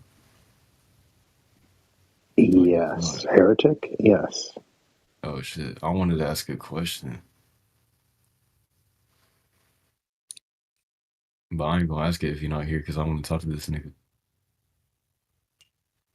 What's the question? I just I heard something about like moons earlier, about like Jupiter and shit, and I thought it was interesting, and I wanna talk about that.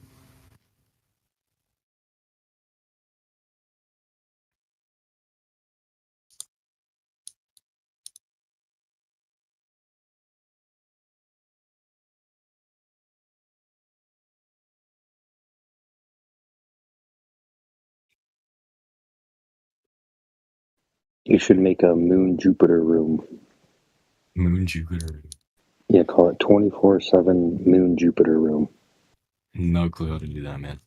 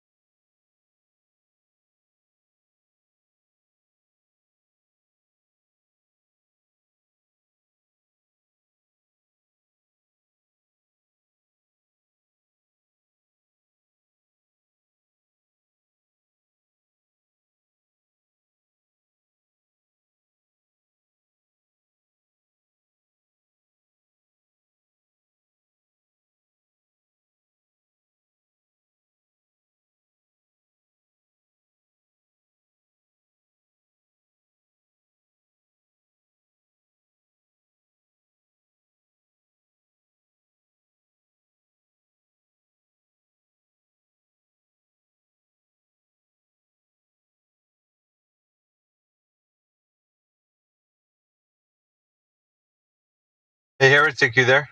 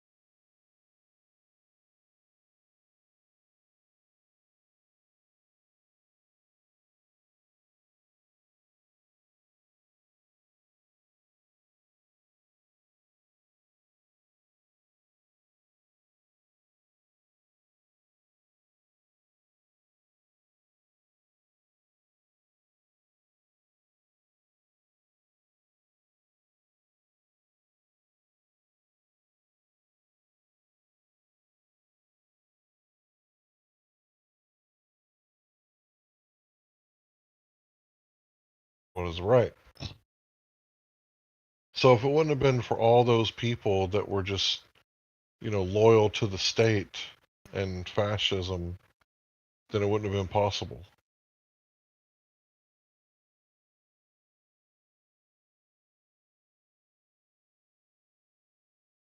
Because how could you be arrested? They had such blind loyalty to Stalin.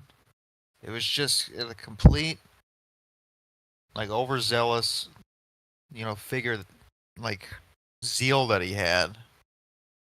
And if you watch some of his speeches, he's monotone. He isn't really using any gestures with any emotion.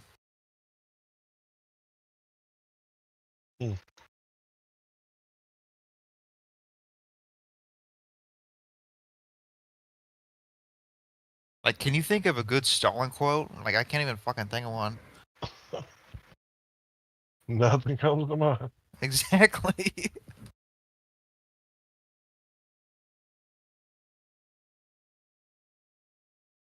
I mean, he looked like Mario.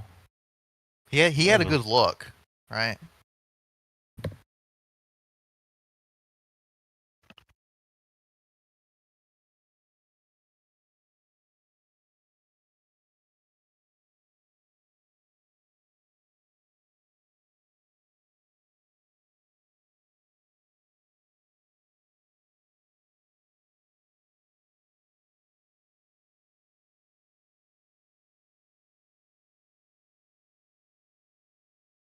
I don't know if you watched this. Do you watch World War II movies? What are you talking about, like Hollywood? Documentaries.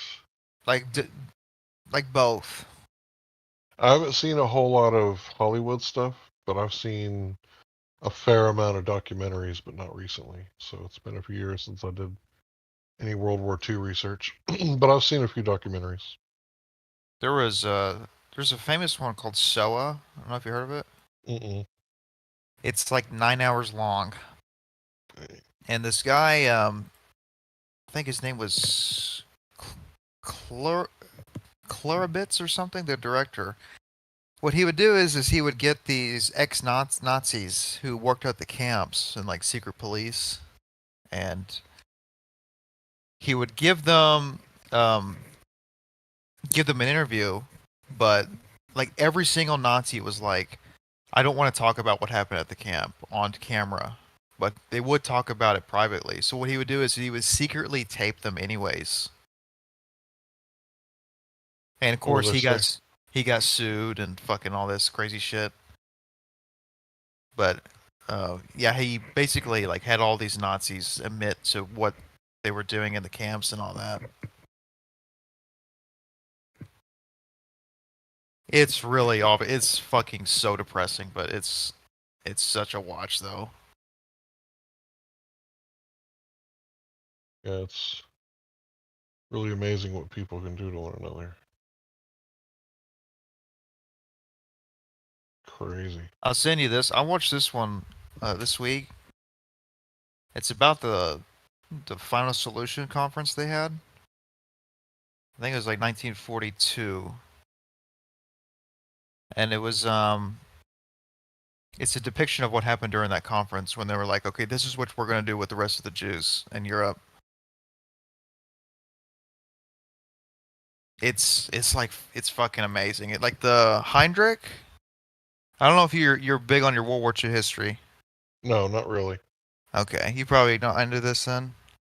But this movie is the Nazis were arguing about how much Jews they wanted and how much credit they would have of how much Jews they would say they killed. I want the 500,000. No, I wanted. Those are my Jews. It's wild. Yeah, it's fucking wild. And they're all laughing and cheering and shit. Cracking jokes, and they're casually talking about exterminating Jews. And the main character in this, the Heinrich guy, he looks exactly like him in real life. My thing is that I'd rather do business, so I don't like war at all. So if it was up to me, like there wouldn't be any war allowed whatsoever, unless it was like self-defense. But the way it is nowadays, it's like, it seems like anybody can just pick a fight and start a war. Whereas it should be. They got to make money. Yeah. And notice what happened when Afghanistan ended, right? What happened next? Ukraine. Like clockwork. Yeah, I mean, they. Sorry, Uncle Larry. Go ahead. We lost our cash cow, right? But we're going to just leave all the weapons there so that we have an excuse to like make more weapons and then send them to Ukraine. And then Ukraine is a huge money laundering experiment as far as I'm concerned. So I'm against all this crazy genocidal activity.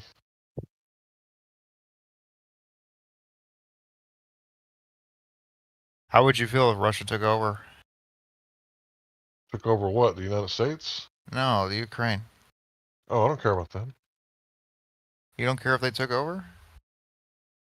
No, I'm not Ukrainian. They speak the same languages. I mean, how would you feel if the United States wiped out the Cherokee? Like they almost did. Pretty bad. Right? How many people do you know speaking Cherokee right now? How many people practice the Cherokee rituals? I mean, yeah, I don't know them, but I still feel fucking terrible. Right? So, I think it's one of those things to where you just mind your business. Because what ended up happening with Ukraine is Stalin has been suing for peace this whole time, trying to get a peace deal going. And they ended up taking twice the amount of land than what Putin had requested. And what would they pay for it? They paid in human lives. So all those Ukrainian men and Russian men had to die for it. Like, if the government had, like, one job, let's see, what would that job be? Oh, to negotiate peace? But they won't even have peace talks. Like, it's not like they came to the peace talks and couldn't come to terms. Because of the backing of the West, especially the United States, the Volodymyr Zelensky, he basically said that he's not going to have any peace talks. So they didn't even come to peace talks. Well, the thing is, like, what would they talk about?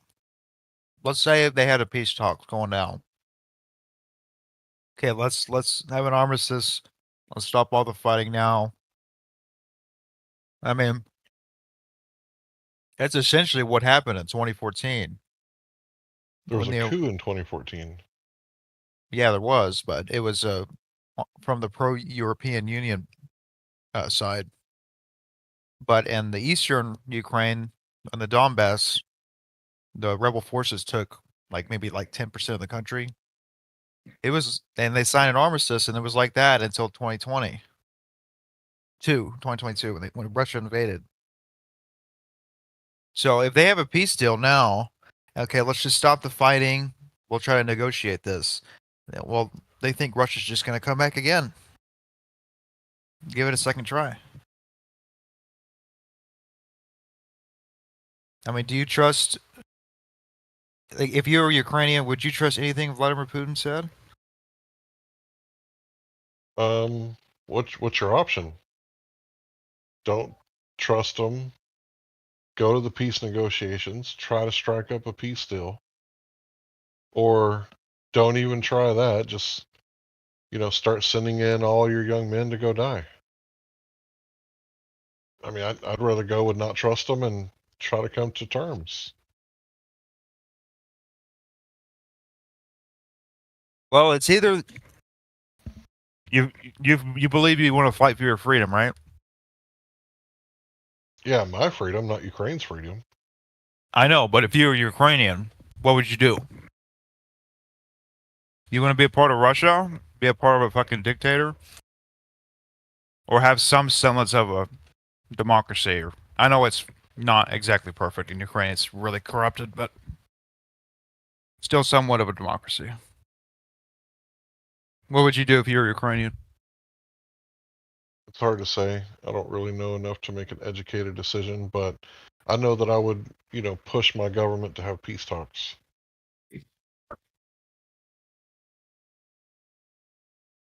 It's not looking good right now, so Zelensky might think of something, but only realistic option I think he's looking for is if Russia gives up land.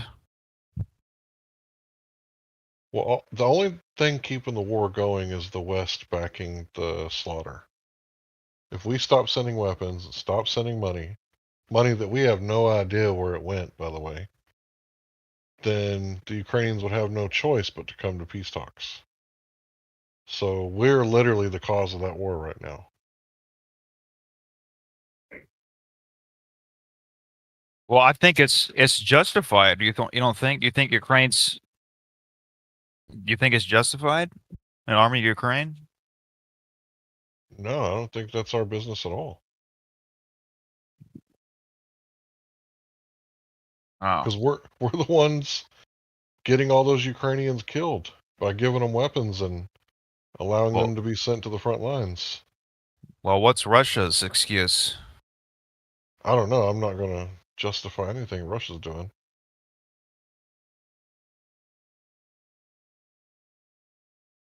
Well, actually, I do know why. I heard Joe Biden say it in the late 90s. He said, if NATO keeps accepting Baltic states into NATO, it's going to cause a war in Ukraine. So that's Russia's excuse. The agreement was that if Gorbachev tore down that wall, that the NATO would not encroach one more inch to the east. And I guess, you said, can we trust Vladimir Putin? I guess Vladimir Putin can't trust us because we're the ones that kept accepting the Baltic states into NATO. So that's Russia's excuse.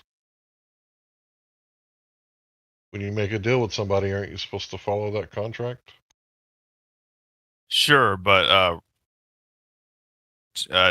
to be fair, I think Russia has been kind of aggressive in this foreign policy. Yeah, it's really aggressive that, Vladimir Putin put Moscow in between all those U.S. military bases. No, like he invaded Georgia in like 2008. Just completely just fucking unretaliated like Georgia didn't do. It's just a small ass country. I mean, didn't we invade Iraq in like 2000? I mean, but yeah, but we're not talking about the U.S. We're talking about Russia. So it's okay for us to invade small. No, I didn't say that. No, I'm just talking about Russia. I'm not talking about the U.S. Do you think it was justified for them to do that? I don't know. I don't know the details.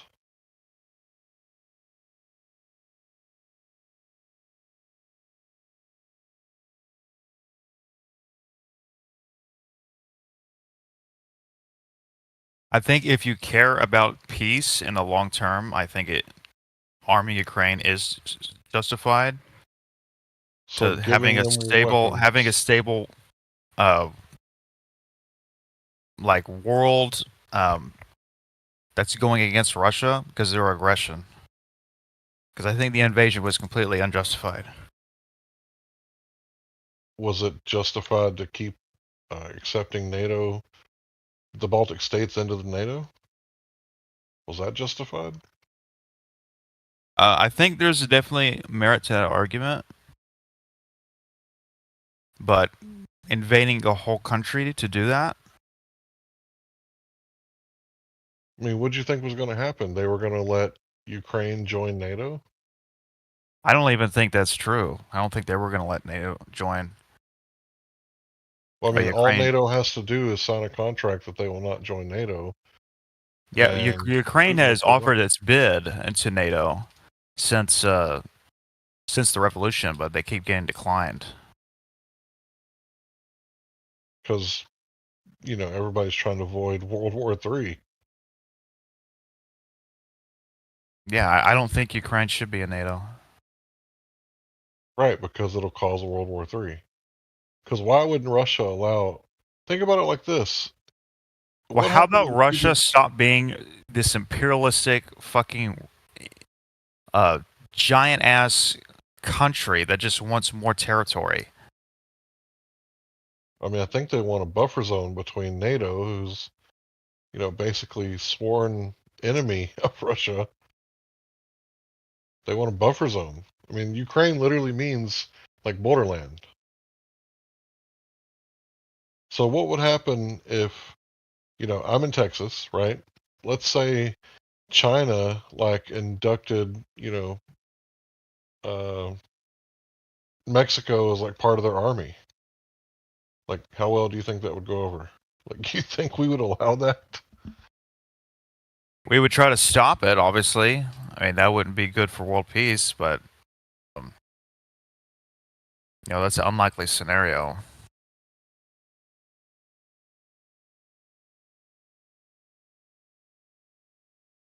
Well, I mean, it's what's going on right now, basically, in Ukraine. The West is sending like hundreds of billions of dollars to arm Ukrainians. If you want to keep maintaining this world security that we've had, at least in the West, I'm not talking about the Middle East, for roughly, like, we haven't had a major war with like nuclear armed countries, like major countries, since 1945. I think if you want to keep that balance, I think people, like, you can't just have fucking giant countries invading each other anymore. Like, this is not the path that humanity should go on. Like, come on, people. I mean, stop funding Ukraine. And yes, you can say Iraq. You can say all the things the U.S. did, of course, which has been terrible.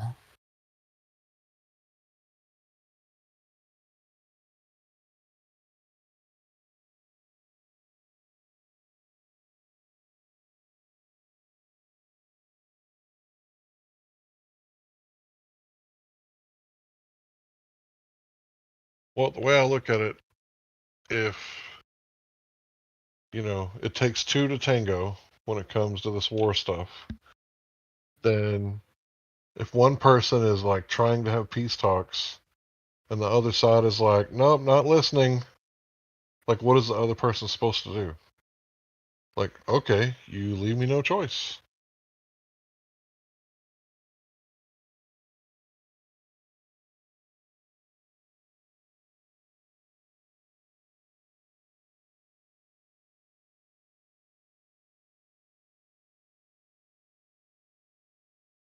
I mean, what do you do if, like, someone is in your backyard, and no, let's say your neighbor's backyard, and they're popping off like fireworks, and the artillery shells are like exploding, like right next to your, your hay, right, where you need, your hay to feed your cows or whatever, right, and you don't want your barn to go up in flames.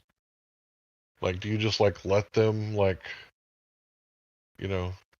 blow up your barn, or do you like go over there and be like, hey guys, we should let's come to terms, let's come smoke this peace pipe and let's see if we can work something out where everybody's happy. And the people like launching your artillery shells like, feet away from your barn are like, nope, not listening. Like, that's basically what's going on right now. It's like you might go over there and even go into their backyard and, put some hands on them. Like, hey, man, you're about to burn down my house. It's actually the opposite. Like, Russia started this aggression like early, like 10 years ago. Like, they annexed Crimea, and then they sent secret soldiers, little green men, to eastern Russia, causing havoc. And obviously, they weren't officially saying they're Russian troops, but they were. They had no emblems on, no names on their uniforms, but they were sending Russian troops and equipment to rebels.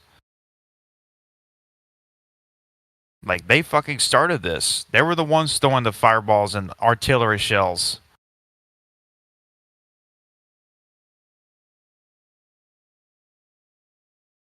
So, what do you think we should do? Send another 100 billion to Ukraine? I mean, is bread not expensive enough for you? I don't know if you're like really wealthy or whatever, but how about like the purchasing power of the dollar? You think Americans are like good for rent to go up like another $500? You think the war in Ukraine is like is a direct cause of inflation? You know, Yeah, it's so stupid, right? Like, sorry, Uncle Larry. And you know, it's so stupid, man. And the hurricane just hit like what is it, North Carolina? Yeah. North Carolina. And you know how much the government gave them? They lost their home. Their homes got wiped out and everything. I think $600, $600 or $700. $750. Right? We could take these billions of dollars that. I'm sorry. If they didn't pay back the 750, the government gets to keep their land. It was a loan. That is so messed up. And we give billions of dollars to other countries when we can take that fucking money and take care of our own. Yeah, when you you know, print the money out of thin air causes the purchasing power of the dollar to go down. It's like economics 101.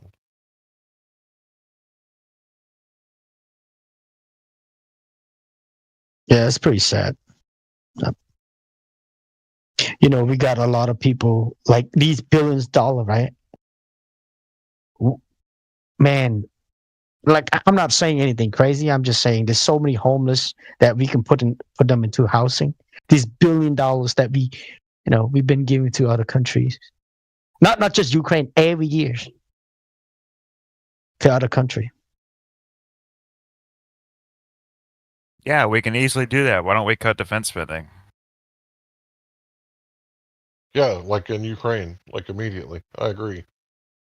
Yep. But it seems like they don't want us to. Sorry. I'm sorry. I think we should still send them aid, but we also have a fucking completely bloated defense budget.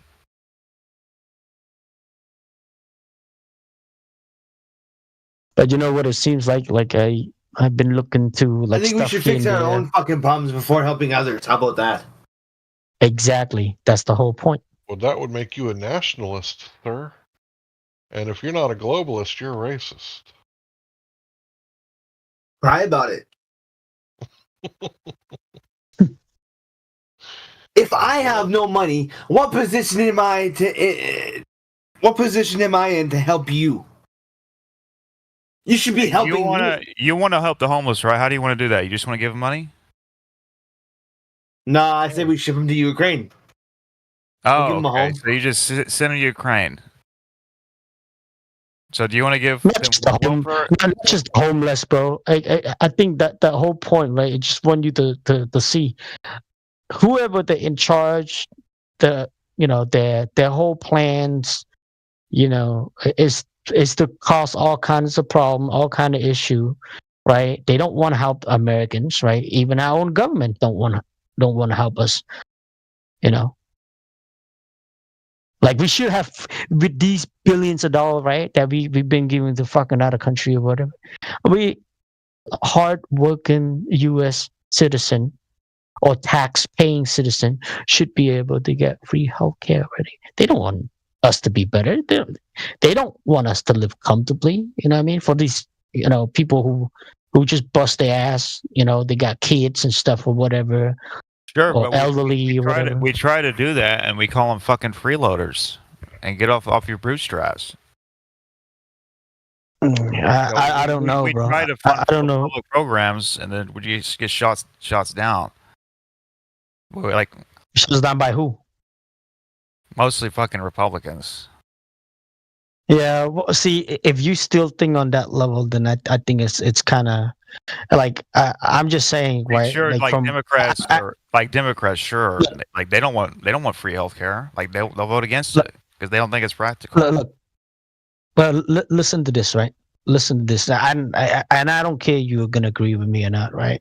Okay. I come to conclusion that this two branches, right? The Republican or Democrats or whatever, right?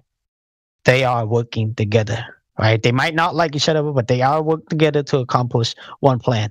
Left wings, right wing, left nut, right nuts, You're whatever, wrong. right? Okay, all right, that's cool. That's why I don't believe in the politician anymore. So, well, you think that it's not a false dichotomy, or you think it's a true dichotomy? Like you either have to pick left or right. Like there's no third option. Like I voted for Kamala, right? Now the difference between Kamala and Trump, a lot of differences that will impact probably not me as much personally, but in the country, of course, there's differences in terms of policy, taxes, foreign policy. I knew Trump was going to win. To say that they're all working on the same, they're all together is crazy. What was her policies that you liked that you voted for? Well, she had an initiative to give. Like, I'm a young person, and she had an initiative to give like $10,000 down payment for first-time home buyers. I like that. I like hers. I agree with most of her stances on abortion, like have it pre Roe v. Wade. Wait, you think she has authority over the Supreme Court? No, but she can codify a law through Congress and the Senate. You realize that's 1/3 of the government, right? She can still pass it through Congress. A bill saying the Supreme Court can just kick it back. She doesn't have authority over the Supreme Court. I mean, the Supreme Court can shoot it down, but like a constitutional amendment or legislation like that can go through. But how did people vote? What do you mean, how did people vote? People just voted against Kamala. I know, but that's not what we're talking about. We're just talking about the process. Well, I don't think she has any authority over the Supreme Court. So she has an agenda that she can lay out that I liked. No, I wasn't the biggest fan of her. I mean, I think she was like a black Hillary Clinton. Like, no enthusiasm there. No, she's Indian, though. She's Indian. She's black. She says so many times. Indian? No, okay, listen. Have you ever seen, like, her old clips and stuff when they ask her? All right? She say, Indian. Right? Like, just straight up Indian. She's the first right? I know she's American and first Asian American vice president. Fuck off. She's not fucking Indian. She's not president either. Well, I guess you haven't looked. I guess you haven't seen it. But yeah, well, you know what? Like, she's not Indian. This topic is. Listen, this topic is not even matter anymore. Yep. Yeah, she's a loser. She's a giant loser. Yep. I mean, the reason why we let you say whatever, it's because nobody's really here, right? But if you interested, let's talk about the Earth itself. Right, because this room right here, 24/7 flat Earth Discord. Yeah, you're right. If you have any, we went off on a tangent. Yeah, bro. Like this the whole politics stuff. Look, I'm gonna say the last thing, and then we'll move on. Right? I come to conclusion. There's no politician or man or female out there gonna come to save us. Only us can save us. People like you and I, that we have friends and family, good friends or close friend. That can help each other, right? But there's no man, no women out there gonna come save us. Just remember that. Hold on, I got two things to add. Christ is gonna save us, and actually, the Supreme Court is about to issue a ruling awarding Kamala Harris at least 34 more electoral votes, and possibly more, potentially overturning the election. That's not good. Google Kamala Harris Rule 34 to find out more. Yeah, only God can save us on that part. There's no man and women out there gonna come save us. Put it that way. 34. Fuck off. Google Kamala Harris Rule 34 to find out more. Off. That's a pretty good troll, I have to admit. I'm playing video games. I did not Google Rule 34. No, seriously, I'll show you. I'll share my screen right now. You already deleted your history. It's okay. I No, understand. bro, I'm in the middle of something. Watch, I'm gonna show you. Wait, why are those links purple? Why are those links purple, dude? What just happened? What are you on my playing? screen? Age of Empires. Oh. I never actually played this before. I'm a Civ guy. Civ 7 is sick. You see the trailer for it? Uh-uh. All right, Dude, fellas. You still playing that game, huh? The water's flat, dude. Yep. All right, fellas. I'm gonna get out of here. Nice talking to you. Oh, you don't want to talk about the Earth, man? You can stay around. Talk about the Earth, bro. The Earth, bro. I mean, I don't even care enough to get into this subject, to be honest. Okay, all right, cool, man. You'll know Well, you'll I'm not lose. gonna stop you. You have, Yeah, you don't want to be here, you, so you it's have good. like a All good. 99.9% chance of winning me over. Oh, I so mean, you're a bigot. not winning me over. Fuck. You're a bigot. You're a close-minded bigot. Well, I'm not gonna hold you up, bro. You don't want to be here and talk about the Earth, then so be it, man. Have a good night, bro. All right. Just See you remember, later. flat earthers are more open-minded than you are. Open-minded enough to pull your brain out of your fucking skull. Now my brain's still in my skull. You heard me have an intelligent conversation with you. I think I did a pretty good job at stringing my sentences together and making arguments coherent without any Right. logical fallacies. So my brain's Yes, still there. yes, you were, Larry. I made But you can logical still be batshit crazy. You can be 100% sane on the outside, but you can still be fucking insane. Why so serious? Well, at least I didn't vote for a slumlord or a DA. Who did you vote for? Oh, damn. That one hit hard, bro. Nobody. He didn't vote for nobody. Yeah. I vote for Jesus Christ. There you go. I'm a monarchist. Yep. Yeshua HaMashiach. I believe in the king. Christ is king. Nah, he ain't real. Well, I hope you come back, bro. I hope you come back whenever you're ready to talk about this topic. But we're not gonna hold you up because I know you don't want to stay here and talk about this topic. So have a good night. All right, I love you. Love you too.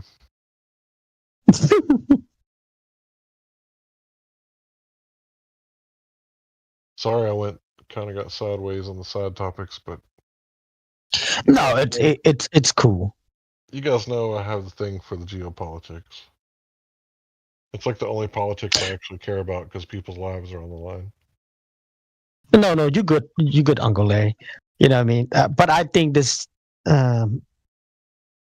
there's no point, with this dude. Like, we've been talking, for a while already with the whole war and stuff and the politics and stuff. So, I feel like it's time for him to just, it's time for me to jump in and cut it off and talk about the Earth. You know what I mean? Because he doesn't get it. He doesn't get it at the moment. Dude, if he voted for Kamala, there's a lot more that he doesn't get. I mean, I feel bad enough for people that voted for Trump, but at least I can kind of see why they got tricked into doing it. Trump will usher in the Antichrist. And that plays into Project Bluebeam. The rapture should be happening probably, I would say, next year sometime. Because we're getting close to the 2030 agenda. And they're going to cover up the rapture with Project Bluebeam. Look at all the disclosure that they're talking about in Congress. You had me till you said rapture. Well, how else, if the world's flat and millions of Christians disappear worldwide, and the government comes out and says, aliens did it, who are you going to believe? The flat earthers that told you the truth? Or are you going to touch the fucking government? Can I read some scripture with you, brother? Go ahead. Give me just a second to look it up.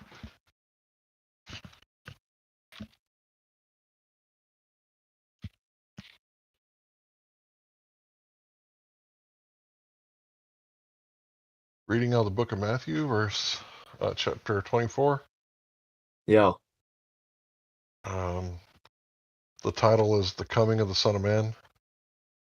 So this is after they asked him, on the Mount of Olives, tell us when will these things be? What will be the sign of your coming at the end of the age? Right? And he starts monologuing, and then you get down to verse 29. Immediately after the tribulation of those days, the sun will be darkened, and the moon will not give its light, and the stars will fall from heaven. So much for the globe Earth model. And the powers of heaven will be shaken. Okay, so it's chronological. Then will appear in heaven the sign of the Son of Man, and then all the tribes on earth will mourn, and they will see the Son of Man coming in the clouds of heaven with power and great glory. And he will send his angels out with a loud trumpet call, and they will gather his elect from the four winds, from one end of heaven to the other.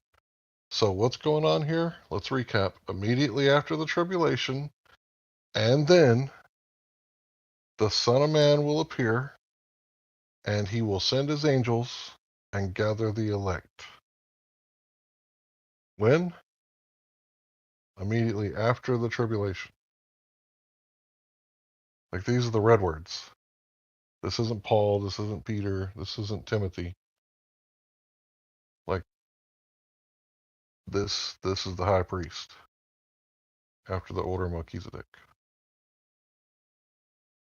So you might have been lied to with the Schofield Bible. The Schofield Study Bible was written by a lawyer, and it's one of the greatest deception of our age. But you don't think that the Christians will be saved before the tribulations?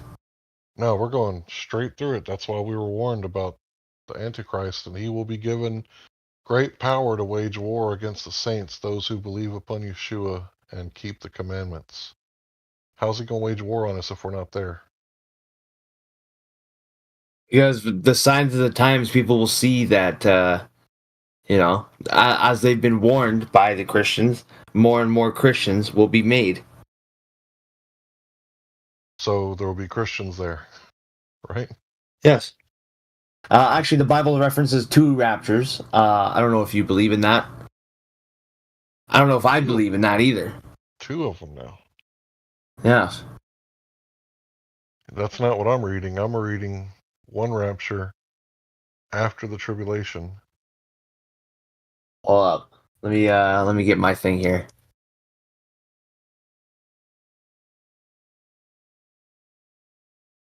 I gotta find it though. It's in my downloads with a million different photos. Dispensationalism, right? It's the belief, that the Israel that's coming right now in 1948 till present time, it's like not going to be the Antichrist kingdom, but I think we all know that the third temple is going to be built where?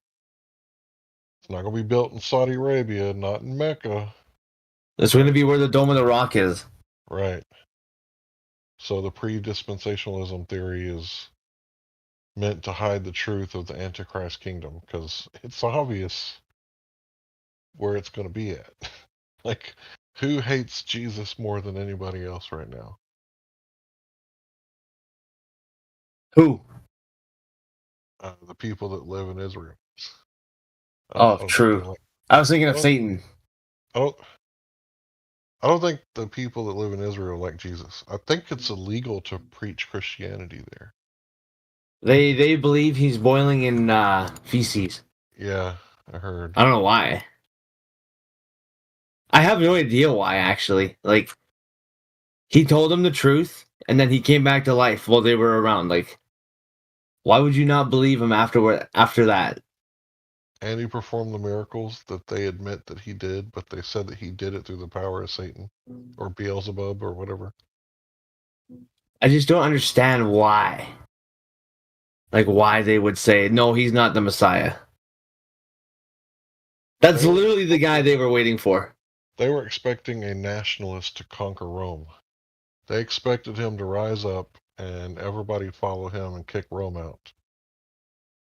But Yeshua's kingdom was different. Yeshua's kingdom was not about nationalism. So here's a quote. Quote, Jesus came to establish the kingdom of God as a radical alternative to all versions of the kingdom of the world, whether they declare themselves to be, quote, under God or not. George A. Boyd, The Myth of Christian Nation. So Yeshua's kingdom is a spiritual kingdom, and the Israelites, or the what was left of the tribes of Israel, or the tribes of Judah, in Judea at the time of his coming, they were expecting a mighty warlord. They didn't realize that it's not about flesh and blood. So I would say that they're going to get that warlord come the second coming. well, it does talk about the angels gathering the elect. I was reading something about the angels today. Enoch. I was like watching the YouTube video. Metatron. I think those are They forgeries say to discredit the original. Go ahead though. I was reading that Metatron is Enoch after he ascended. I'm like, that's kind of sick. So I think the Enoch 2 and Enoch 3, which as far as I know were not in the Ethiopian text, they were later additions to discredit Enoch, because Enoch talks about all the heavenly bodies and the gates and the portals that they go through, and it's a very flat Earth book. So they had to discredit it when they found it, and I think that's how they did it, because I don't believe in all that Metatron stuff, but I am open-minded when it comes to the Book of Enoch. One of the main things I took away from the Book of Enoch is, that makeup thing that women do. They do that little Nike mark on their eye. You talking about the check mark with your eye? Their eye, yeah. It's like cat eye or whatever. I don't remember what it's called. Like a genie. That comes from demons that the angels told Enoch that. Interesting. Not demons, but fallen angels, I mean to say. So when the fallen angels taught women glamour magic, and how to do abortion at the same time, they were go seduce men, get their babies, and kill the babies and do it again. See, nothing's new under the sun. The same thing's going on today. Like Baal is still being worshipped today. So when the blood sacrifices stopped happening in Afghanistan, they had to pick back up in Ukraine, right? Wait, say that last sentence again. When the blood sacrifices stopped happening in Afghanistan, they had to pick back up in Ukraine. Because the evil ones always want blood sacrifice. The evil people, the evil men and women. The misguided conspiracists would think it's because reptilians want their loosh. That's like in the pseudo, like if you were to believe in the globe and believing in reptilians, they're sitting above in spaceships harvesting the negative energies that are on the battlefields. I've looked into it, but there's no proof for reptilians. It's just proof for demons, demonic possession. That's all that is.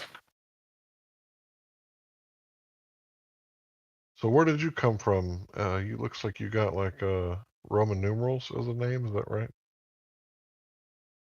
Oh, my name is LC, like Lord Commander. Have we met before? I don't think so. I don't think so either. You're a flat earther though, right? Yes, it's 2015. Oh wow. I keep hearing about all these OGs that I've never met before. I'm the guy who red-pilled John Zerka. John Zerka. I don't know who that is. He blew up on Twitch for being. He kind of started, like, in a way, he kind of started the alpha, the Chad, the alpha male thing, and then, it digressed into toxic masculinity bullshit. Surround yourself with whores and shit. But he still goes on podcasts and talks about Jesus Christ, flat Earth, the government is, the Satanists, etc., etc. So you're a truth seeker. Yeah. So then you're open-minded enough to look at the scripture I showed you and precept upon precept to find out if it's true or not. And you're going to look into the Schofield Study Bible and find out about dispensationalism. I don't know what the Schofield Study Bible is. I used King James. Well, Schofield was a lawyer in the 1800s, and he created this study Bible where it basically tells you how to interpret the two comings of Christ. So the second coming of Christ is supposed to be when he comes back after the tribulation. But they've interpreted the second coming as he's going to come back and then come back again. So that would be the third coming. But the Bible never talks about a third coming. But he confuses people by saying it's a second coming. A second coming. See how that's confusing? Yeah. I posted what I believe in the side chat, like what's gonna happen. Well, you can leave whatever you want, bro. Once Israel gets that peace treaty with Palestine / Muslim nations, I'd say that's when I would say that's the first seal.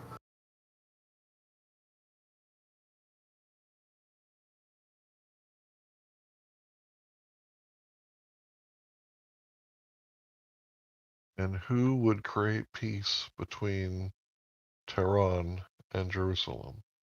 Who would do that? I would say Jared Kushner. That's a good guess. I'll give you that. That's a good guess.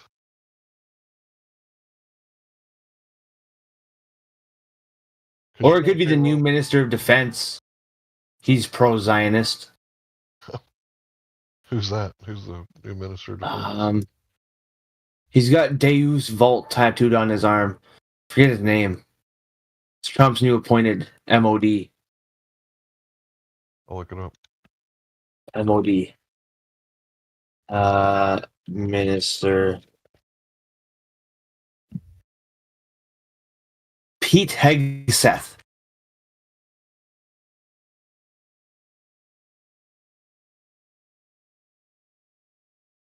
Looking for it, Pete Hegseth.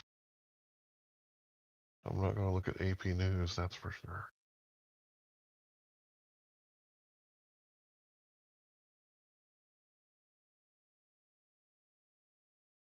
Let's see if we can find out about this guy. This guy.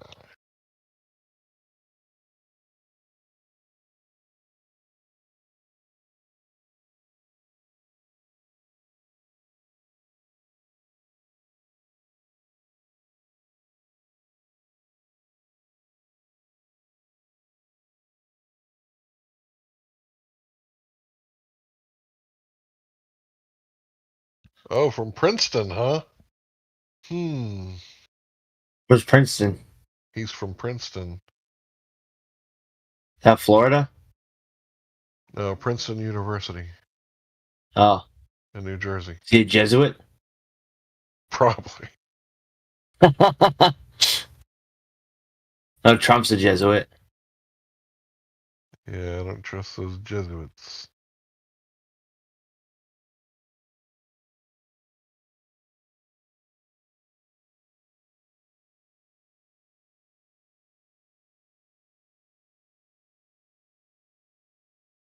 Oh, he wants him to be Secretary of Defense. Defense Secretary. Oh, my bad. I thought minister. So he's SOD, not MOD.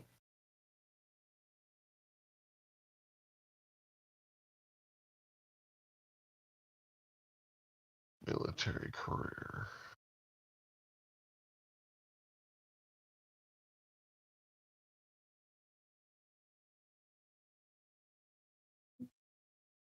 Guantanamo Bay, huh?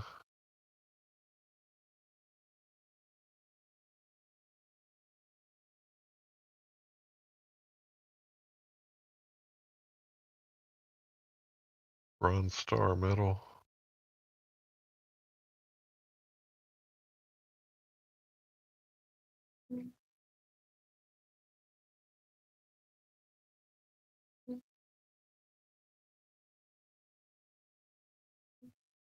Any flat earthers in here? What's up? Yes, sir. Got any questions? Yeah. Why do things fall down? I'm glad that you asked. Lack of buoyant force. Lack of buoyant force. Right. Every object in a medium is going to seek its equilibrium because the relative density between the medium and the object will dictate whether it goes up or down. But you've been told something different, right? You weren't taught specific gravity in high school, were you? Or public school. Yeah. You were? Yeah. So they didn't teach you about Newtonian. They said, look, this is why things go up and down. And they taught you about relative density in school? About relative density? Yeah, that's what specific gravity is. Relative. Oh, yeah. That's what the periodic table's for. Right. It tells you the atomic weight so you know what it's going to do in a medium. And what medium it's in will tell you because of the relative density, right? Okay. Dan, you're hot micing Dan. You might want to mute yourself, Dan. Sorry about that. So you're saying like if object A is less dense than medium B, object A will float up? Correct. So you've been told that it was mass attracting mass, right? But they never mentioned volume, correct? Like all throughout school, right? Yeah. Okay. Well, I'm just trying to get an inquiry into your position on it. Yeah, I'm about to explain it to you. So the way science works is you have a dependent, independent control variables. So your a naturally observed phenomenon in natural science would be water sticking to the ground, right? Well, you've been told that it's mass attracting mass, but if I were to manipulate the gas pressure above the water, it could cause it to boil at low temperature. Sure. And if it boils, you know about the rain cycle, then it's going to go up. So if there was high temperature, like a volcano eruption at the bottom of the ocean, it could cause it to boil and it's going to go up. Why did it go up? Well, the temperature and the pressure both affect the phase change. Now, water is really dense when it's in a liquid form, but in a gaseous state, it's actually very buoyant. That's why the clouds are usually way up high, right? Yeah. So the reason that things go up or down is because of relative density. Okay. And if you have a third independent variable, because I gave you two, as to why the ocean is sticking that you can manipulate while using my two presumed causes as your control variable, so you're not going to manipulate the relative density, but you can make the ocean go up and down like I did. Science has never settled. I'd love to see it. Okay. So do you know about Boyle's law? Give me a refresher. You're talking about B1 equals P2 V2? I'm not extremely familiar or very mathematically literate. Oh, sorry, that's fine. So pressure times volume. So like, let's say you have like, I don't know, let's say you have a balloon and you fill it with air. If you were to squeeze the balloon from all sides such that the volume of the gas was compressed, what you would find is that you'd have your P1 times V1. That's the pressure of the balloon when it's filled up and tied.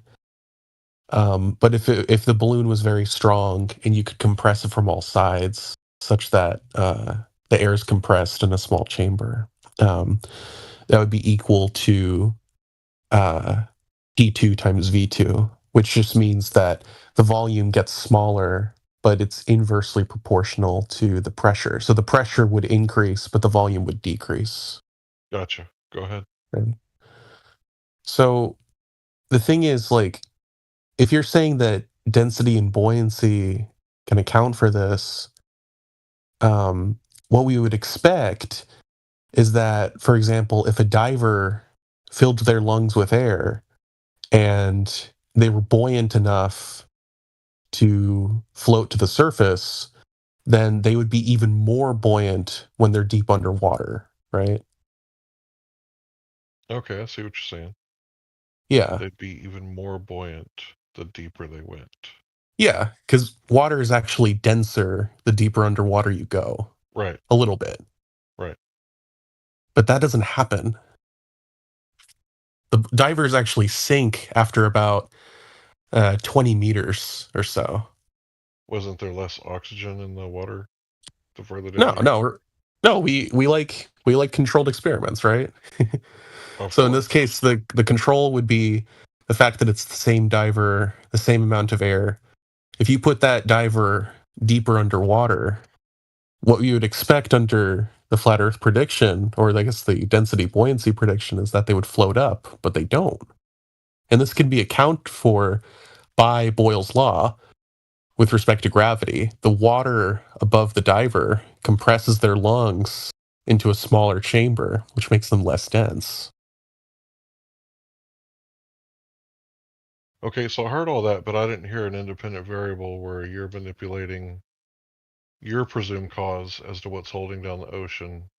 Yeah, the independent variable would be the amount of water above the diver. That's the thing you can control for. The dependent variable would be whether or not the diver floats or sinks, and everything else remains constant. The diver's mass, the amount of air in the lungs, etc. Well, everything else would be the independent variable, which I didn't hear you mention. What would be your independent variable? The independent variable would be the initial height underwater. So you manipulate the height underwater, and that causes the ocean to go up or down? No. You manipulate the height, or I guess height is a weird word. I guess the depth. You manipulate the depth at which the diver is underwater. If the diver is just below the surface, they're pretty much guaranteed to float. If they're not like 2% body fat. And if they're very deep underwater, they're pretty much guaranteed to sink, even if their lungs are full of air. So the independent variable would be the initial depth at which you set them. And the dependent variable would be the vector at which they traverse. Okay, so we've taken it off of to what holds the oceans down to what makes the diver sink or float. Yeah. So you've changed it up a little bit. So we're no longer talking about the cause of the ocean sticking to the surface. So you're talking about something else, and I have to admit, I'm not ready to debate you on this subject because I just learned about Boyle's law. So let me do a little bit of research for like a week, because you know a whole lot more than me at this point. But I would hope that you, over the next week, would look for independent variable that you could manipulate and hold, temperature and pressure as your constants. Control those. No, the pressure would be the dependent variable. What's causing the pressure? What causes the pressure is the amount of water that's above you, right? That water under a gravity model, the water that's above you compresses your lungs, and it compresses the amount of air. So if you imagine the pressure of the amount of water above you, that's the variable that you're manipulating by setting the height of the diver. But what causes the water to be in a liquid form? So In you're a going liquid back to form? that cause. Yeah, water is in liquid form because of high pressure and low temperature. Okay. So the very Let's fact see how that that's water relevant. is, well, that's the thing that we're talking about. What causes things to go up or down, right? Yeah. So in this case, we're talking about water, because that's what you need to have depth of water in liquid form. You have to have high gas pressure and low temperature. Right. But I'm saying that like density and buoyancy isn't going to account for why the diver would sink, especially if the diver is, by all accounts, more buoyant when they're deeper underwater. Well, there's more weight on his head, right? Exactly. But weight is a gravitational invocation. Well, it's the lack of buoyant force. That's what causes weight. Like, How much does a fully inflated beach ball weigh at the bottom of the pool? It doesn't. Yeah, but like what we would expect is that if gravity isn't real, then the beach ball, if you put it, if it's like an indestructible beach ball, right? If you go deep enough, even that beach ball will be a crumpled little grape, because of how much pressure is acting upon it. But that's explained by gravity. It's not explained by density or buoyancy. So And buoyancy yeah, forces also invoke gravity too. Wait, would it be crumbled or would it pop? Well, if it's indestructible, then like it would crumble. But we're talking about the difference between explanation and experimentation. Like I get explanation, but that's not as good or a replacement for experimentation. So when you say that, buoyancy is described mathematically with gravity, like that's not an experiment. That's just a description. Like I could describe how many newtons it would take for Superman to leap over a building with a single bound, but that's not reality. So we need the scientific experiment to be like the head of everything when talking about physics, because physics is a science and not a math. Yeah, I mean, I can give you the formulas involved, and I can probably find an experiment where it does this kind of thing. But Sure, I mean, I'd love to look at it. I mean, I can't wait to learn more about Boyle's law because sure. It's definitely connected to what I'm talking about. Yeah. And I'm definitely open-minded to learn more about it. Sure. So like if this falsifies the buoyancy model that flat earthers propose, would that change your understanding of gravity? Like would that give it any more merit? I don't know that you can debunk relative density. But if you had some other science to look at to back up, the idea of mass attracting mass, and you could manipulate X, Y, or Z, right? And you could see the ocean going up or down like I can with relative density, because I can actually make the ocean fuck off and make the ocean lay down on the surface of the earth again. As you should. Right, because if you're talking about science, you should be able to show what is actually causing the observed phenomenon. The naturally observed phenomenon is the whole point of science. Manipulating that independent variable and showing the effect of the cause.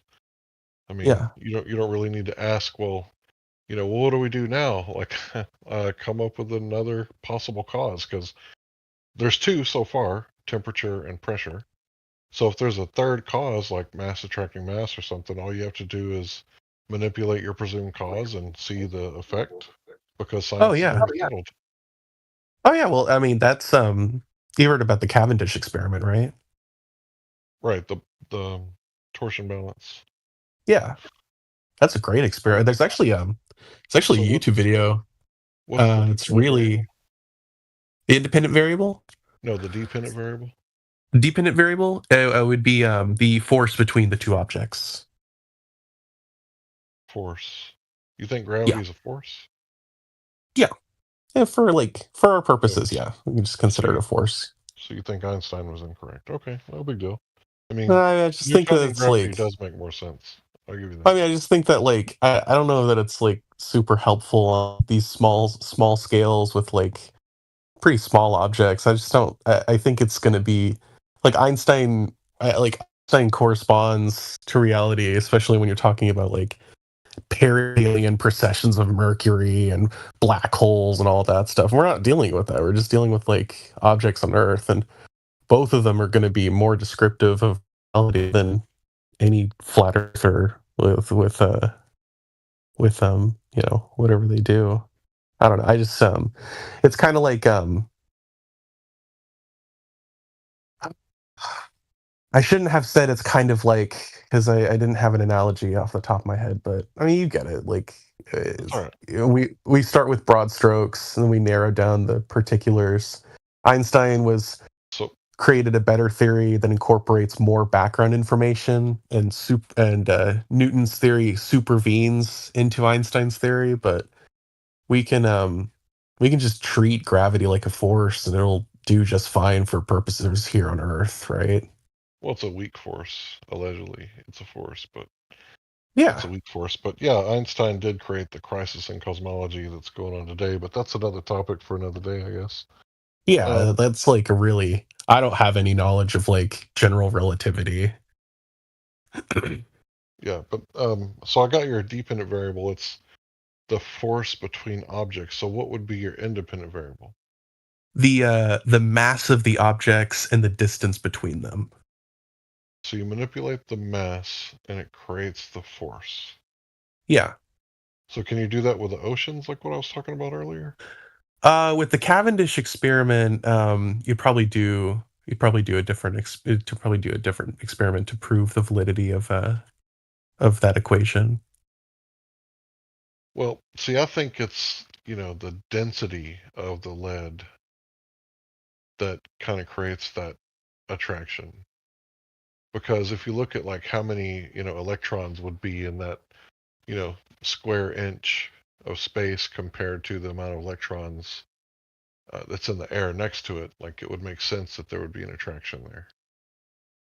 So You see, wait, do you think that it's the density of the object or the charge of the object? Well, I think both are related.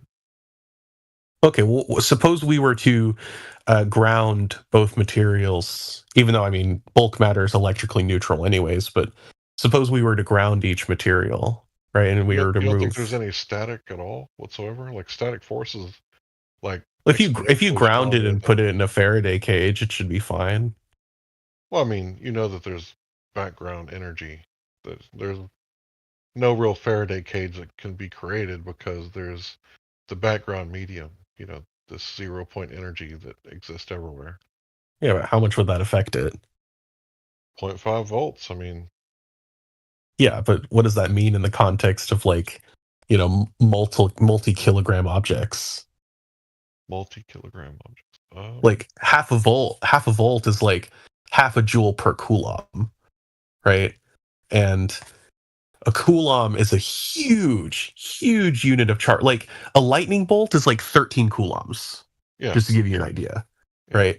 And half a joule, that's nothing. That's moving an apple half a meter of energy. Like that's nothing, So I don't think that would really be like relevant, and Well, we do got to explore all the possible variables and control for them, right? Sure. And one thing that you would have to control for in experiments like this is like noise, right? So let's say you set up like you talking about the fluctuation? Yeah, because because when you set it up, like momentum's conserved, so you impart a tiny force to it, and it sways back and forth because it's on a nearly frictionless, not fulcrum, what's it called? Whatever, spinny thingy. Let's call it a spinny thingy. Very scientific. You let it spin back and forth. You'd probably have to let that noise settle out for as long as you can, or account for it in your data. However you do that, I don't know how to account for statistical noise. I'm not a statistician, but after you account for that, like you'll see that the lead, when it's held next to an object after it's allowed to settle down, like it'll be attracted to the object. And that's only explained by gravity. It's not explained by electrical charge. Well, I mean, explaining something's different than experiment. So you're, saying this effect is caused by gravity, but how do you manipulate gravity? And you said it's the mass, right? And you putting the mass next to the mass and it's oscillating. Every video I've seen on YouTube of, the so-called experiment, they always cut it right when it's like oscillating back and forth, and they don't let the whole thing play out. And I think that's kind of sus because, if what you're doing is legit, you would just let the whole thing play out for everybody to see instead of, cutting it right when the two things are like right next to each other. Yeah, like when we do our experiments, if we do cuts, all the globers are like, see, there's a cut. It's fake. But then when NASA does it, wow, real, dude. Yeah, you Not can true. just look up the video on YouTube. Yeah. You can Have you see seen what this I'm one? talking about. Are you posting? Let's see. Yeah. This one's a really good one.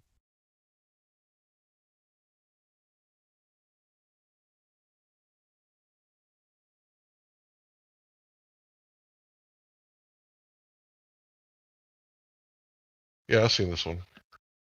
Yeah, that's a good one. That doesn't cut out. That's just, it's like obvious in that video. Right there. It cuts at 14.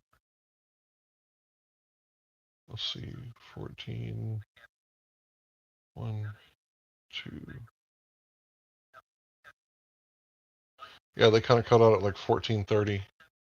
Well, 14:30 is they're like well into the results section at 14:30. The experiment ends at 11 minutes. That's in the timestamps.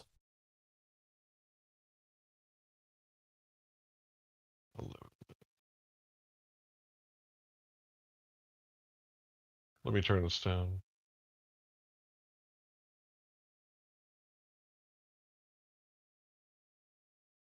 See, he doesn't have all this grounded in a Faraday cage.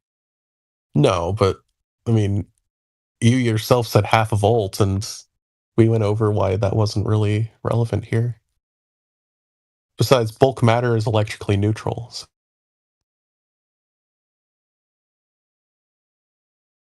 Well, we know that static force is stronger than gravity ever claimed to be, so. Yeah, but like, I don't know. Like you know that like charges distribute uniformly across an object, right? Yep. Okay. So like, are you assuming that the lead is positively or negatively charged? How can I know without testing it? I mean, it just kind of seems like ad hoc to say that, oh well, maybe something else is affecting it, but until you actually demonstrate that, it's kind of just conjecture. So it was already oscillating. He put the bricks down, and it's oscillating, and then he cuts it. He cut it at like 12:05. He never let I mean, you can see he puts the bricks down. He speeds it up to like, I forget how fast he speeds it up exactly, but once he puts those tungsten bricks down, like it immediately, at least within the context of like the sped up video, starts bouncing towards it rather than away Well, it was from already it. oscillating. He put it in the path of oscillation. Yeah, but no, he didn't. That's not accurate. Yeah, you could go back to like 11:50. 11:50. Swing back and forth like a pendulum. Yeah. And then he puts the lead brick right there next to the pendulum swing where it was oscillating. Yeah, so he's doing it from the side. Yeah, it immediately speeds up once he gets the lead bricks up. Yeah, that's like really obvious.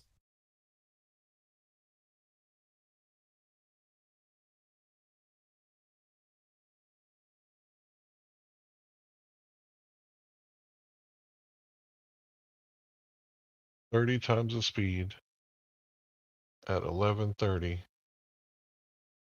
You see it's oscillating back and forth. He's calling it noise. It looks like it's swaying like an inch on each side. And then Yeah. he puts the bricks right where it was swaying at. He actually puts Then he the cuts bricks the down as video. it's moving away from it too. That's the funny thing. Like, why does it seem to then jump back towards the bricks? I mean, we're watching the same video, right? It does seem to do that. I'll give you that. Yeah.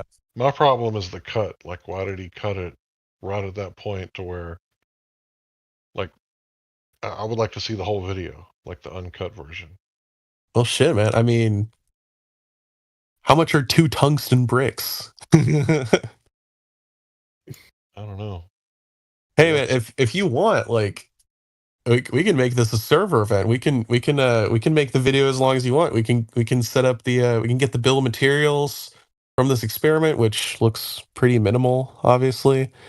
You can hang a rope from your ceiling. You can let the force settle out for a few days or whatever, and let the noise settle out, and then put the 2 bricks on opposite sides of the masses. And we can do this ourselves, right? This doesn't look hard. I'd love to see it. Yeah. Yeah, let's do it. Yeah. I can't do it outside because of the wind. Yeah, Even you if we can do did it inside. we would have to do a cigar test to make sure there wasn't a great deal of airflow. Yeah, sure.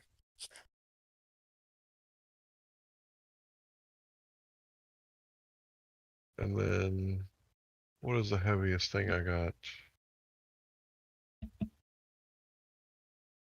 see. Got to be pretty dense. Tungsten is really, I mean, that stuff's heavy. Right. I'm thinking I don't have anything very dense. Got a couple alternators, but that's not really. Yeah, tungsten bricks. Let me see how much those weigh.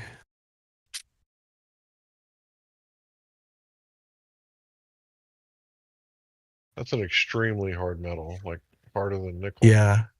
That's harder than your drill bits. Harder than I was in your mom. IVD. Well, my mom's dead, so you must have been. Well, IVD, so I wasn't. It wasn't very hard. Situation, man. What up, Kenny? What's up, Larry? How you doing, He's bro? talking about the. Oh, good, bro. Good. Hope you're doing well. Cavendish. You guys doing Cavendish? Yeah, he's talking about the Cavendish so-called All right. experiment. Hell yeah. Yeah, my problem is that cut, man. I wish the video wouldn't cut right there when, we're looking at the effect happening, and then he cuts so we can't see if it, keeps oscillating. Because the claim is that it's oscillating because of noise, and then when you put the tungsten there, it stops oscillating. But then he cuts the video right at the moment where we need to see if it's still oscillating or not. Yeah, that's kind of. You already see it jumping towards the bricks, right? But it was jumping in that position before the bricks were there. It was moving away from it, and then it sped up towards the bricks as he put them towards it. It did do that, but did it stay towards the bricks, or did it keep oscillating? Yeah, it was getting closer and closer to the bricks. You have a net positive force. You can even see that the amount is, so it would bounce away, but the amount of distance that it would bounce away would decrease every time a little bit. And you only get like 2 periods of it doing that. And I'll give you that. Like maybe he should have done it for a little longer just to really shut up any dissent. But I mean, experiment. In his defense, the experiment takes a while, but we can do this ourselves. How much does a break of tungsten weigh?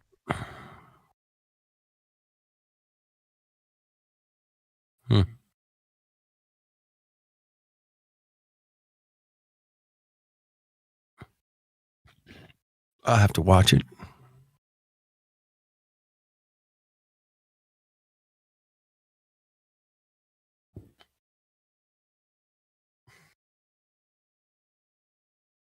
Yeah, I had to watch it a few times too.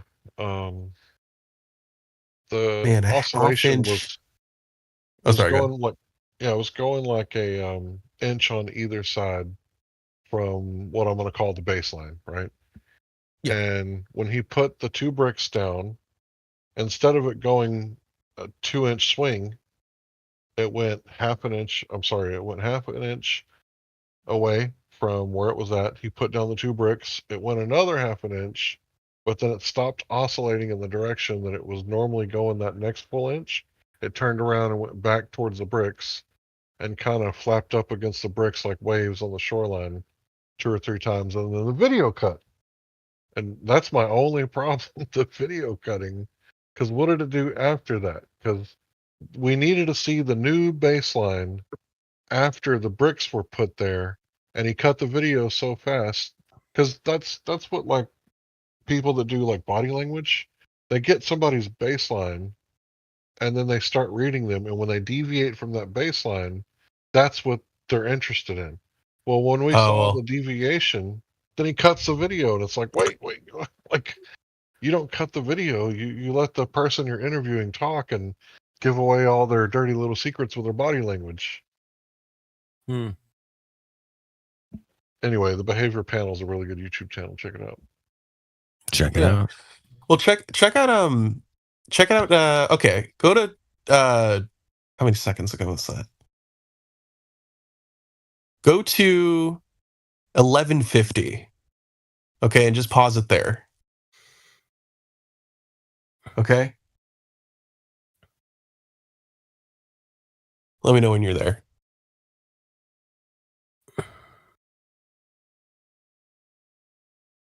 Yeah, I'm there. Sorry, I was muted. Oh, no, you're good. Okay. So right now, right, it's in I forget where exactly. So it's coming back. It's going to the left, and the front object is going to the left in its oscillation period. It should be right around the tip of the timer or whatever, right? Yep. Okay. So it's coming back. Now I'm going at 11:55. All right, and then he places the lead bricks at 11:58. You'll notice he does this as the object is moving away. Right. Then Okay. Well, no, it doesn't. Not quite. Not yet. Right. So no, at its furthest away, it's about at the edge of the clock at 11:58. Do you see that? Yeah. Okay. Then play the video. Okay. And when it bounces the first time, the furthest away it gets is about halfway between the edge of the clock and the brick. Do you see that? At 12 even? Okay. And then when it bounces again, it reaches a little bit further than the halfway point between the edge of the clock and the brick, right? Right. Okay. I'm at 12:03. And then when you see a third time,